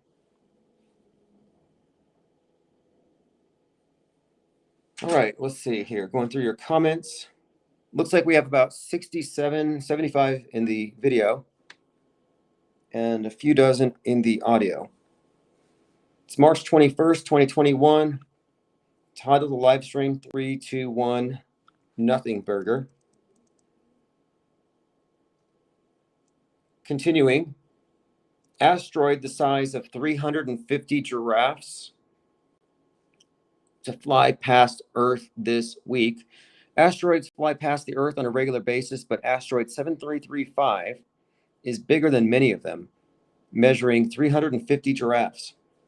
Last week, there's one with 69 alligators. You know, I put that into Midjourney. If you go to conspirattained.com, I create a lot of fake news with the Midjourney and ChatGPT. Conspiratainment News is the world's first AI-generated tabloid. And I realized all of these asteroids are being compared to animals in their units of measurement. This 350 giraffes is the latest.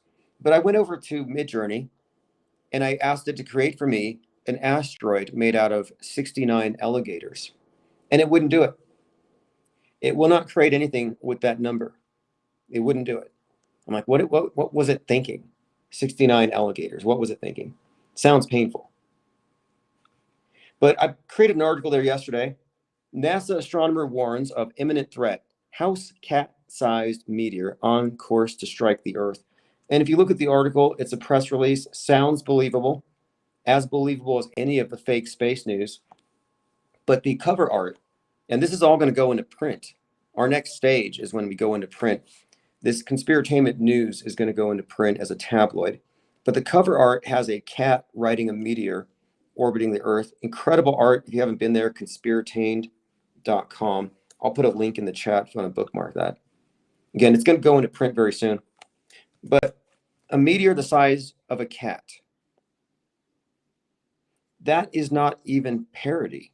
Like, I was creating a parody to match what they're always telling us. And it's always units of animals, units of measurement having to do with animals for some reason. Noah's Ark, National Oceanic Atmospheric Administration, with their weather satellites. It's Noah's Ark. And for some reason, I have a theory, actually. Here's my theory. Why would they use animals? And it has to do with imagination. Do you remember I was talking about the Mandela effect and the interrogator bias? retroactive interference, planting seeds, conditioning you to accept something. Well, they want us to believe in asteroids. And how do you get somebody to believe in something fake? You have to get them to imagine it. But it's difficult to imagine a meteor 3,000 feet wide or 17 feet wide. I mean, you can conceptualize it, but it's easier if they say it's the size of a car. It's the size of an elephant. It's the size of 69 alligators. And if they give you something outrageous, like it's the size of 13 giraffes with a squirrel on top, well, it gets you to think about it. It's the size of a pink elephant.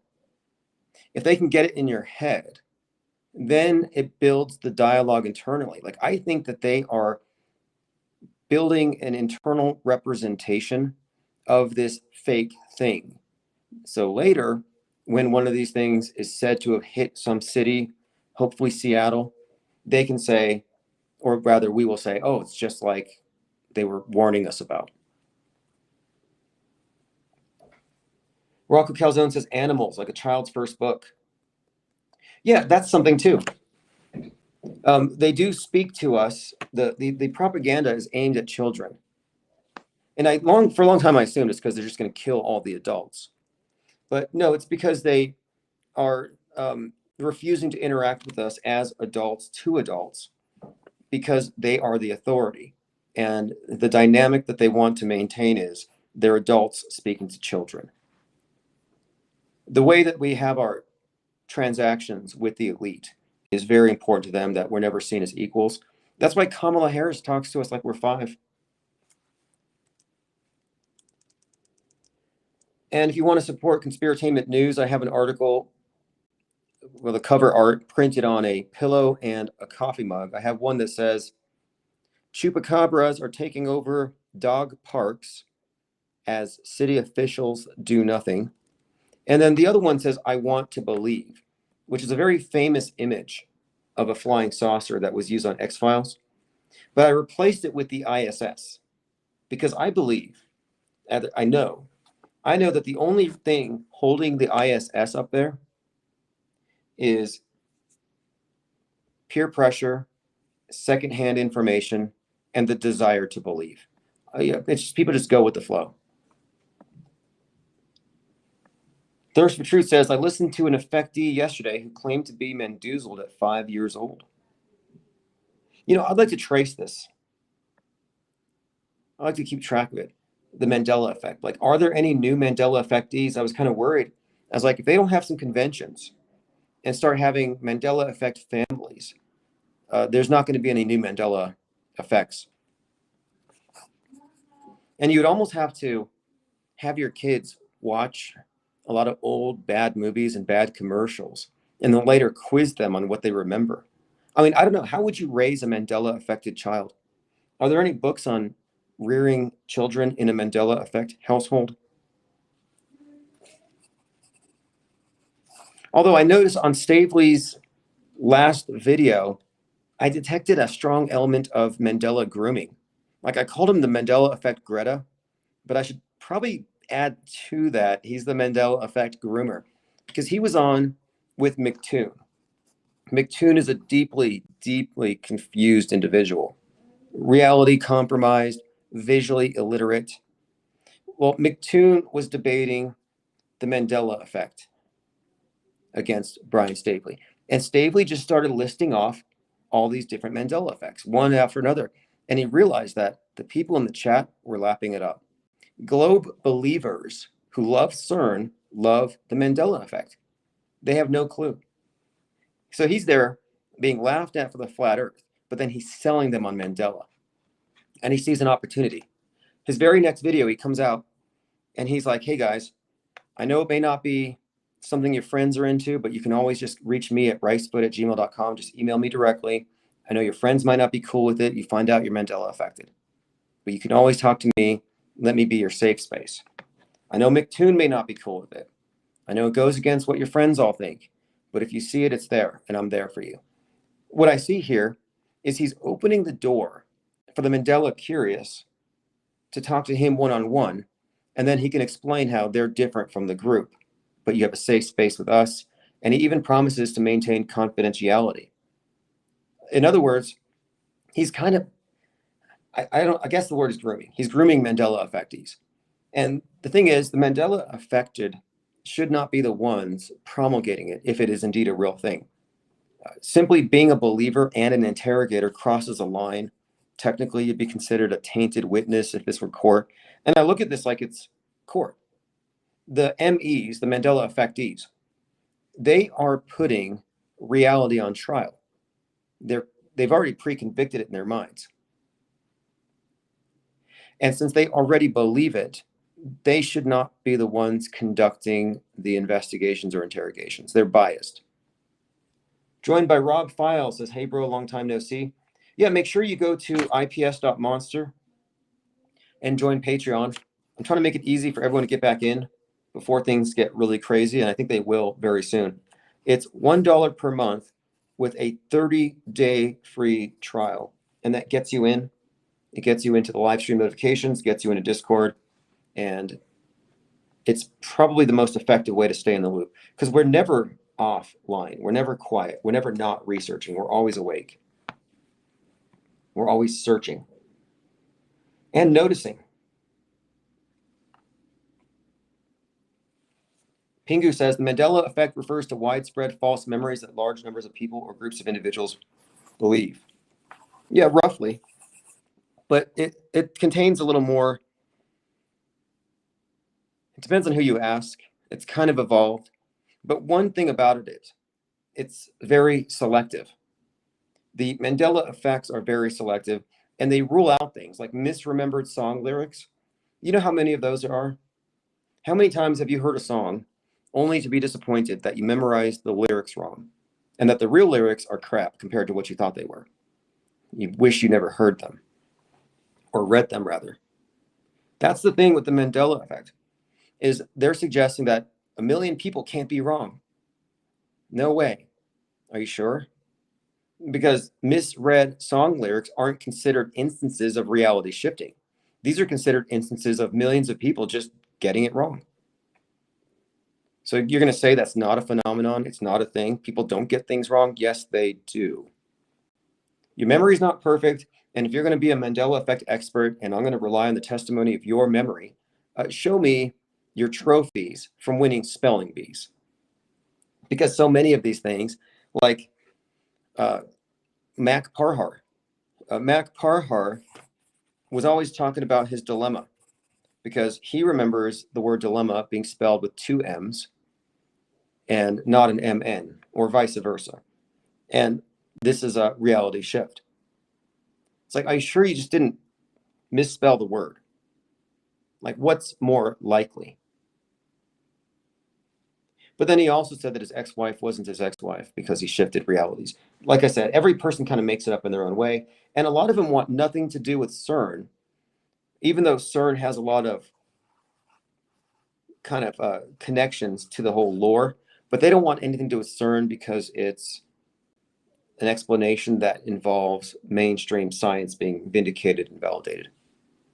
Because this is one of the dirty secrets here. The Mandela effect is incompatible with flat Earth. The flat Earth stationary plane concept has nothing to do with modern physics. And the idea that reality could just shift is also very problematic for those who are trying to maintain that there is an objective reality being covered up by mainstream media. All right, let me go through your comments. We do have a documentary on it. We'll deal with it. We will deal with it. I was going to ignore it. It wasn't a high priority. I had some other things first. But Stavely did mention the Infinite Plane Society, and I think they want to hear from us. I think now would be a good time to look into finishing this documentary. And I brought this up because I'm moving into an office space, and I think it'll be far more conducive to producing quality, polished video work. And I'll be hiring a cinematographer. I'll be working with editors. I don't want this documentary to be dismissed. And I think that when we release it, it's going to open some eyes. Because a lot of people don't know how they've been tricked. And here's one of the things. I don't have to debunk 200 Mandela effects. They could make up 50 more. Do I have to debunk every one? No. I have categorically found other explanations for the phenomenon. But you're also dealing with ego, you're dealing with community, and you're dealing with people who don't want to admit that they've been or that they are wrong. Believers have that tendency. See, knowers, those of us who like to know what we know versus what we can merely claim to believe, we don't have all the answers. We're left with a lot of question marks, a lot of I don't knows. You will never hear a Mandela effectee say, I don't know, or I was wrong. And I have caught some in lies, and I don't want to be too nitpicky on it, but Stavely did say he, quote, remembers Timmy being pulled out of the well. Well, Timmy never went down into the well. That was an inside joke for a long time, and the actor that played Timmy released an autobiography called Timmy's in the Well. Why did he call it that? And he explains this on the book jacket. He says, because the one place Timmy didn't fall was the well, I thought it would be funny to name the book after this. But for all those who claim that they remember Timmy falling into a well, zero have come forth to say how they got him out. Was it a rope? Was it a crane? Did Lassie pull him out? But Stavely did claim that he remembers. Tim Truth says, CERN changing the dictionaries and Bibles is a lousy theory. It's lousy and it's inconsistent. Like, for one, they say that the word for cross is actually tree. Now, according to them, Jesus was crucified in a tree, not on a cross. Okay, well, let's say that's true. Well, if it's true, then why haven't all of the crosses and crucifixes turned into trees? There should be trees on every church. The crucifixes around our necks should be trees now. The cross doesn't make sense. It's not logically consistent. Thinks he's a penguin says, my question mark finally fell out of my keyboard. Well, they're going to take him by force. Maybe not this year, but soon. They're going to kick down your door in the middle of the night. They're going to get all your keyboards. They're going to take all the Q's and all the question marks. There's going to be some big bonfire. Why do you need questions anyway? The answers are there. Just Google them. It's on Wikipedia.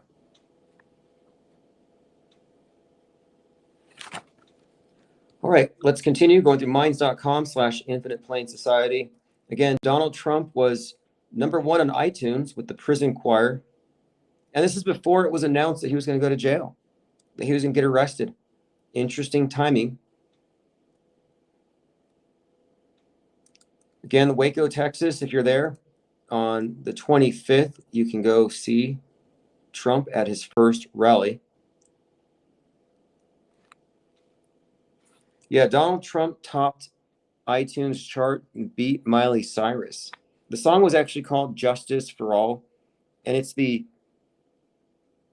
national anthem with Donald Trump superimposed. I mean, his voice is over it, and it's not bad. It's a good production. All right, let me go through my Twitter account. If you want to follow me on Twitter, it's at RealTimOsman.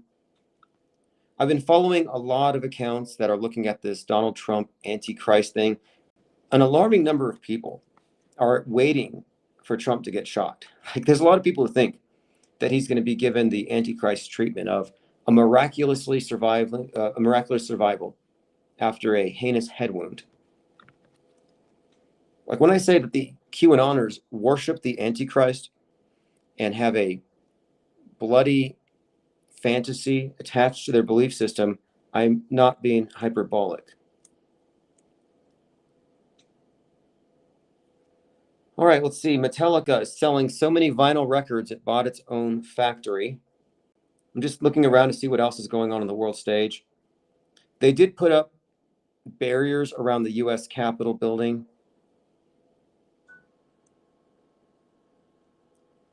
I guess we'll have to follow up later on today when we find out what is actually going to happen. Again, 321 Nothing Burger, Infinite Plane Radio for March 21st, 2023.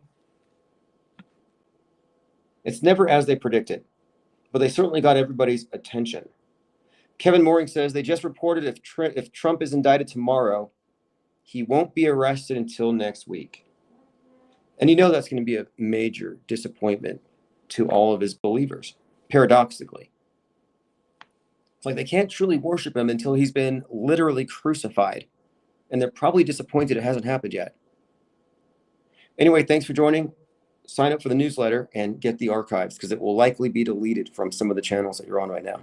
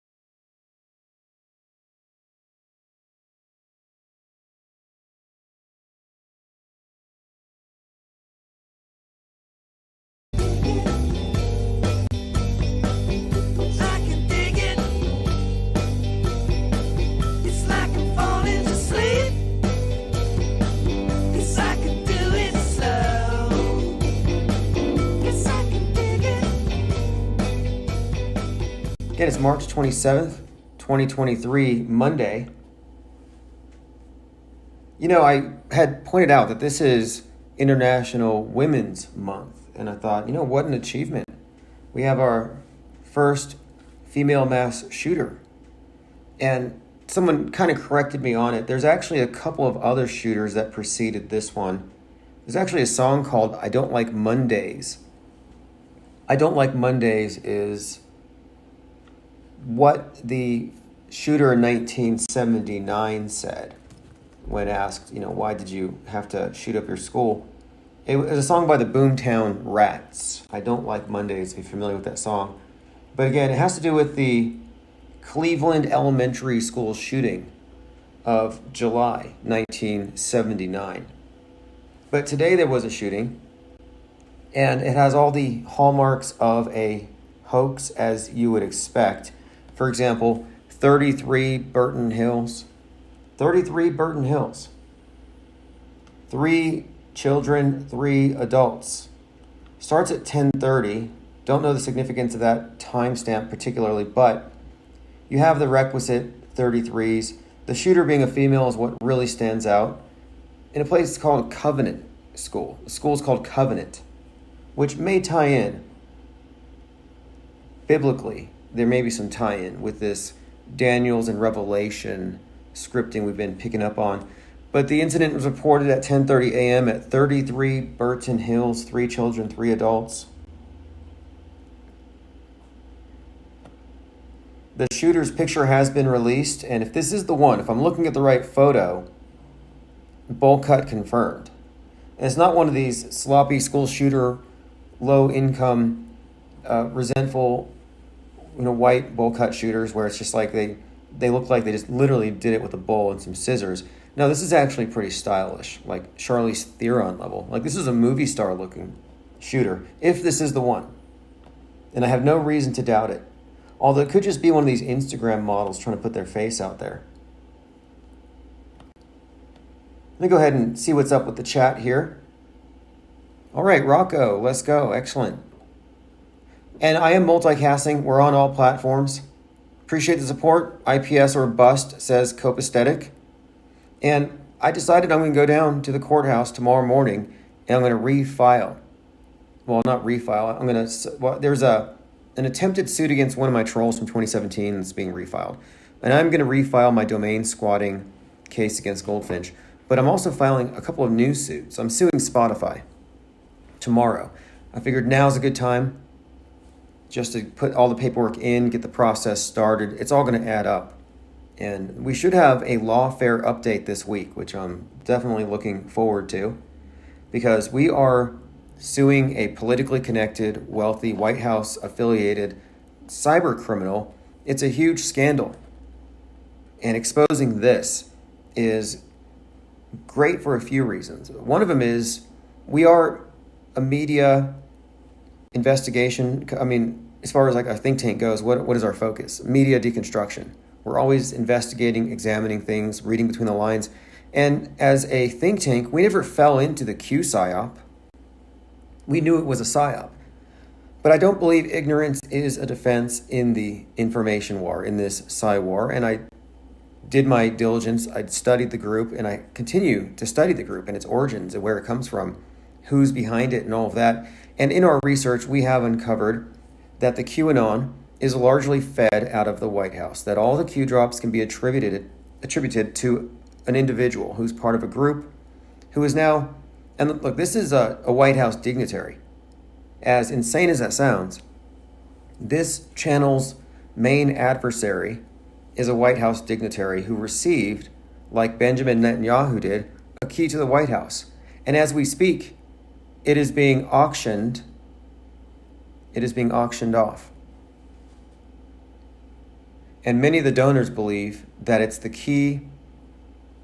I mean, this is all insane. It's a key that was actually given to JFK Jr. I mean, look, it's so bad just that the mainstreamers are way out of touch with reality. We all know this. But this is why, in auto-hoaxology, I divided it into 3 frames of reference. You're an MSM believer, which is the normie. And then you have the conspiracy theorist. They're MSM plus, meaning they see what's on the screen and they accept it, but then they heap on a bunch more. So they're deeper into the illusion. They become delusionists. They stand by their delusions. And that's the purpose of people like Alex Jones. It's to draw you deeper. So the American dream, if you start to wake up, turns into a nightmare. And hopefully you just go back to the dream, that you fight back, or you get comfortable in the nightmare and you get terrorized like all these conspiracy theorists who believe that Hillary Clinton drinks baby's blood. I mean, they live in an alternative reality. Now, those of us who strip away the unverifiables, who reject the premise that it's real until proven fake, we're being increasingly vindicated again and again and again. I can point to numerous instances. We can point to the salami in space that tricked the brightest minds in the world and they thought they were looking at a distant star. We can point to the deepfakes of Donald Trump running from the police going viral and CNN saying, hey, this is terrible. We have to they put warning labels. I'm watching CNN and they're showing us this deepfake image of Donald Trump running from the cops. And they put fake on there. And they said, this is very concerning. The public needs to learn how to tell between real and fake. Like, they're actually doing my job. And I'm like, you know what? They're going to have to put the brakes on that. The last thing they want is to wake these people up.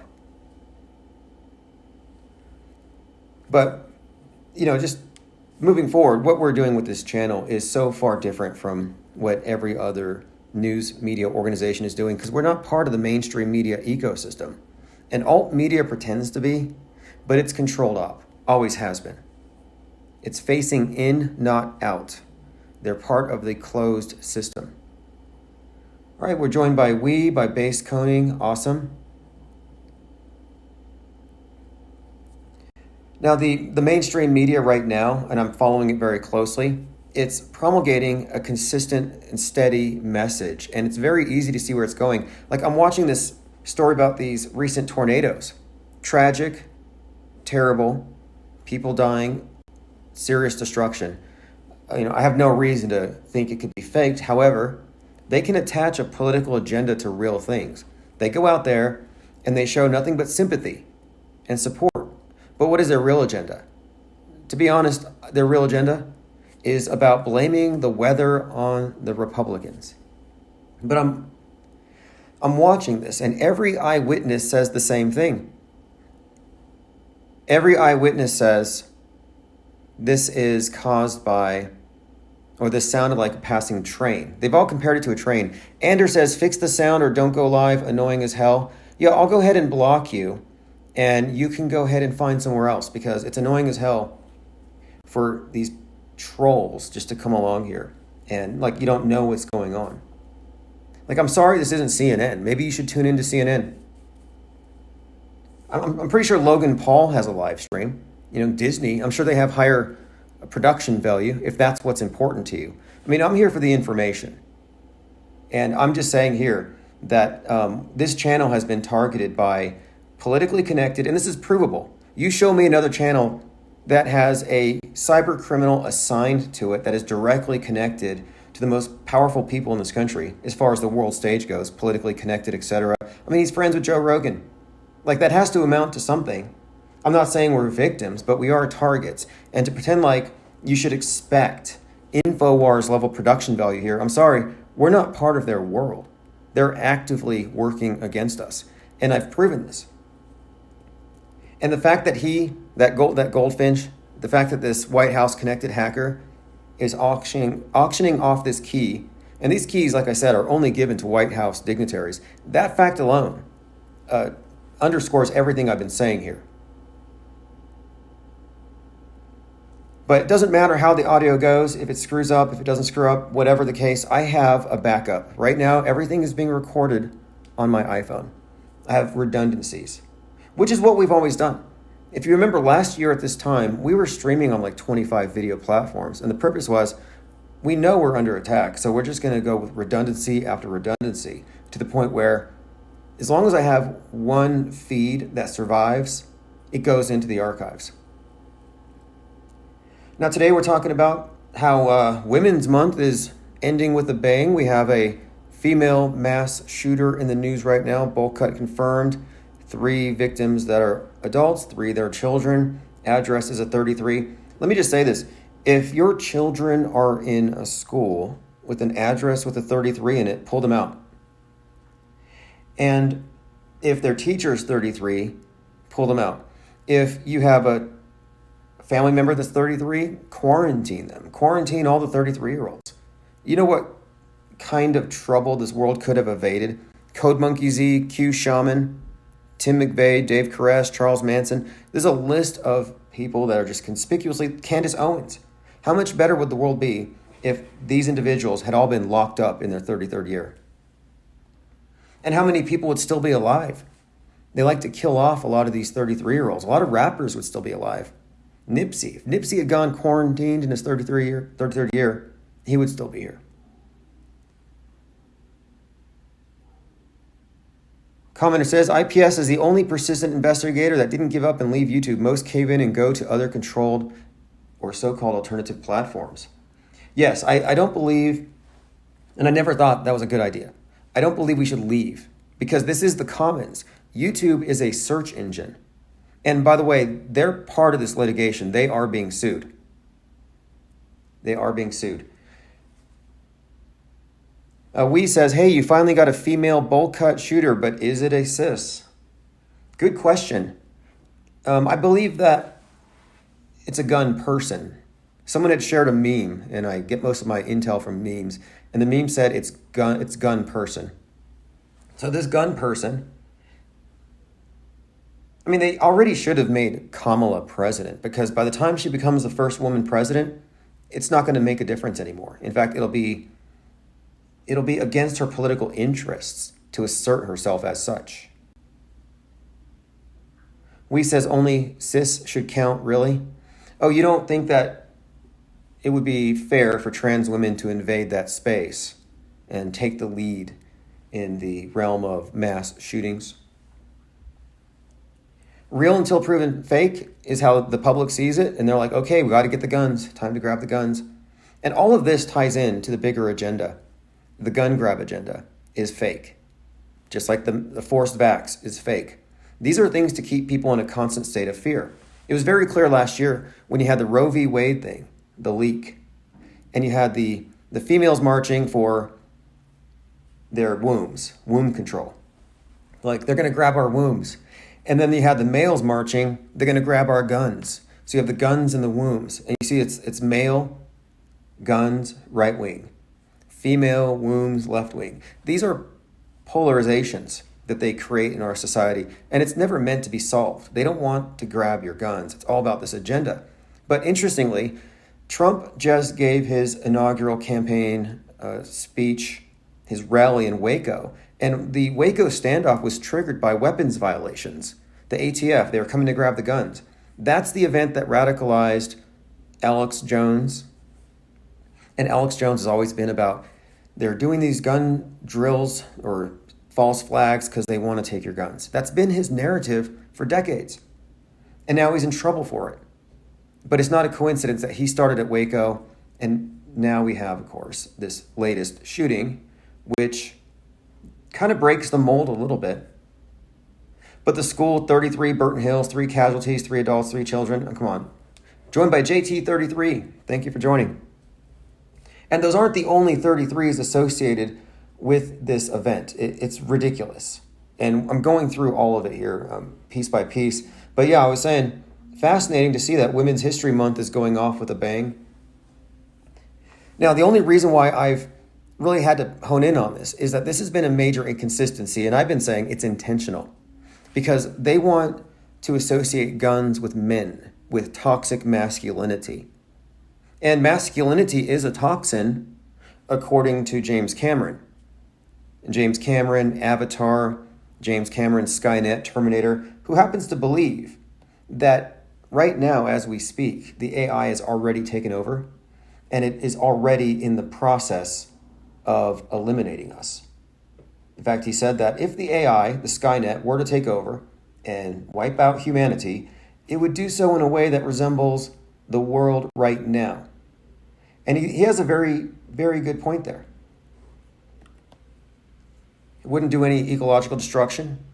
It would set us against one another using deep fakes. That was his argument. And I'm like, you know what? That makes perfect sense. Now we're talking about 33-year-olds, and I have a pop quiz for you. Who is the most, maybe you already know this, but the most popular artist in the world today? If anyone here knows the answer, it's The Weeknd. But how old is The Weeknd? And this is according to Guinness. They said he has the most monthly listeners on Spotify. It's like 111 million people. Yep, he's 33. I don't maintain that he's a deep fake or that he's Justin Bieber in a mask, although that would explain a lot. Overlapping girlfriends, overlapping wardrobes, overlapping addresses, more or less. But he is an interesting character if we go into it. Joined by Clockwork 113. Yes, we are back. I didn't send out a notice because I wasn't sure, but I have a backup, a redundancy. This will be recorded.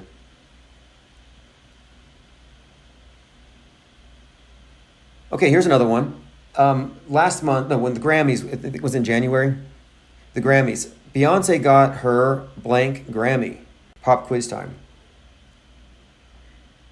Taylor Swift got one too, and she was blank number of years old. Isn't it just interesting though? Like, let's say we're wrong and these things are all real. Well, someone needs to come out here and explain these highly improbable coincidences then. Can we just explain it away as eerie? Oh, it's just eerie. It's just life imitating art with all this predictive programming. And speaking of, Waco Apocalypse is on Netflix right now, and that's the one that connects with this Trump rally. It debuted on 322, and that is the Skull and Bones number. And they said 76 people died in Waco.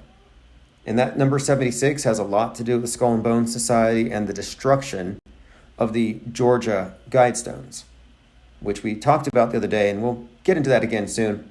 Here's another one. The Covenant School employs 33 teachers. So 33 teachers. The address is 33 Burton, 3 adults, 3 children. Come on. Hoax code all the way. That's what it tells you. It tells you order out of chaos. The number 33 pertains to the highest rank in the Freemasonic order, but their logo, order out of chaos, is synonymous with that number. And if you think about it, what do all these psyops do? They impose chaos. HG says there's nothing fishy about these numbers being repeated at all. Look, there's no limit to the amount of self-gaslighting. Like, people will lie to themselves. In fact, I've been researching lying and studying lying itself. Just the idea, the concept of manipulation with a really sophisticated form of lying. It's like witchcraft, magic. But the more I look at it, the more I realize that it all relies on the consumer of news media lying to themselves about things. Like there's this picture going around, and this is just being purely objective. And again, there aren't many objectivists in the world today because everything is purely subjective, and it's gone through the subjective filter of the screen that people mistake to be a window when it's in fact a funhouse mirror. I mean, we are the only objectivists in the world, if you think about it. Those of us who have detached our minds from the screen and recognize that it's an alternative, it's a superimposition, it's an augmentation. But there were people looking at pictures of Fetterman, who went into the hospital for depression. He had some kind of a stroke. He had these medical issues. But when he came out of the hospital, he didn't look like the same guy. Looks like a head transplant. Looks more like Woody Harrelson than what he looked like before. And of course, you have the usual people who defend it and they say, oh, it's just the camera lens. I'm like, wait, I'm sorry, but that is objectively a different face. And if you're going to say it's a camera lens, explain why the wife's face hasn't also changed. And I've been thinking, this is an example of people who are lying to themselves. Because if they were being honest, they would say, well, I don't believe they switched him out.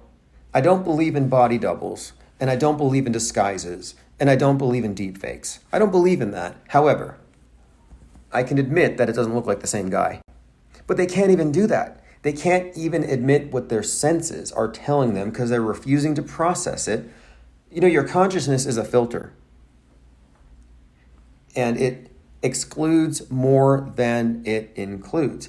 And a lot of people, and this is why I say that just because people fall for all these various psyops, it doesn't mean anything about their intelligence. You can be highly intelligent and still be tricked.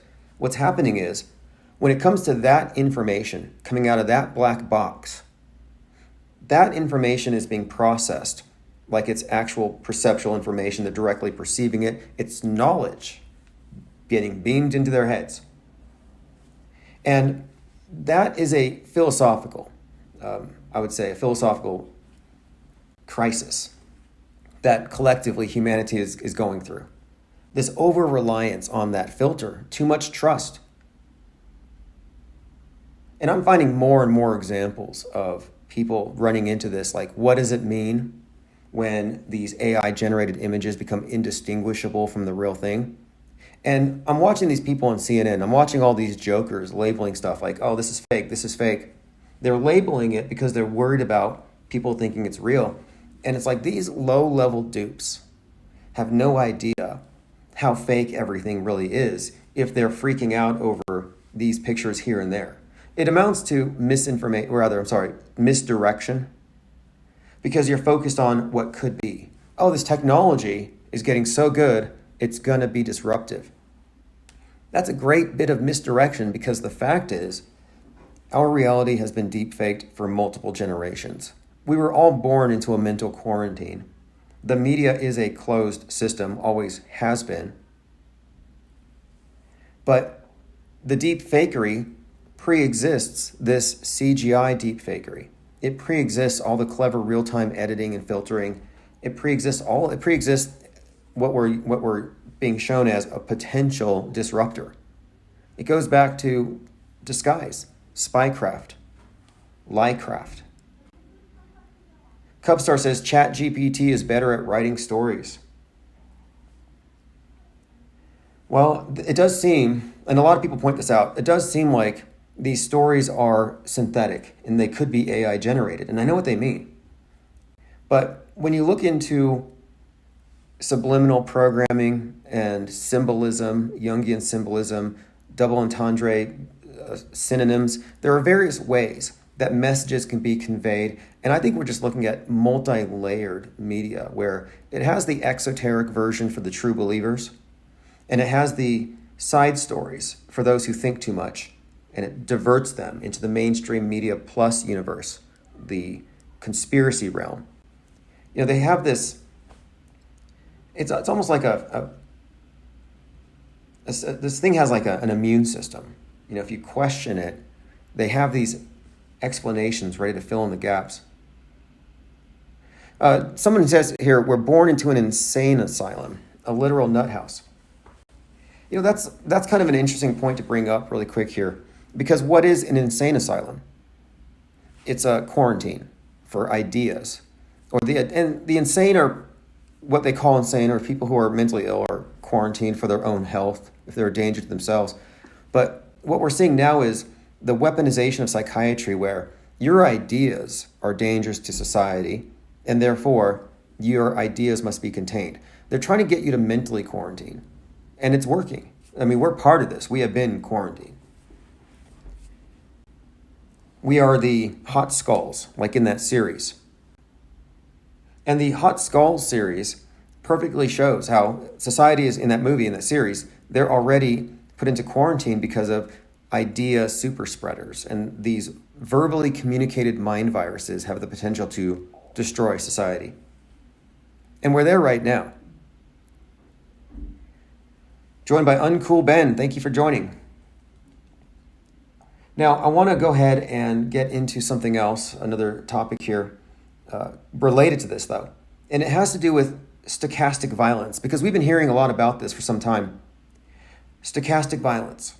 The idea that Trump says something, and then somebody does something, and there's some kind of connection there. And I kind of tacitly accepted it. I never really questioned stochastic violence. I figured, okay, some leader goes out there, and he says something. It'd be really great if somebody would stop the certification of the election, and then it happens. And you can say, well, he incited it. Well, is that incitement? It's too vague.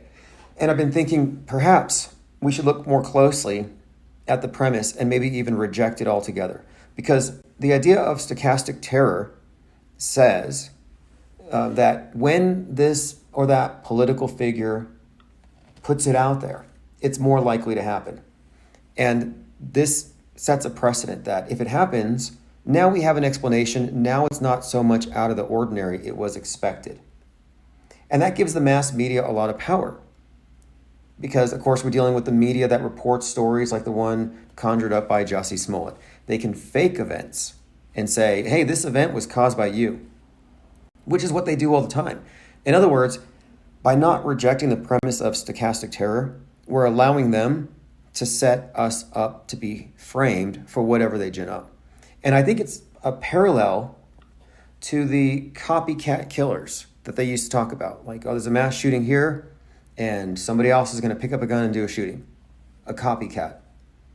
I don't think that's even a legitimate notion. And I've been questioning this because, of course, are gun attacks also now contagious? Is gun violence contagion like bank failures are? So let's go over my Substack account. It's timosman.blog, the stochastic terror myth. I've been monitoring CNN, and their dominant narrative is that former President Donald Trump upped the ante for potential violence with his rhetoric. And they're citing this stochastic terrorism, saying it's, quote, the use of mass media to provoke random acts of ideologically motivated violence. And that's from an article I have linked, but yes, mass media provoking random acts of violence. Now, again, this to me is almost akin to blaming rap lyrics for violence. I find myself rejecting it because if somebody of influence says something and something happens, it just plays into the hands of media manipulators. And this is a very similar ploy to copycat killers, which is the alleged tendency of sensational publicity about violent murders or suicides to result in more of the same through imitation. And the idea of a copycat killer emerged after the Jack the Ripper killings. I mean, this isn't true criminology. I think most of it is almost like superstition. But now, this is a theme that's come up since the storming of the Capitol, because the people who are chanting this, and I'm seeing it all over CNN, they're saying that the president's use of language prior to January 6th was tantamount to indirect incitement. Now, let's say we accept this and we say, okay, this very powerful person came out onto the world stage and he said these things, and now this happened and it threatened our democracy. We need to do something about rhetoric. Well, now we're accepting the premise that our speech needs to be regulated. But then what if you find out that the 1/6 thing wasn't explicitly an incited riot? What if it was a psyop? Well, then, if it was a psyop, then why would we allow that to serve as a justification for killing our freedom of speech? It's an indirect way of arguing against free speech, and it ties in perfectly with the left's overarching agenda of silencing the right. And should we accept it, then we're treating all these psyops as real. Like, we can't talk about copycat killers until we examine if the events that they were inspired by were even real. I mean, I could point to a number of shooters. Like, let's look at the Christchurch shooter. He was inspired by Anders Breivik, the Norway shooter. For the same reasons, same manifesto, totally plagiarized. Well, let's say one of those is real, like the second one is real. Well, then this real event in Christchurch was inspired by a fake one. So good job, media. Your fake story served as stochastic terrorism and inspired a copycat killer to murder a bunch of kids. Like, if we accept the premise of copycat killers being real, then if anybody's going to inspire it, if anybody's responsible for any stochastic terror, it's the MSM. Again, assuming these things are real is a huge assumption. And it assumes, too, that violence is a contagion like bank failure. I can't accept it. And it's just a further angle to erode the Second Amendment in principle. And we don't want to give the government-controlled media the power to alter our reality based on a false representation of the reality.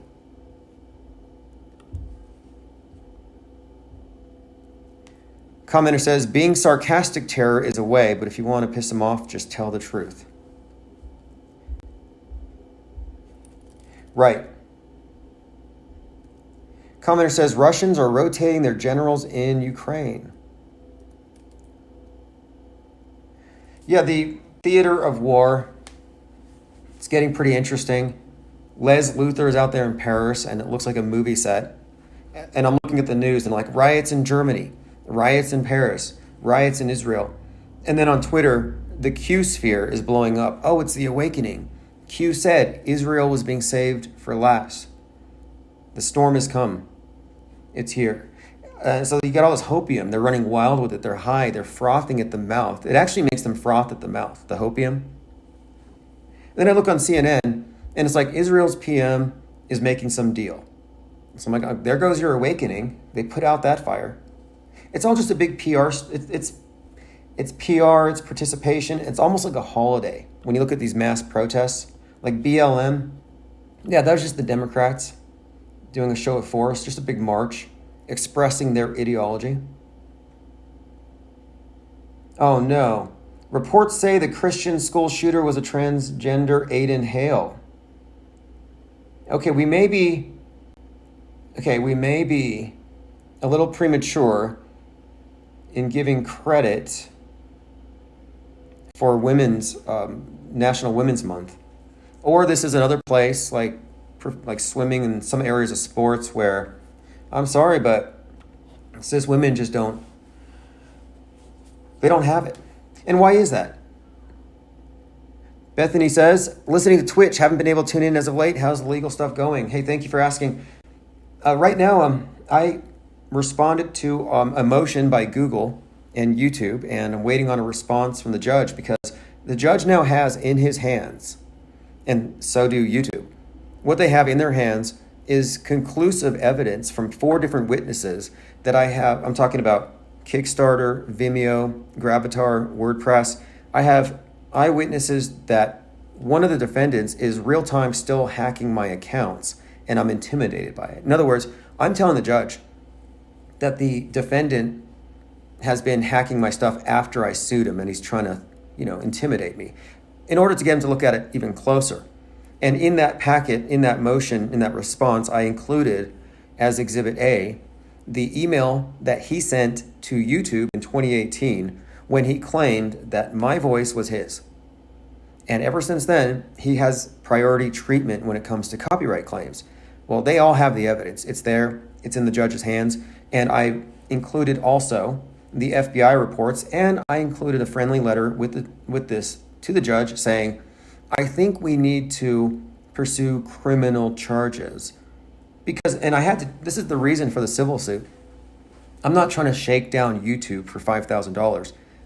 The whole purpose of the civil suit is to get the crimes of my White House connected, very wealthy cyber criminal antagonist in the public record in front of a judge and to blow up the story. That's the only way I'm going to win. I have to really shine a light on this. But it's going very well. I have them in court. He's in there. And I sent another motion to the judge, and it hasn't been refused. And it was a motion for the judge to subpoena Google to get the service at the home address of the defendant that I'm trying to sue. Or if he won't do that, to give me permission to have him sued by or served by email. And that has not been rejected. So my assumption here is that the judge is going through that process. I don't know if he has anything to do with expediting the criminal charges here, but that's the whole point of this. Like, that's going to happen. And what's more, he has an address now that I know of. It's in New York. And statutory damages for malicious domain squatting, we're not talking about accidental. We're talking about stealing somebody's intellectual property, their username, their websites, in order to steer traffic away and steal from them, to steal their right of publicity. Domain squatting has statutory damages in New York of $100,000 per offense. And we have 40 examples. And actually, it's more if you count the times that he has renewed these domains. But let's just go with 40. If he has 40 counts, $100,000 times 40, and then treble damages is triple. And to prove treble damage, to prove malice, there's a number of boxes that have to be checked off. And his confessional amounts to that. His confessional, and when I say confessional, this is where I also got him, and the judge has this. He actually bragged about his crimes before he was doxxed. And his confessional reveals the malice. So it's all there. Now, who is he? He's from the government. He works with the government. I think he's with the DOD. He is, and if you look him up, and this is all going to come out, it really is. He's a White House dignitary. He's been given a White House key, and he's behind or a large part of the QAnon psyop. He's friends with Roger Stone. He's very well connected with the ultimate fighting groups. He's connected with the military. But this individual is also an actor with a very impressive internet movie database. He's been doing extras. He's been doing stunt work ever since like Xena the Warrior Princess. But he also is a hacker. He's part of that anonymous thing. And he has some kind of connections. It's unbelievable. I mean, in 2018, when David Hogg went viral as an actor, it was because this guy found Hoggs's old video reels and published them. And he went viral. And YouTube pulled his channel. Back then, he was MGTV. MG being the initials of his name. Now, you can look this up. The Parkland school shooting crisis actor controversy. He started it. But you will not find his name. You will not find his channel. Why? Because Forbes, because Vice, because every single news outlet that covered it deleted it. I have evidence. In fact, I went to the Wayback Machine and I can show you how it was like YouTube user MGTV history started this rumor and it went viral and YouTube CEO apologized. Now you won't find his name. They don't want him to be searchable because after that event, he was repackaged as George News and he went to work immediately with the Trumps. He's friends with Ivanka. He's friends with Donald Trump Jr. He's done some screen shares to show that he has some, to give himself some credibility. He's revealed quite a lot. And originally, he was it's kind of strange. It's like he has his hand in everything. He's big on Space Force. He's every conspiracy theory out there, it seems like, he was in and he was involved in. And I think this is part of the operation. I believe that this QAnon psyop out of the White House was a purposeful operation with the express intention of weaponizing conspiracy theories in favor of their candidate. And I think what he was doing with his channels, and he was interfacing with all these flat earth channels, like you can find MGTV co-produced a video with Eric Dubé. They know each other. This is unbelievable. But I had deep faked as Goldfinch, and I actually communicated with Eric Dubé. It's one of the reasons he hates me, because I was able to elicit some information. And I don't think we're dealing with real, authentic people. I think we're dealing with intelligence agents, and they're all interconnected. I mean, think about, how do you think I got the confessional? I'm monitoring this guy because he's anonymous and he's an antagonist. And I'm monitoring his channels, and I see in the comments section, one of these very shady, some of these individuals, we call them shills. Not that we have evidence necessarily, but some people seem to be, a little, I don't know, like out of place, almost like they have a gig, like they just seem inauthentic. Well, one of these individuals was communicating with him on YouTube in the chats section, and he said something about, I need you to send me this file. And the response was a thumbs up. He said, check your inbox. I'll send it to you in a minute. And what I did was I hijacked that guy's name, created a spoof account, and I emailed MG. And I said, hey, this is me. I need some information. I just basically kind of jumped in between the two. And I got a dialogue going. And I said, hey, how are you getting IPS off of YouTube so quickly?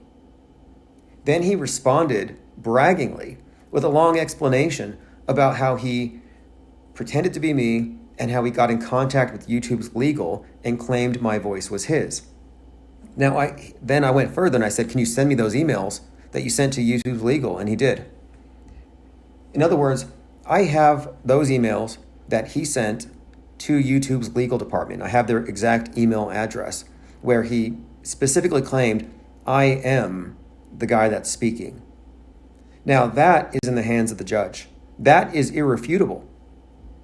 And what's more, he's being sued, but so is YouTube because they were complicit. And I even filed an FBI report against YouTube for being complicit in what it turns out is 4th-degree felony identity theft. Now, think about the big story here. One of Trump's aides, a White House-connected reporter/insurrectionist QAnon pusher, a guy with 300,000 QAnon followers, 200,000 followers on Twitter, that this guy lied to YouTube's legal and they believed him and they suppressed a podcast for going on 4 years. That's a story. And he's a big patriot, QAnoner, fighting for America, yet here I am a veteran and he has been suppressing my free speech. He's been stealing my right of publicity at every opportunity going back years. So I think this is a huge scandal because YouTube has protected him. They have accepted 400 false copyright claims. I mean, this is insane. By the way, the audio of this live stream is also being picked up at infiniteplane.live. If you just click audio, there's the audio player. If you just click that, it might sound better than the video. But however it goes, if it's laggy or if there's a buzz in the background, I have a clean recording on my iPhone. So just to kind of finalize this, I sued YouTube in 2018, and I got some bit of progress made there, and that really just got, this is insane. It's just such a, it's insane that it's gone this far. I mean, every single false copyright strike is a instance of, I think it's perjury. But yeah, let me go ahead and go back to 2018. So in 2018, I sued YouTube and I said, hey, look, you guys are accepting false copyright strikes and it keeps demonetizing my account. And I showed them examples on a spreadsheet of all these false copyright strikes. And I sued them and I sued him in the same way. But he, at the time, was traveling. He was in Samoa, he was in the UAE, and I wasn't able to serve him papers. And I wasted a lot of money attempting to serve it. Well, I didn't waste money. I mean, I'm just getting feedback and learning. But it was difficult to get him served. So there I am in court. It's me and it's YouTube's local attorney. And their attorney and me, we're speaking, but they're like, the judge is like not wanting to hear anything I have to say. They're like, I'm sorry, but they put a motion in that you're in the wrong venue because when you became a YouTube customer, you agreed that if you're going to sue them, it's going to be in Santa Clara County. So they threw it out. So you could say I lost. But the fact is, in that conversation leading up to that, I gave them a letter explaining my issue. The issue was that this stalker of mine was exploiting a loophole with false copyright claims that allowed him to shut down channels automatically. And because of that, YouTube changed their policy. So back in 2018, they made the first change to their strike policy in 10 years. And the change was, your first strike is a warning. And they made that change because of what I exposed, which was a significant loophole that was being exploited. But anyway, it didn't go much further than that because I couldn't serve him, couldn't find him at the time. And I had nothing further to gain from YouTube. I'm not trying to get their money. I'm just trying to get back on their platform, which I did. And they pulled down his MGTV channel. That's why it's not there anymore. That's why, one of the reasons he's really mad at me, because it was a pretty big channel, making a lot of money, millions of followers. But that was a few years ago. And what I learned, of course, is that they have this jurisdiction thing that I have to get around. And I'm not going to Santa Clara County. What I did this time, because I read what they did last time, they sent a motion to dismiss. I had a response, and I actually used ChatGPT to help generate this response. And the response was 4 parts. Part of it was, I'm not a YouTuber. You won't let me be. Someone else has stolen my place. So I'm not suing as a YouTuber. I'm suing as an individual whose identity's been stolen with your help. Wittingly or not, YouTube is complicit. They're colluding in a conspiracy against me, and it's criminal. It's felonious. I mean, this is YouTube committing a crime. This is definitely a story where you're looking at an underdog versus a very big company. Well, now they know. They cannot claim to not be a witness. They know it's in their hands. It's in the judge's hands. And I also put in there that I am, not only am I not suing as a YouTube user, but that I'm suing Goldfinch for a few things beyond just the stalking. I think the other thing I put in there was intentional infliction of emotional duress and that stuff. I didn't really worry so much about that, but it was more like defamation. Because some of the things he's done when he's hacked my accounts is he rewrites my profile pages. And it's not like it hurts my feelings, like I don't have any. But it's the malice that he displays. Like when somebody vandalizes your channel and then laughs or whatever, it's like, okay, well, there's malice. Now the judge can't ignore the fact that there's malice. And malice triples the damages. I want to prove that this guy didn't accidentally cyber squat on 20 or 30 domains of mine. Or, I mean, like when I say domain, like infiniteplainsociety.org, .net, .live, infiniteplainradio.com.org, down the line, buying all these domains. And look, I've been buying domains whenever he lets them lapse. I got one of them back, like timosman.art, and I was surprised to find that these domains do generate a fair amount of traffic. And from 2017 until recently, all these domains were actually feeding traffic to another person that I had sued, to his website, where it was a defamation site set up against me.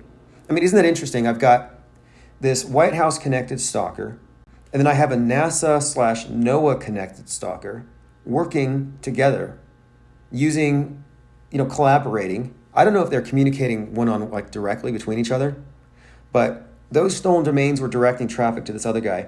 Now, this other guy, I already sued him, and he pulled that material down. But he countersued me, and, he won, but it's a very weak, worthless collection notice. So supposedly I owe him $50,000 or $60,000 for trademark infringement. I intend to fight it all, and I intend to sue him back for malicious prosecution. But these two are working together. So once I get this thing with Goldfinch going, like once this thing has a trial date, once I get it moving, I'm going to have to just say, this stolen traffic was directed to this guy, and he claimed in his suit against me, which was a lie, he claimed in his suit against me that his website was for commerce.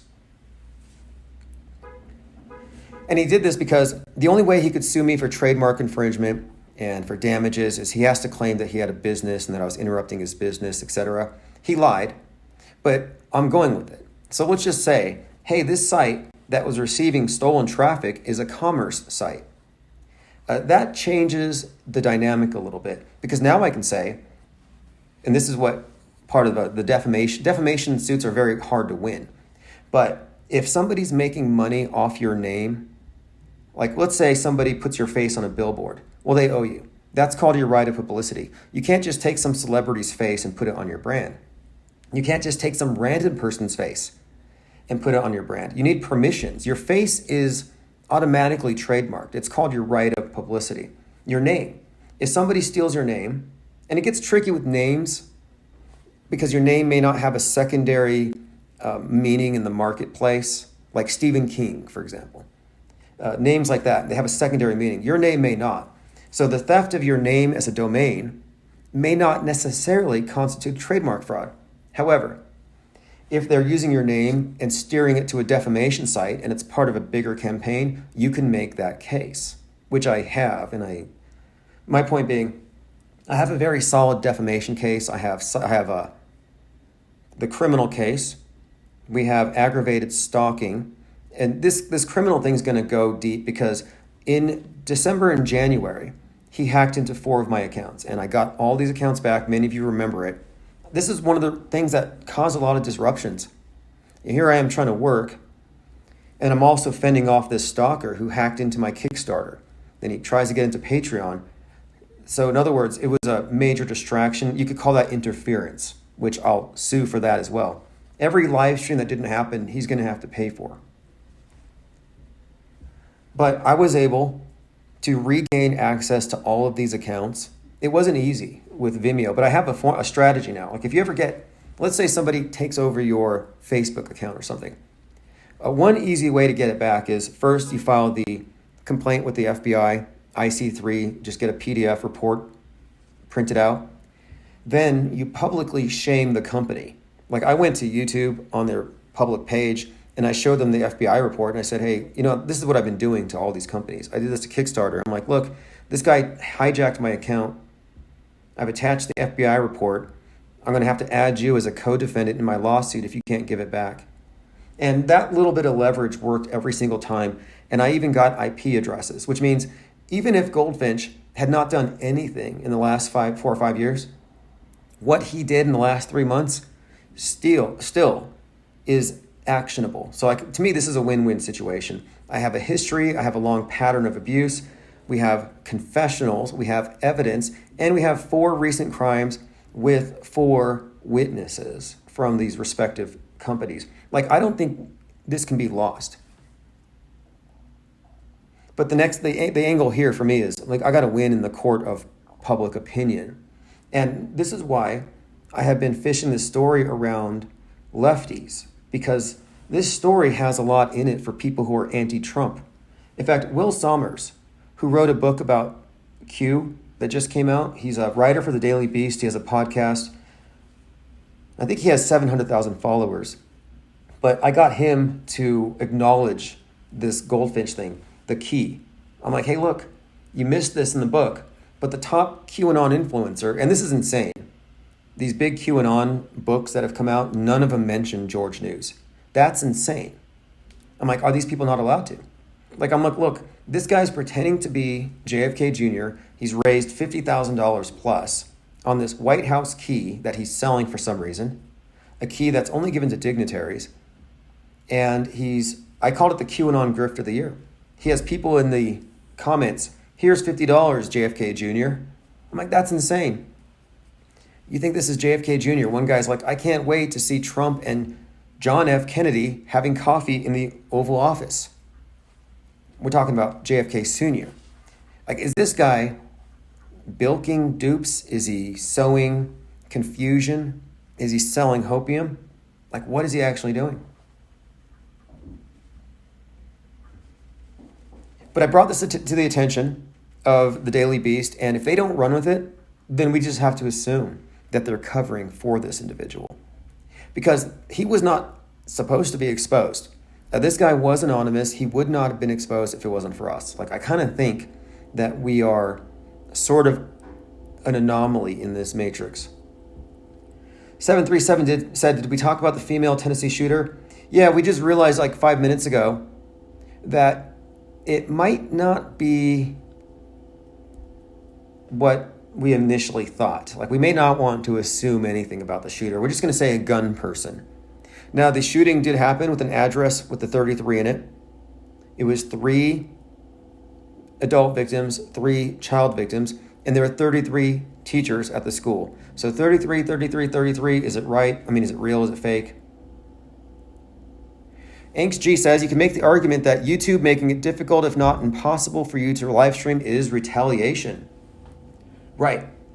Well, what I intend to do, my very next step, after this trial, whatever happens, like let's say we do get some kind of court victory here, I'll be hiring an attorney because I will need all these different avenues pursued.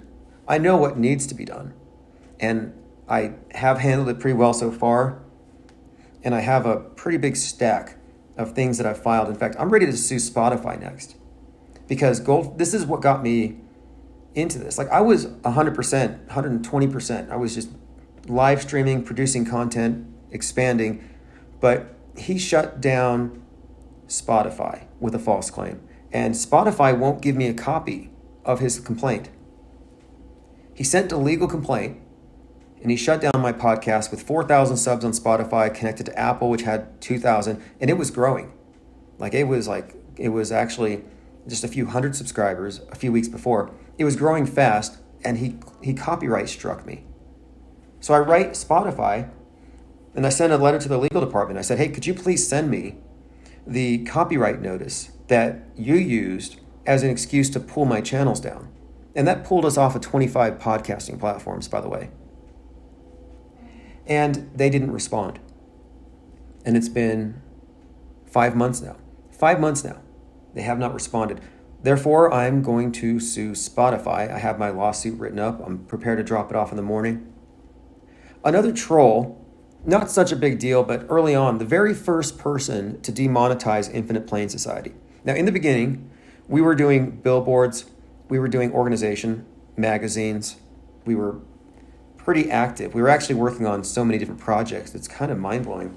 And that's about the time that we were connected with the Daredevil, Mad Mike Hughes. And the channel, just through ads and through just the regular course of things, was earning a sufficient amount of money, not only to keep the operation going, but for me to invest. And I was constantly investing in other channels as well. And it was just because I saw this as a network of people who were actually breaking off of the main. And so the channel was very generous in its allocation of whatever we could do to help other channels grow, or even individuals. I mean, we launched certain channels. Like, I'm sorry to say, Authentic Intent was a monster we created, or rather platformed. But the first person to shut the channel down is a guy named Ellen. And Ellen, who lives in Sacramento, would basically make up a bunch of lies. And, he called me a fraud. He said I was stealing money from GoFundMe, and I was, he said Mad Mike Hughes' rocket was fake. I mean, this is tremendously insulting considering you have a guy who has a 25-year record as a Daredevil. Successful launch in 2014, successful launch in 2018, and he's called a fraud by this guy. And this loser was always anonymous, which I think is very pathetic. That if you're gonna call somebody a fraud and you're gonna do your best to destroy them, if you're gonna do your best to demonetize them, if you're gonna do your best to, I'm just saying, you should at least have the courage to show your face. And he never did. He was always hiding. And I told him, I said, look, I'm kind of busy, but after I get Goldfinch in the court system, once I get that down, I'm going to find you and sue you next. And of course, he laughed and he said, it's just a threat, haha. And he also bragged about how he's related to the Attorney General in California, as though that's supposed to scare me. So what I did is I followed through with my promise. I got Goldfinch sued, and my next step, of course, was reset. And it took me about 5 minutes, and it wasn't that it was me. It wasn't like I'm a good researcher in this case. I just happened to get lucky because the guy's remained in the dark, in the shadows for years, and he slipped up. He opened up some account, and he popped up on my radar. And you know what's funny is one of his email addresses is something like handyinthesack@yahoo.com. I mean, it's some really gross email address. I'm like, oh, you are, I mean, I don't know. I don't want to shame, I don't know too much about him, but I'm like, he's this nasty old, 65, 68-year-old guy, always just trolling people on YouTube. He seems very antisocial, but then he's got this other side where he's handy in the sack. And I don't think he means that he like fixes beds or anything. He's not a handyman. But why that email address? And if I wanted to dig, which I don't, and I could probably find out a lot. Maybe I will actually. I have a course. I have an entire course on counter stalking, and I've been considering giving it another presentation because I gave this course a couple years ago on a Zoom. It was like a one-day Zoom conference. I may do it again because, and this is something that I just walked into. I didn't expect this to be an area of expertise, but I do have years of experience in unmasking anonymous trolls. I do it all the time. In fact, it's kind of astounding how fast. It's like I had this one troll with 80,000 followers sending her followers after me saying I was it's a side story, but one of these internet witch hunts. And it's easy to do. If you have a big enough channel, you can gin up a mob against somebody. This person starts a witch hunt on me, obviously because they have this power of a very large platform. And it took less than 10 minutes. And you know what gave this person away? Their cat and their dog.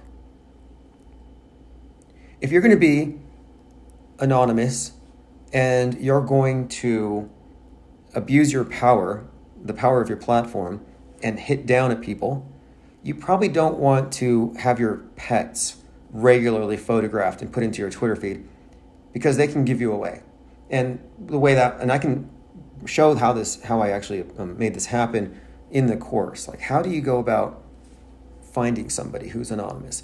And one thing about anonymous trolls, and part of this is, it's almost like a safari, I'm talking about a troll safari. Like, what is it that makes a troll? And one thing about them is they do, like the big ones, they do develop an ego. Like, yeah, they want to be anonymous, but there's a point where they begin to love the notoriety, as in they get addicted to it.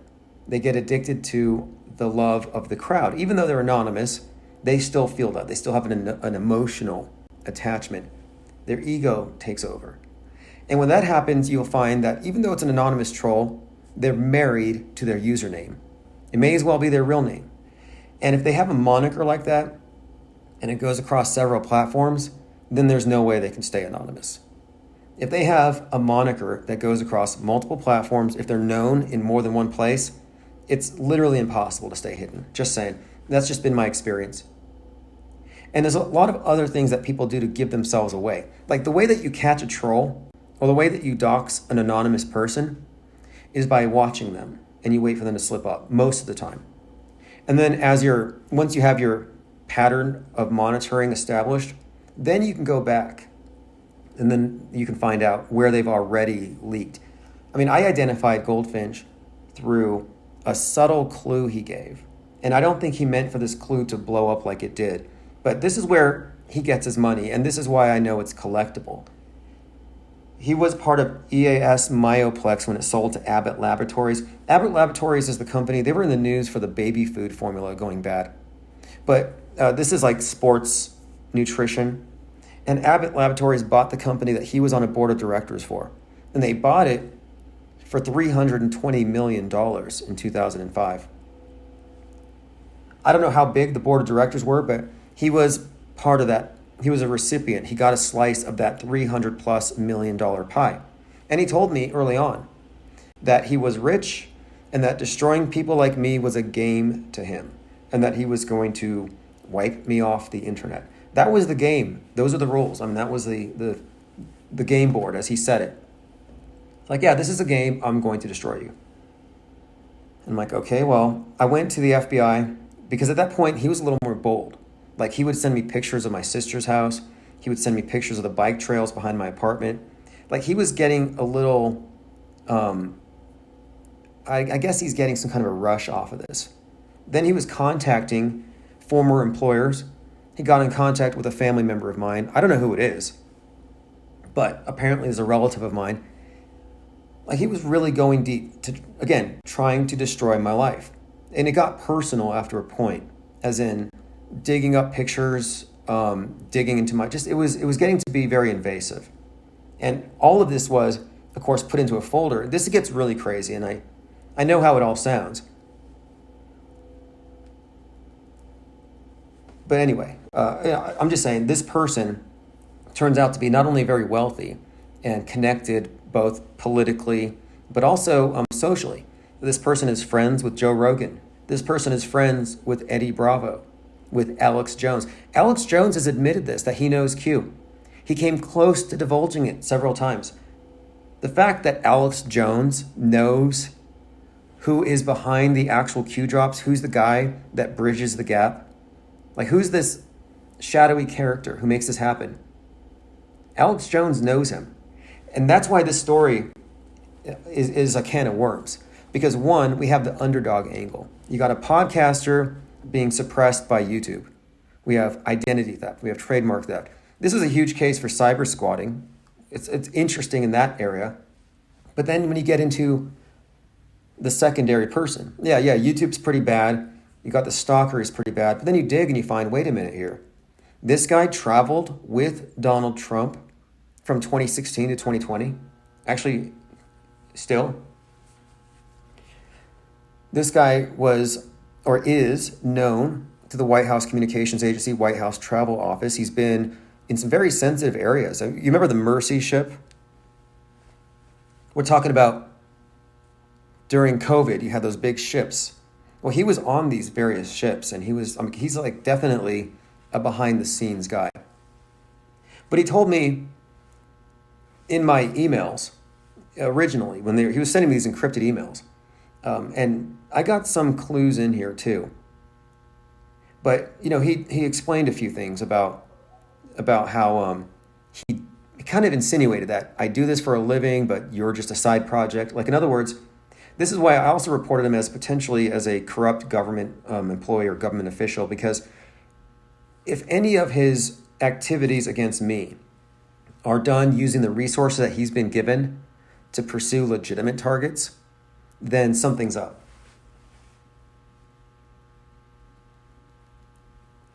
But this is just one facet of this case. Again, we're looking at a case that's going to be resolved very soon in the small claims, and the small claim suit is going to open the door to other things because I'm using the power and leverage of a judge to get this guy's service address, because the domain squatting case is actually just a damage complaint. There's no trial for it. When it comes to domain squatting, the case has my paperwork. It's 34 pages, but there's like about 10 boxes to check off. And if these check off, the judge reads it, it matches up, you get your claim. There's no trial. And my claim is solid. In fact, I'm adding on to it now because since I wrote it, he's renewed all these domains for another year.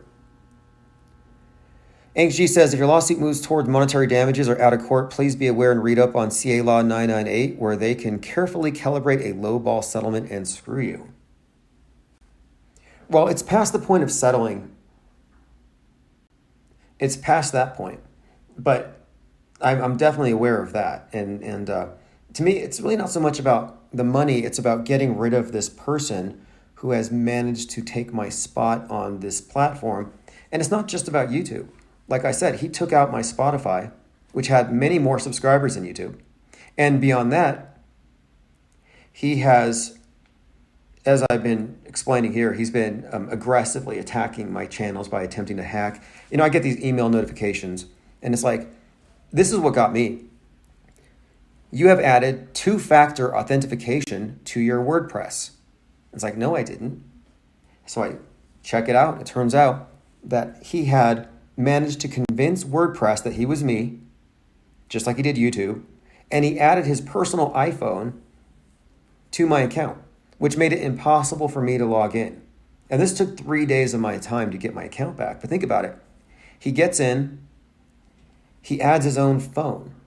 WordPress has information that I need. And I put this in the court documents, and I'm like, to the judge, I'm like, look, this is WordPress is legal. This is the IP address.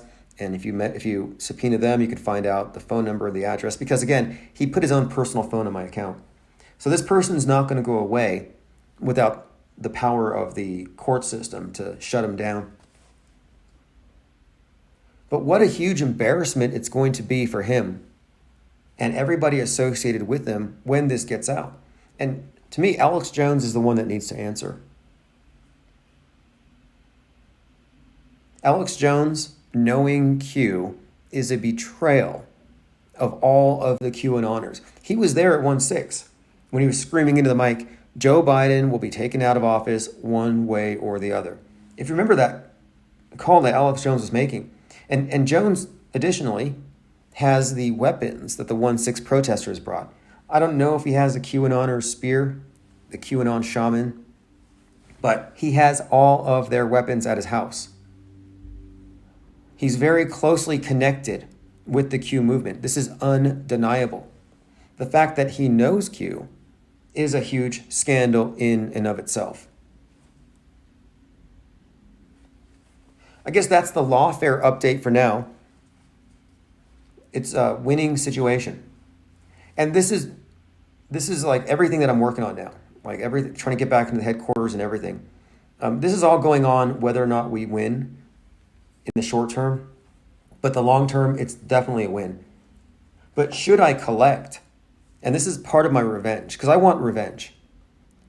My revenge is I want all of the damages that I claim, all the punitive damages, everything that I pick, all the special damages, all this money, which was formerly his. I want him to be aware. I want him to be able to see where it's going. In other words, it's all going to be reinvested into this channel. They tried for several years to shut it down. Let's see what happens if we shoot it up with working capital in every department. We have art, music, documentaries, animations, tons of scripts. The South Pole was in multiple seasons, and that's definitely going back on. Many of these things can be switched back on. It's like a turnkey, like quite literally. This is like we built a giant tank, a big juggernaut, and all it needs is gas. And that's going to arrive here very soon. Midwest Fishman says, Alex Jones has always been a CIA plant. The Sandy Hook lawsuits are like his version of a beard. I've always thought that his beard looked fake, like Velcro, like some kind of, maybe it's got some adhesive. You just cut it to form it. Like, I'm pretty sure. But no, I'm with you on this. Alex Jones was activated at Waco 30 years ago. I mean, think about that.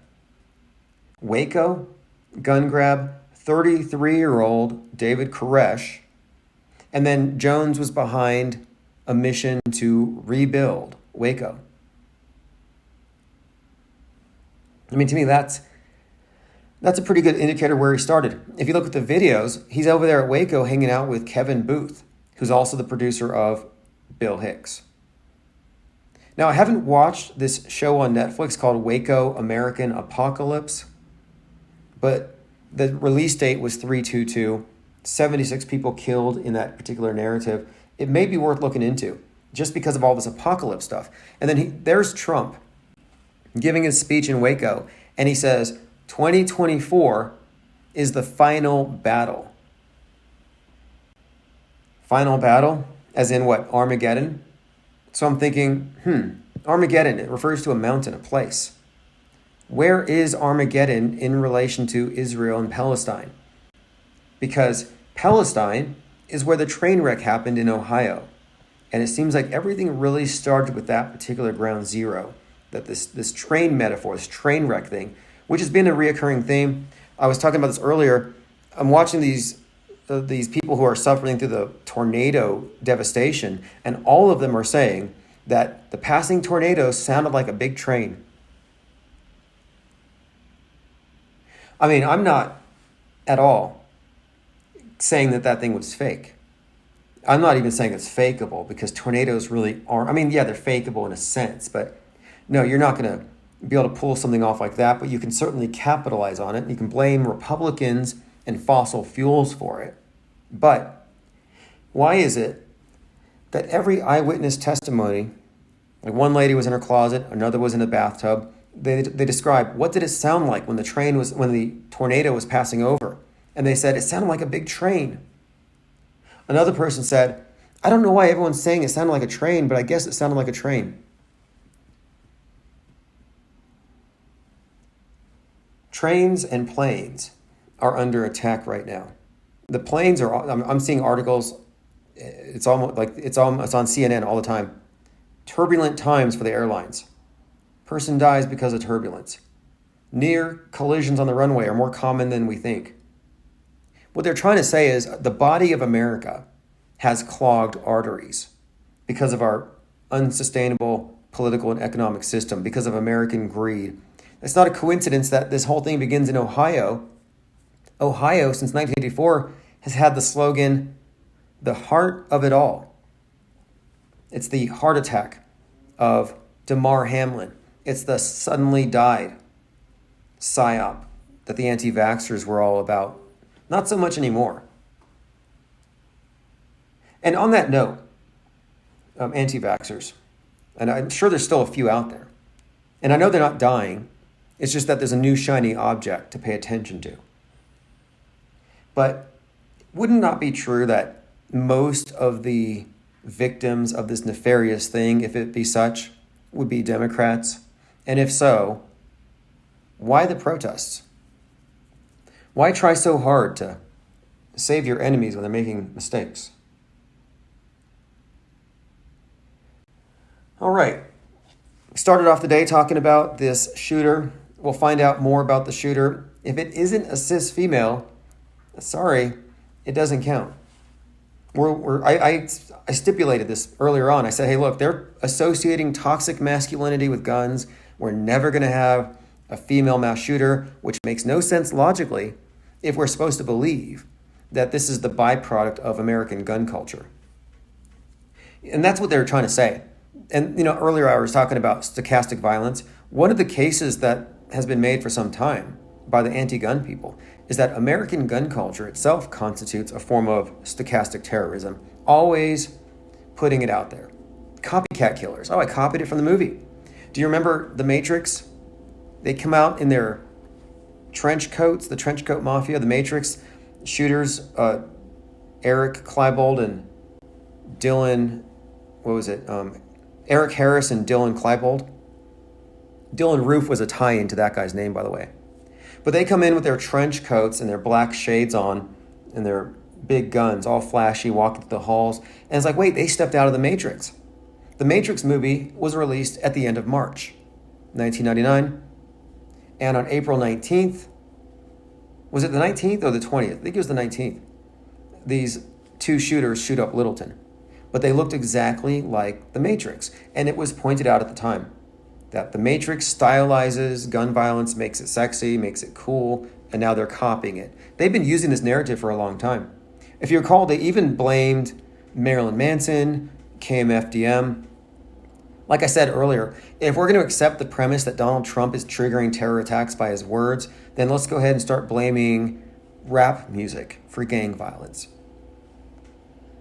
I mean, it's convenient to scapegoat, and it might sound acceptable, but knowing what you know about how many of these mainstreamed mass tragic events are faked, knowing how faked these events are, why would you accept their premise that your words, your blog post, your tweets can cause violence? If you accept that premise, then you're accepting it based on fabricated anecdotes, fabricated evidence. Midwest Fishman says, well, Tennessee is all about their churches. This is definitely be nuts for Nashville. It's NRA Heaven in TN. Right. Nuts for Nashville. It kind of reminds me, because we're trying to figure out this shooter, is it a cis female or not? And I've noticed that at the airports, one of the other stories is there was a very famous flight attendant who was trans who committed suicide. And this is one of the issues afflicting that particular demographic, according to a lot of the propaganda that I've been following. And I'm like, okay, it could be real, but it's a very useful and politically expedient death if it's not an all-out psyop. Then, yesterday, another story trends, and it's about another trans person at an airport who went through the cis female line and got groped too hard by a TSA agent who essentially, quote, punched her in the balls. That's what she said. And that story is going viral. And I'm like, okay, there's like a multi-pronged attack against the airports, against air travel, against travel in general.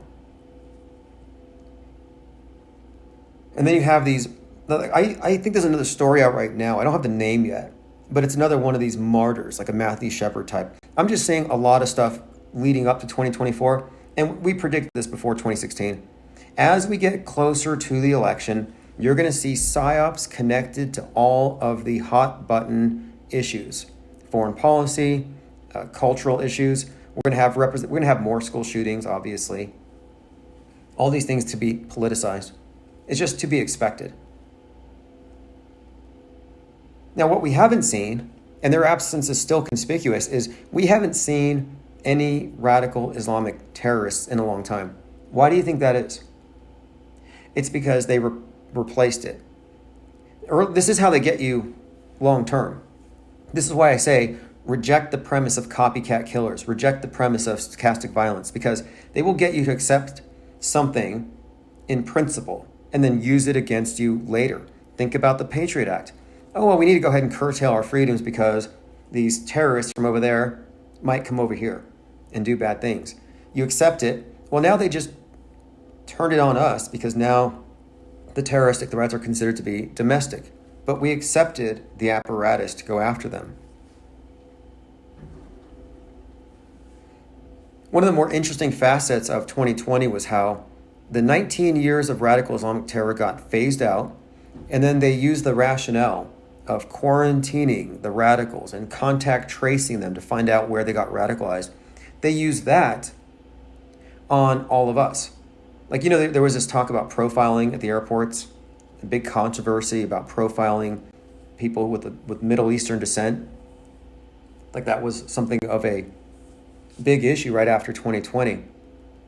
It's like, okay, we have these people who are potentially carriers of radical Islam. They're mind virus carriers. You see what they've done?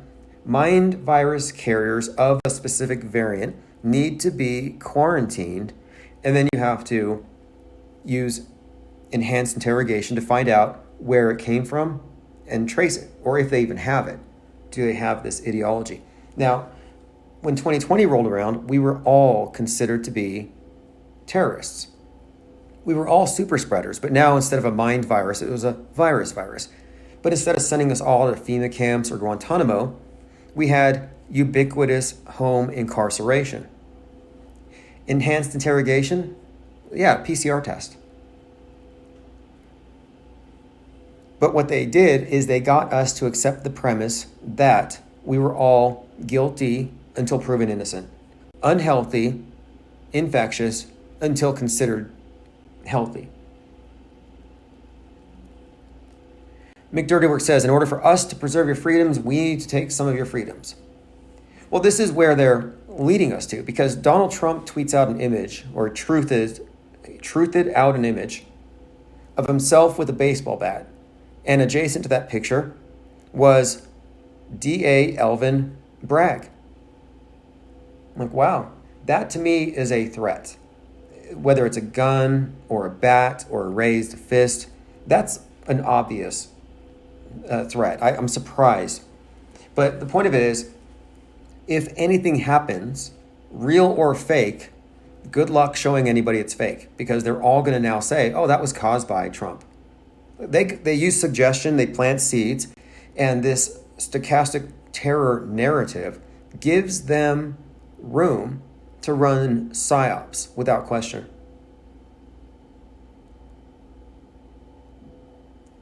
All right, we started out today talking about the school. Again, the address was on a 33 teachers, 3 young, 3 old that were shot.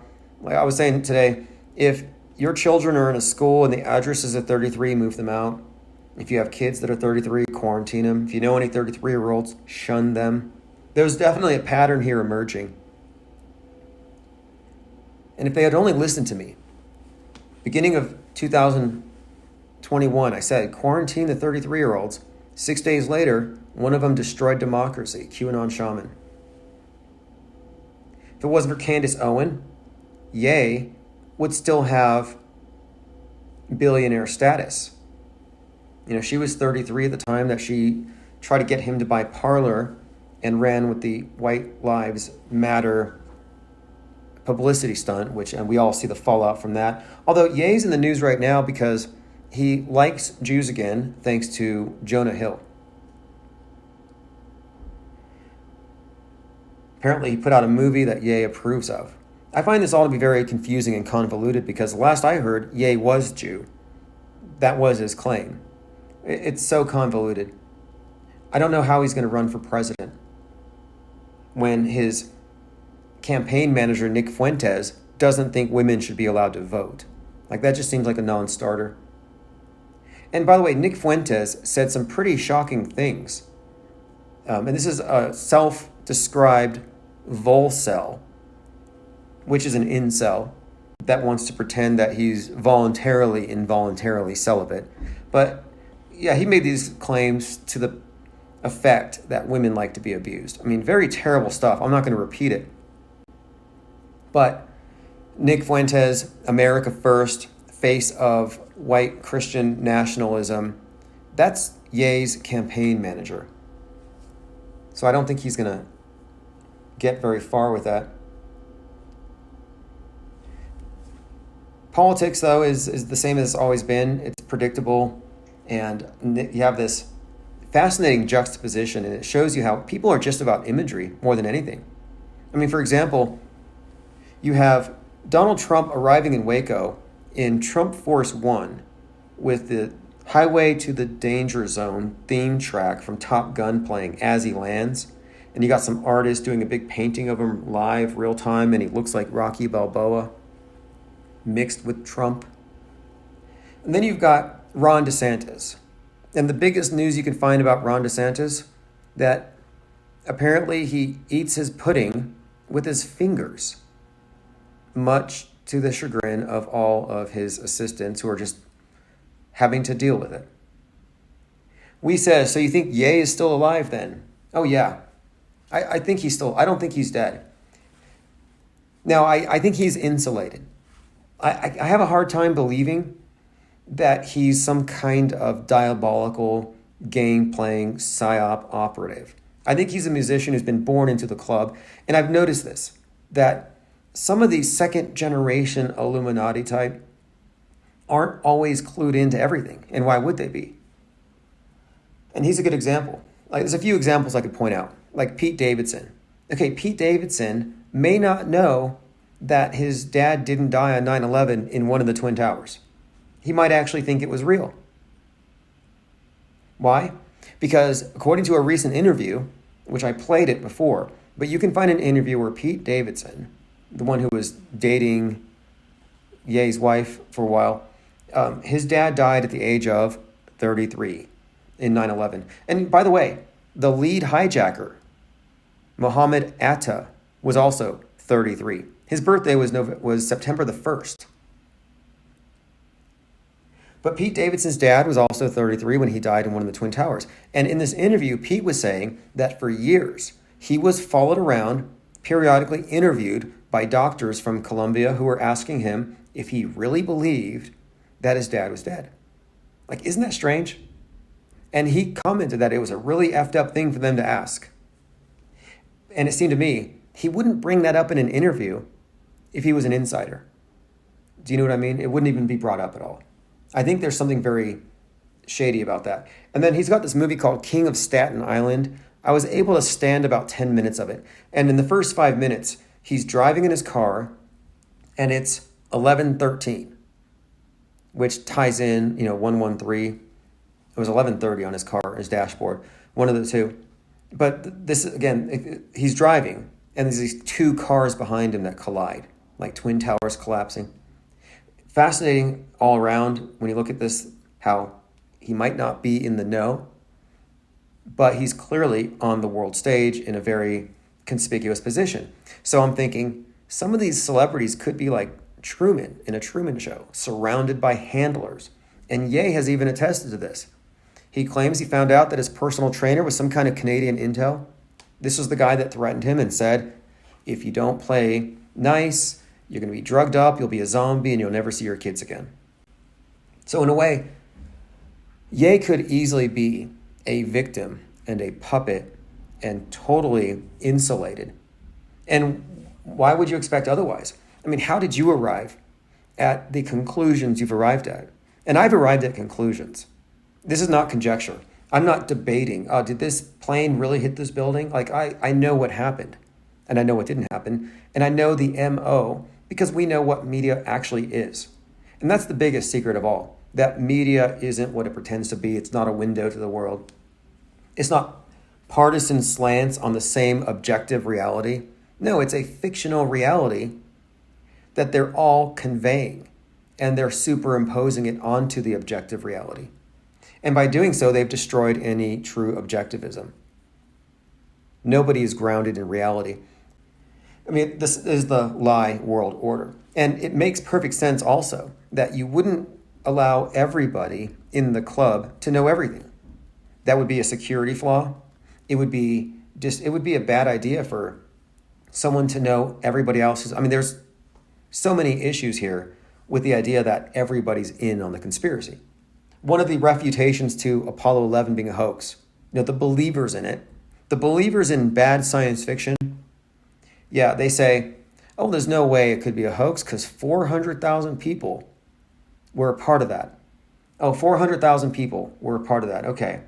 You're looking at contractors, every engineer. And sure, there is a point, though, where the knowledge becomes a bit stratified. It's like in the military. It's a secret society in the sense it's a security clearance society, need to know basis. The higher up you go on their pyramid, the more you know, and the less you believe, because the more you know, the more you realize, or the more you're figuring out that the beliefs are fake, they're fronts, they're false explanations. And at the top of the pyramid, they know it's all hoax. At the bottom, where we all live on the world stage, we think it's objectively real. And the device that they used to put everybody into this pseudo or simulated or super, I would say it's a superimposition. It's an augmented reality. How did they get us into the augmented reality? Through the screen. And you look at the Oculus, the headset. You put the headset on to add to reality. Yeah, you're looking at the world, but now you've got a Pokemon over there. You've got an ISS up there. You can add things into the world with this lens. Now, what I've been saying for some time here is that that's one of these instances, kind of like with deepfake tech, where we're already there. We're already in this metaverse.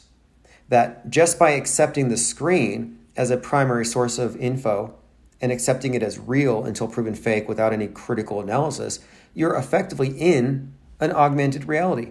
Pokemon may as well exist for you. It doesn't have to be on your face. For all intents and purposes, you're in that screen. You've gone through the looking glass. And this is the meaning of the monolith in 2001: A Space Odyssey, the space age. The space age was not about man conquering outer space and going to the stars. The space age was man's mental world merging with the screen. The monolith. The monolithic worldview that we're given through our monolithic media, which is worldwide, this monolithic worldview is the new monotheism. The eye on your money, the eye on the dollar bill, the one eye, the mono eye, that is the director's view. That is the director of the world stage script that sets the playing field for everybody.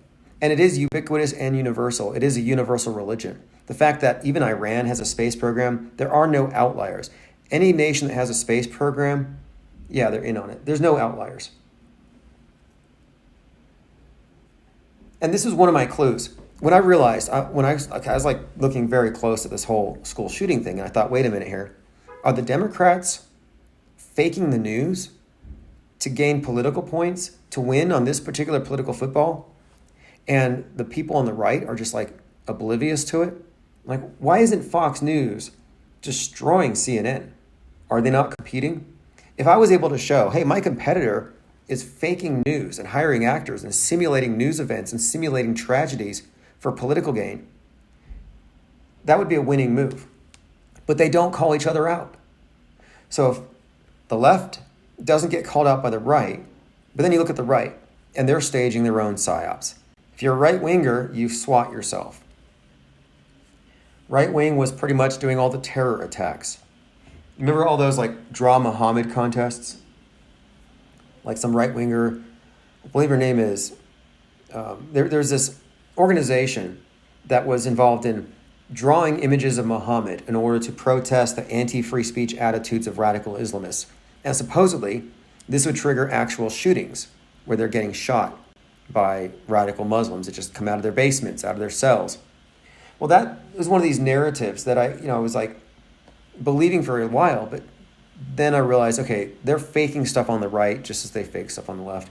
And if neither side calls out the other, then they're working together.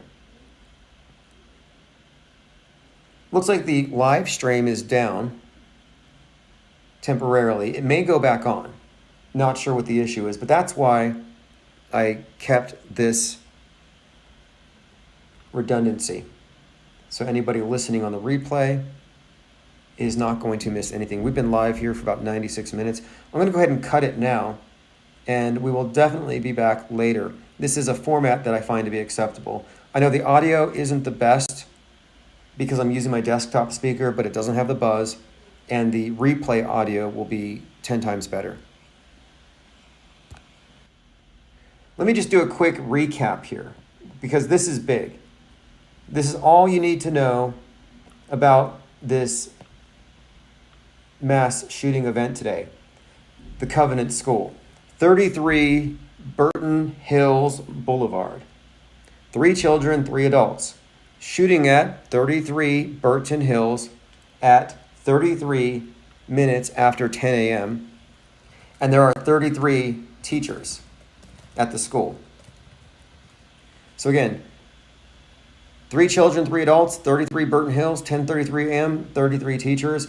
I would say that these 4 conspicuous examples of this number make it pretty much unlikely that this is real. How can they be so blatant about it and people not know it? Well, because they have been misled about what media is. And this white noise thing made it clear. When white noise happened, and I'm talking about the PSYOP in Ohio, the train wreck happens. And I'm like, hey, it's just like this movie White Noise. A number of people are like, oh, this is going to wake people up. I can't wait to show my friends. Then it's on Yahoo News. It's on CNN. It's like, wow, this eerie coincidence, just like the movie. Toxic airborne event. Many of the actors in the movie who are extras are now having to evacuate from Palestine.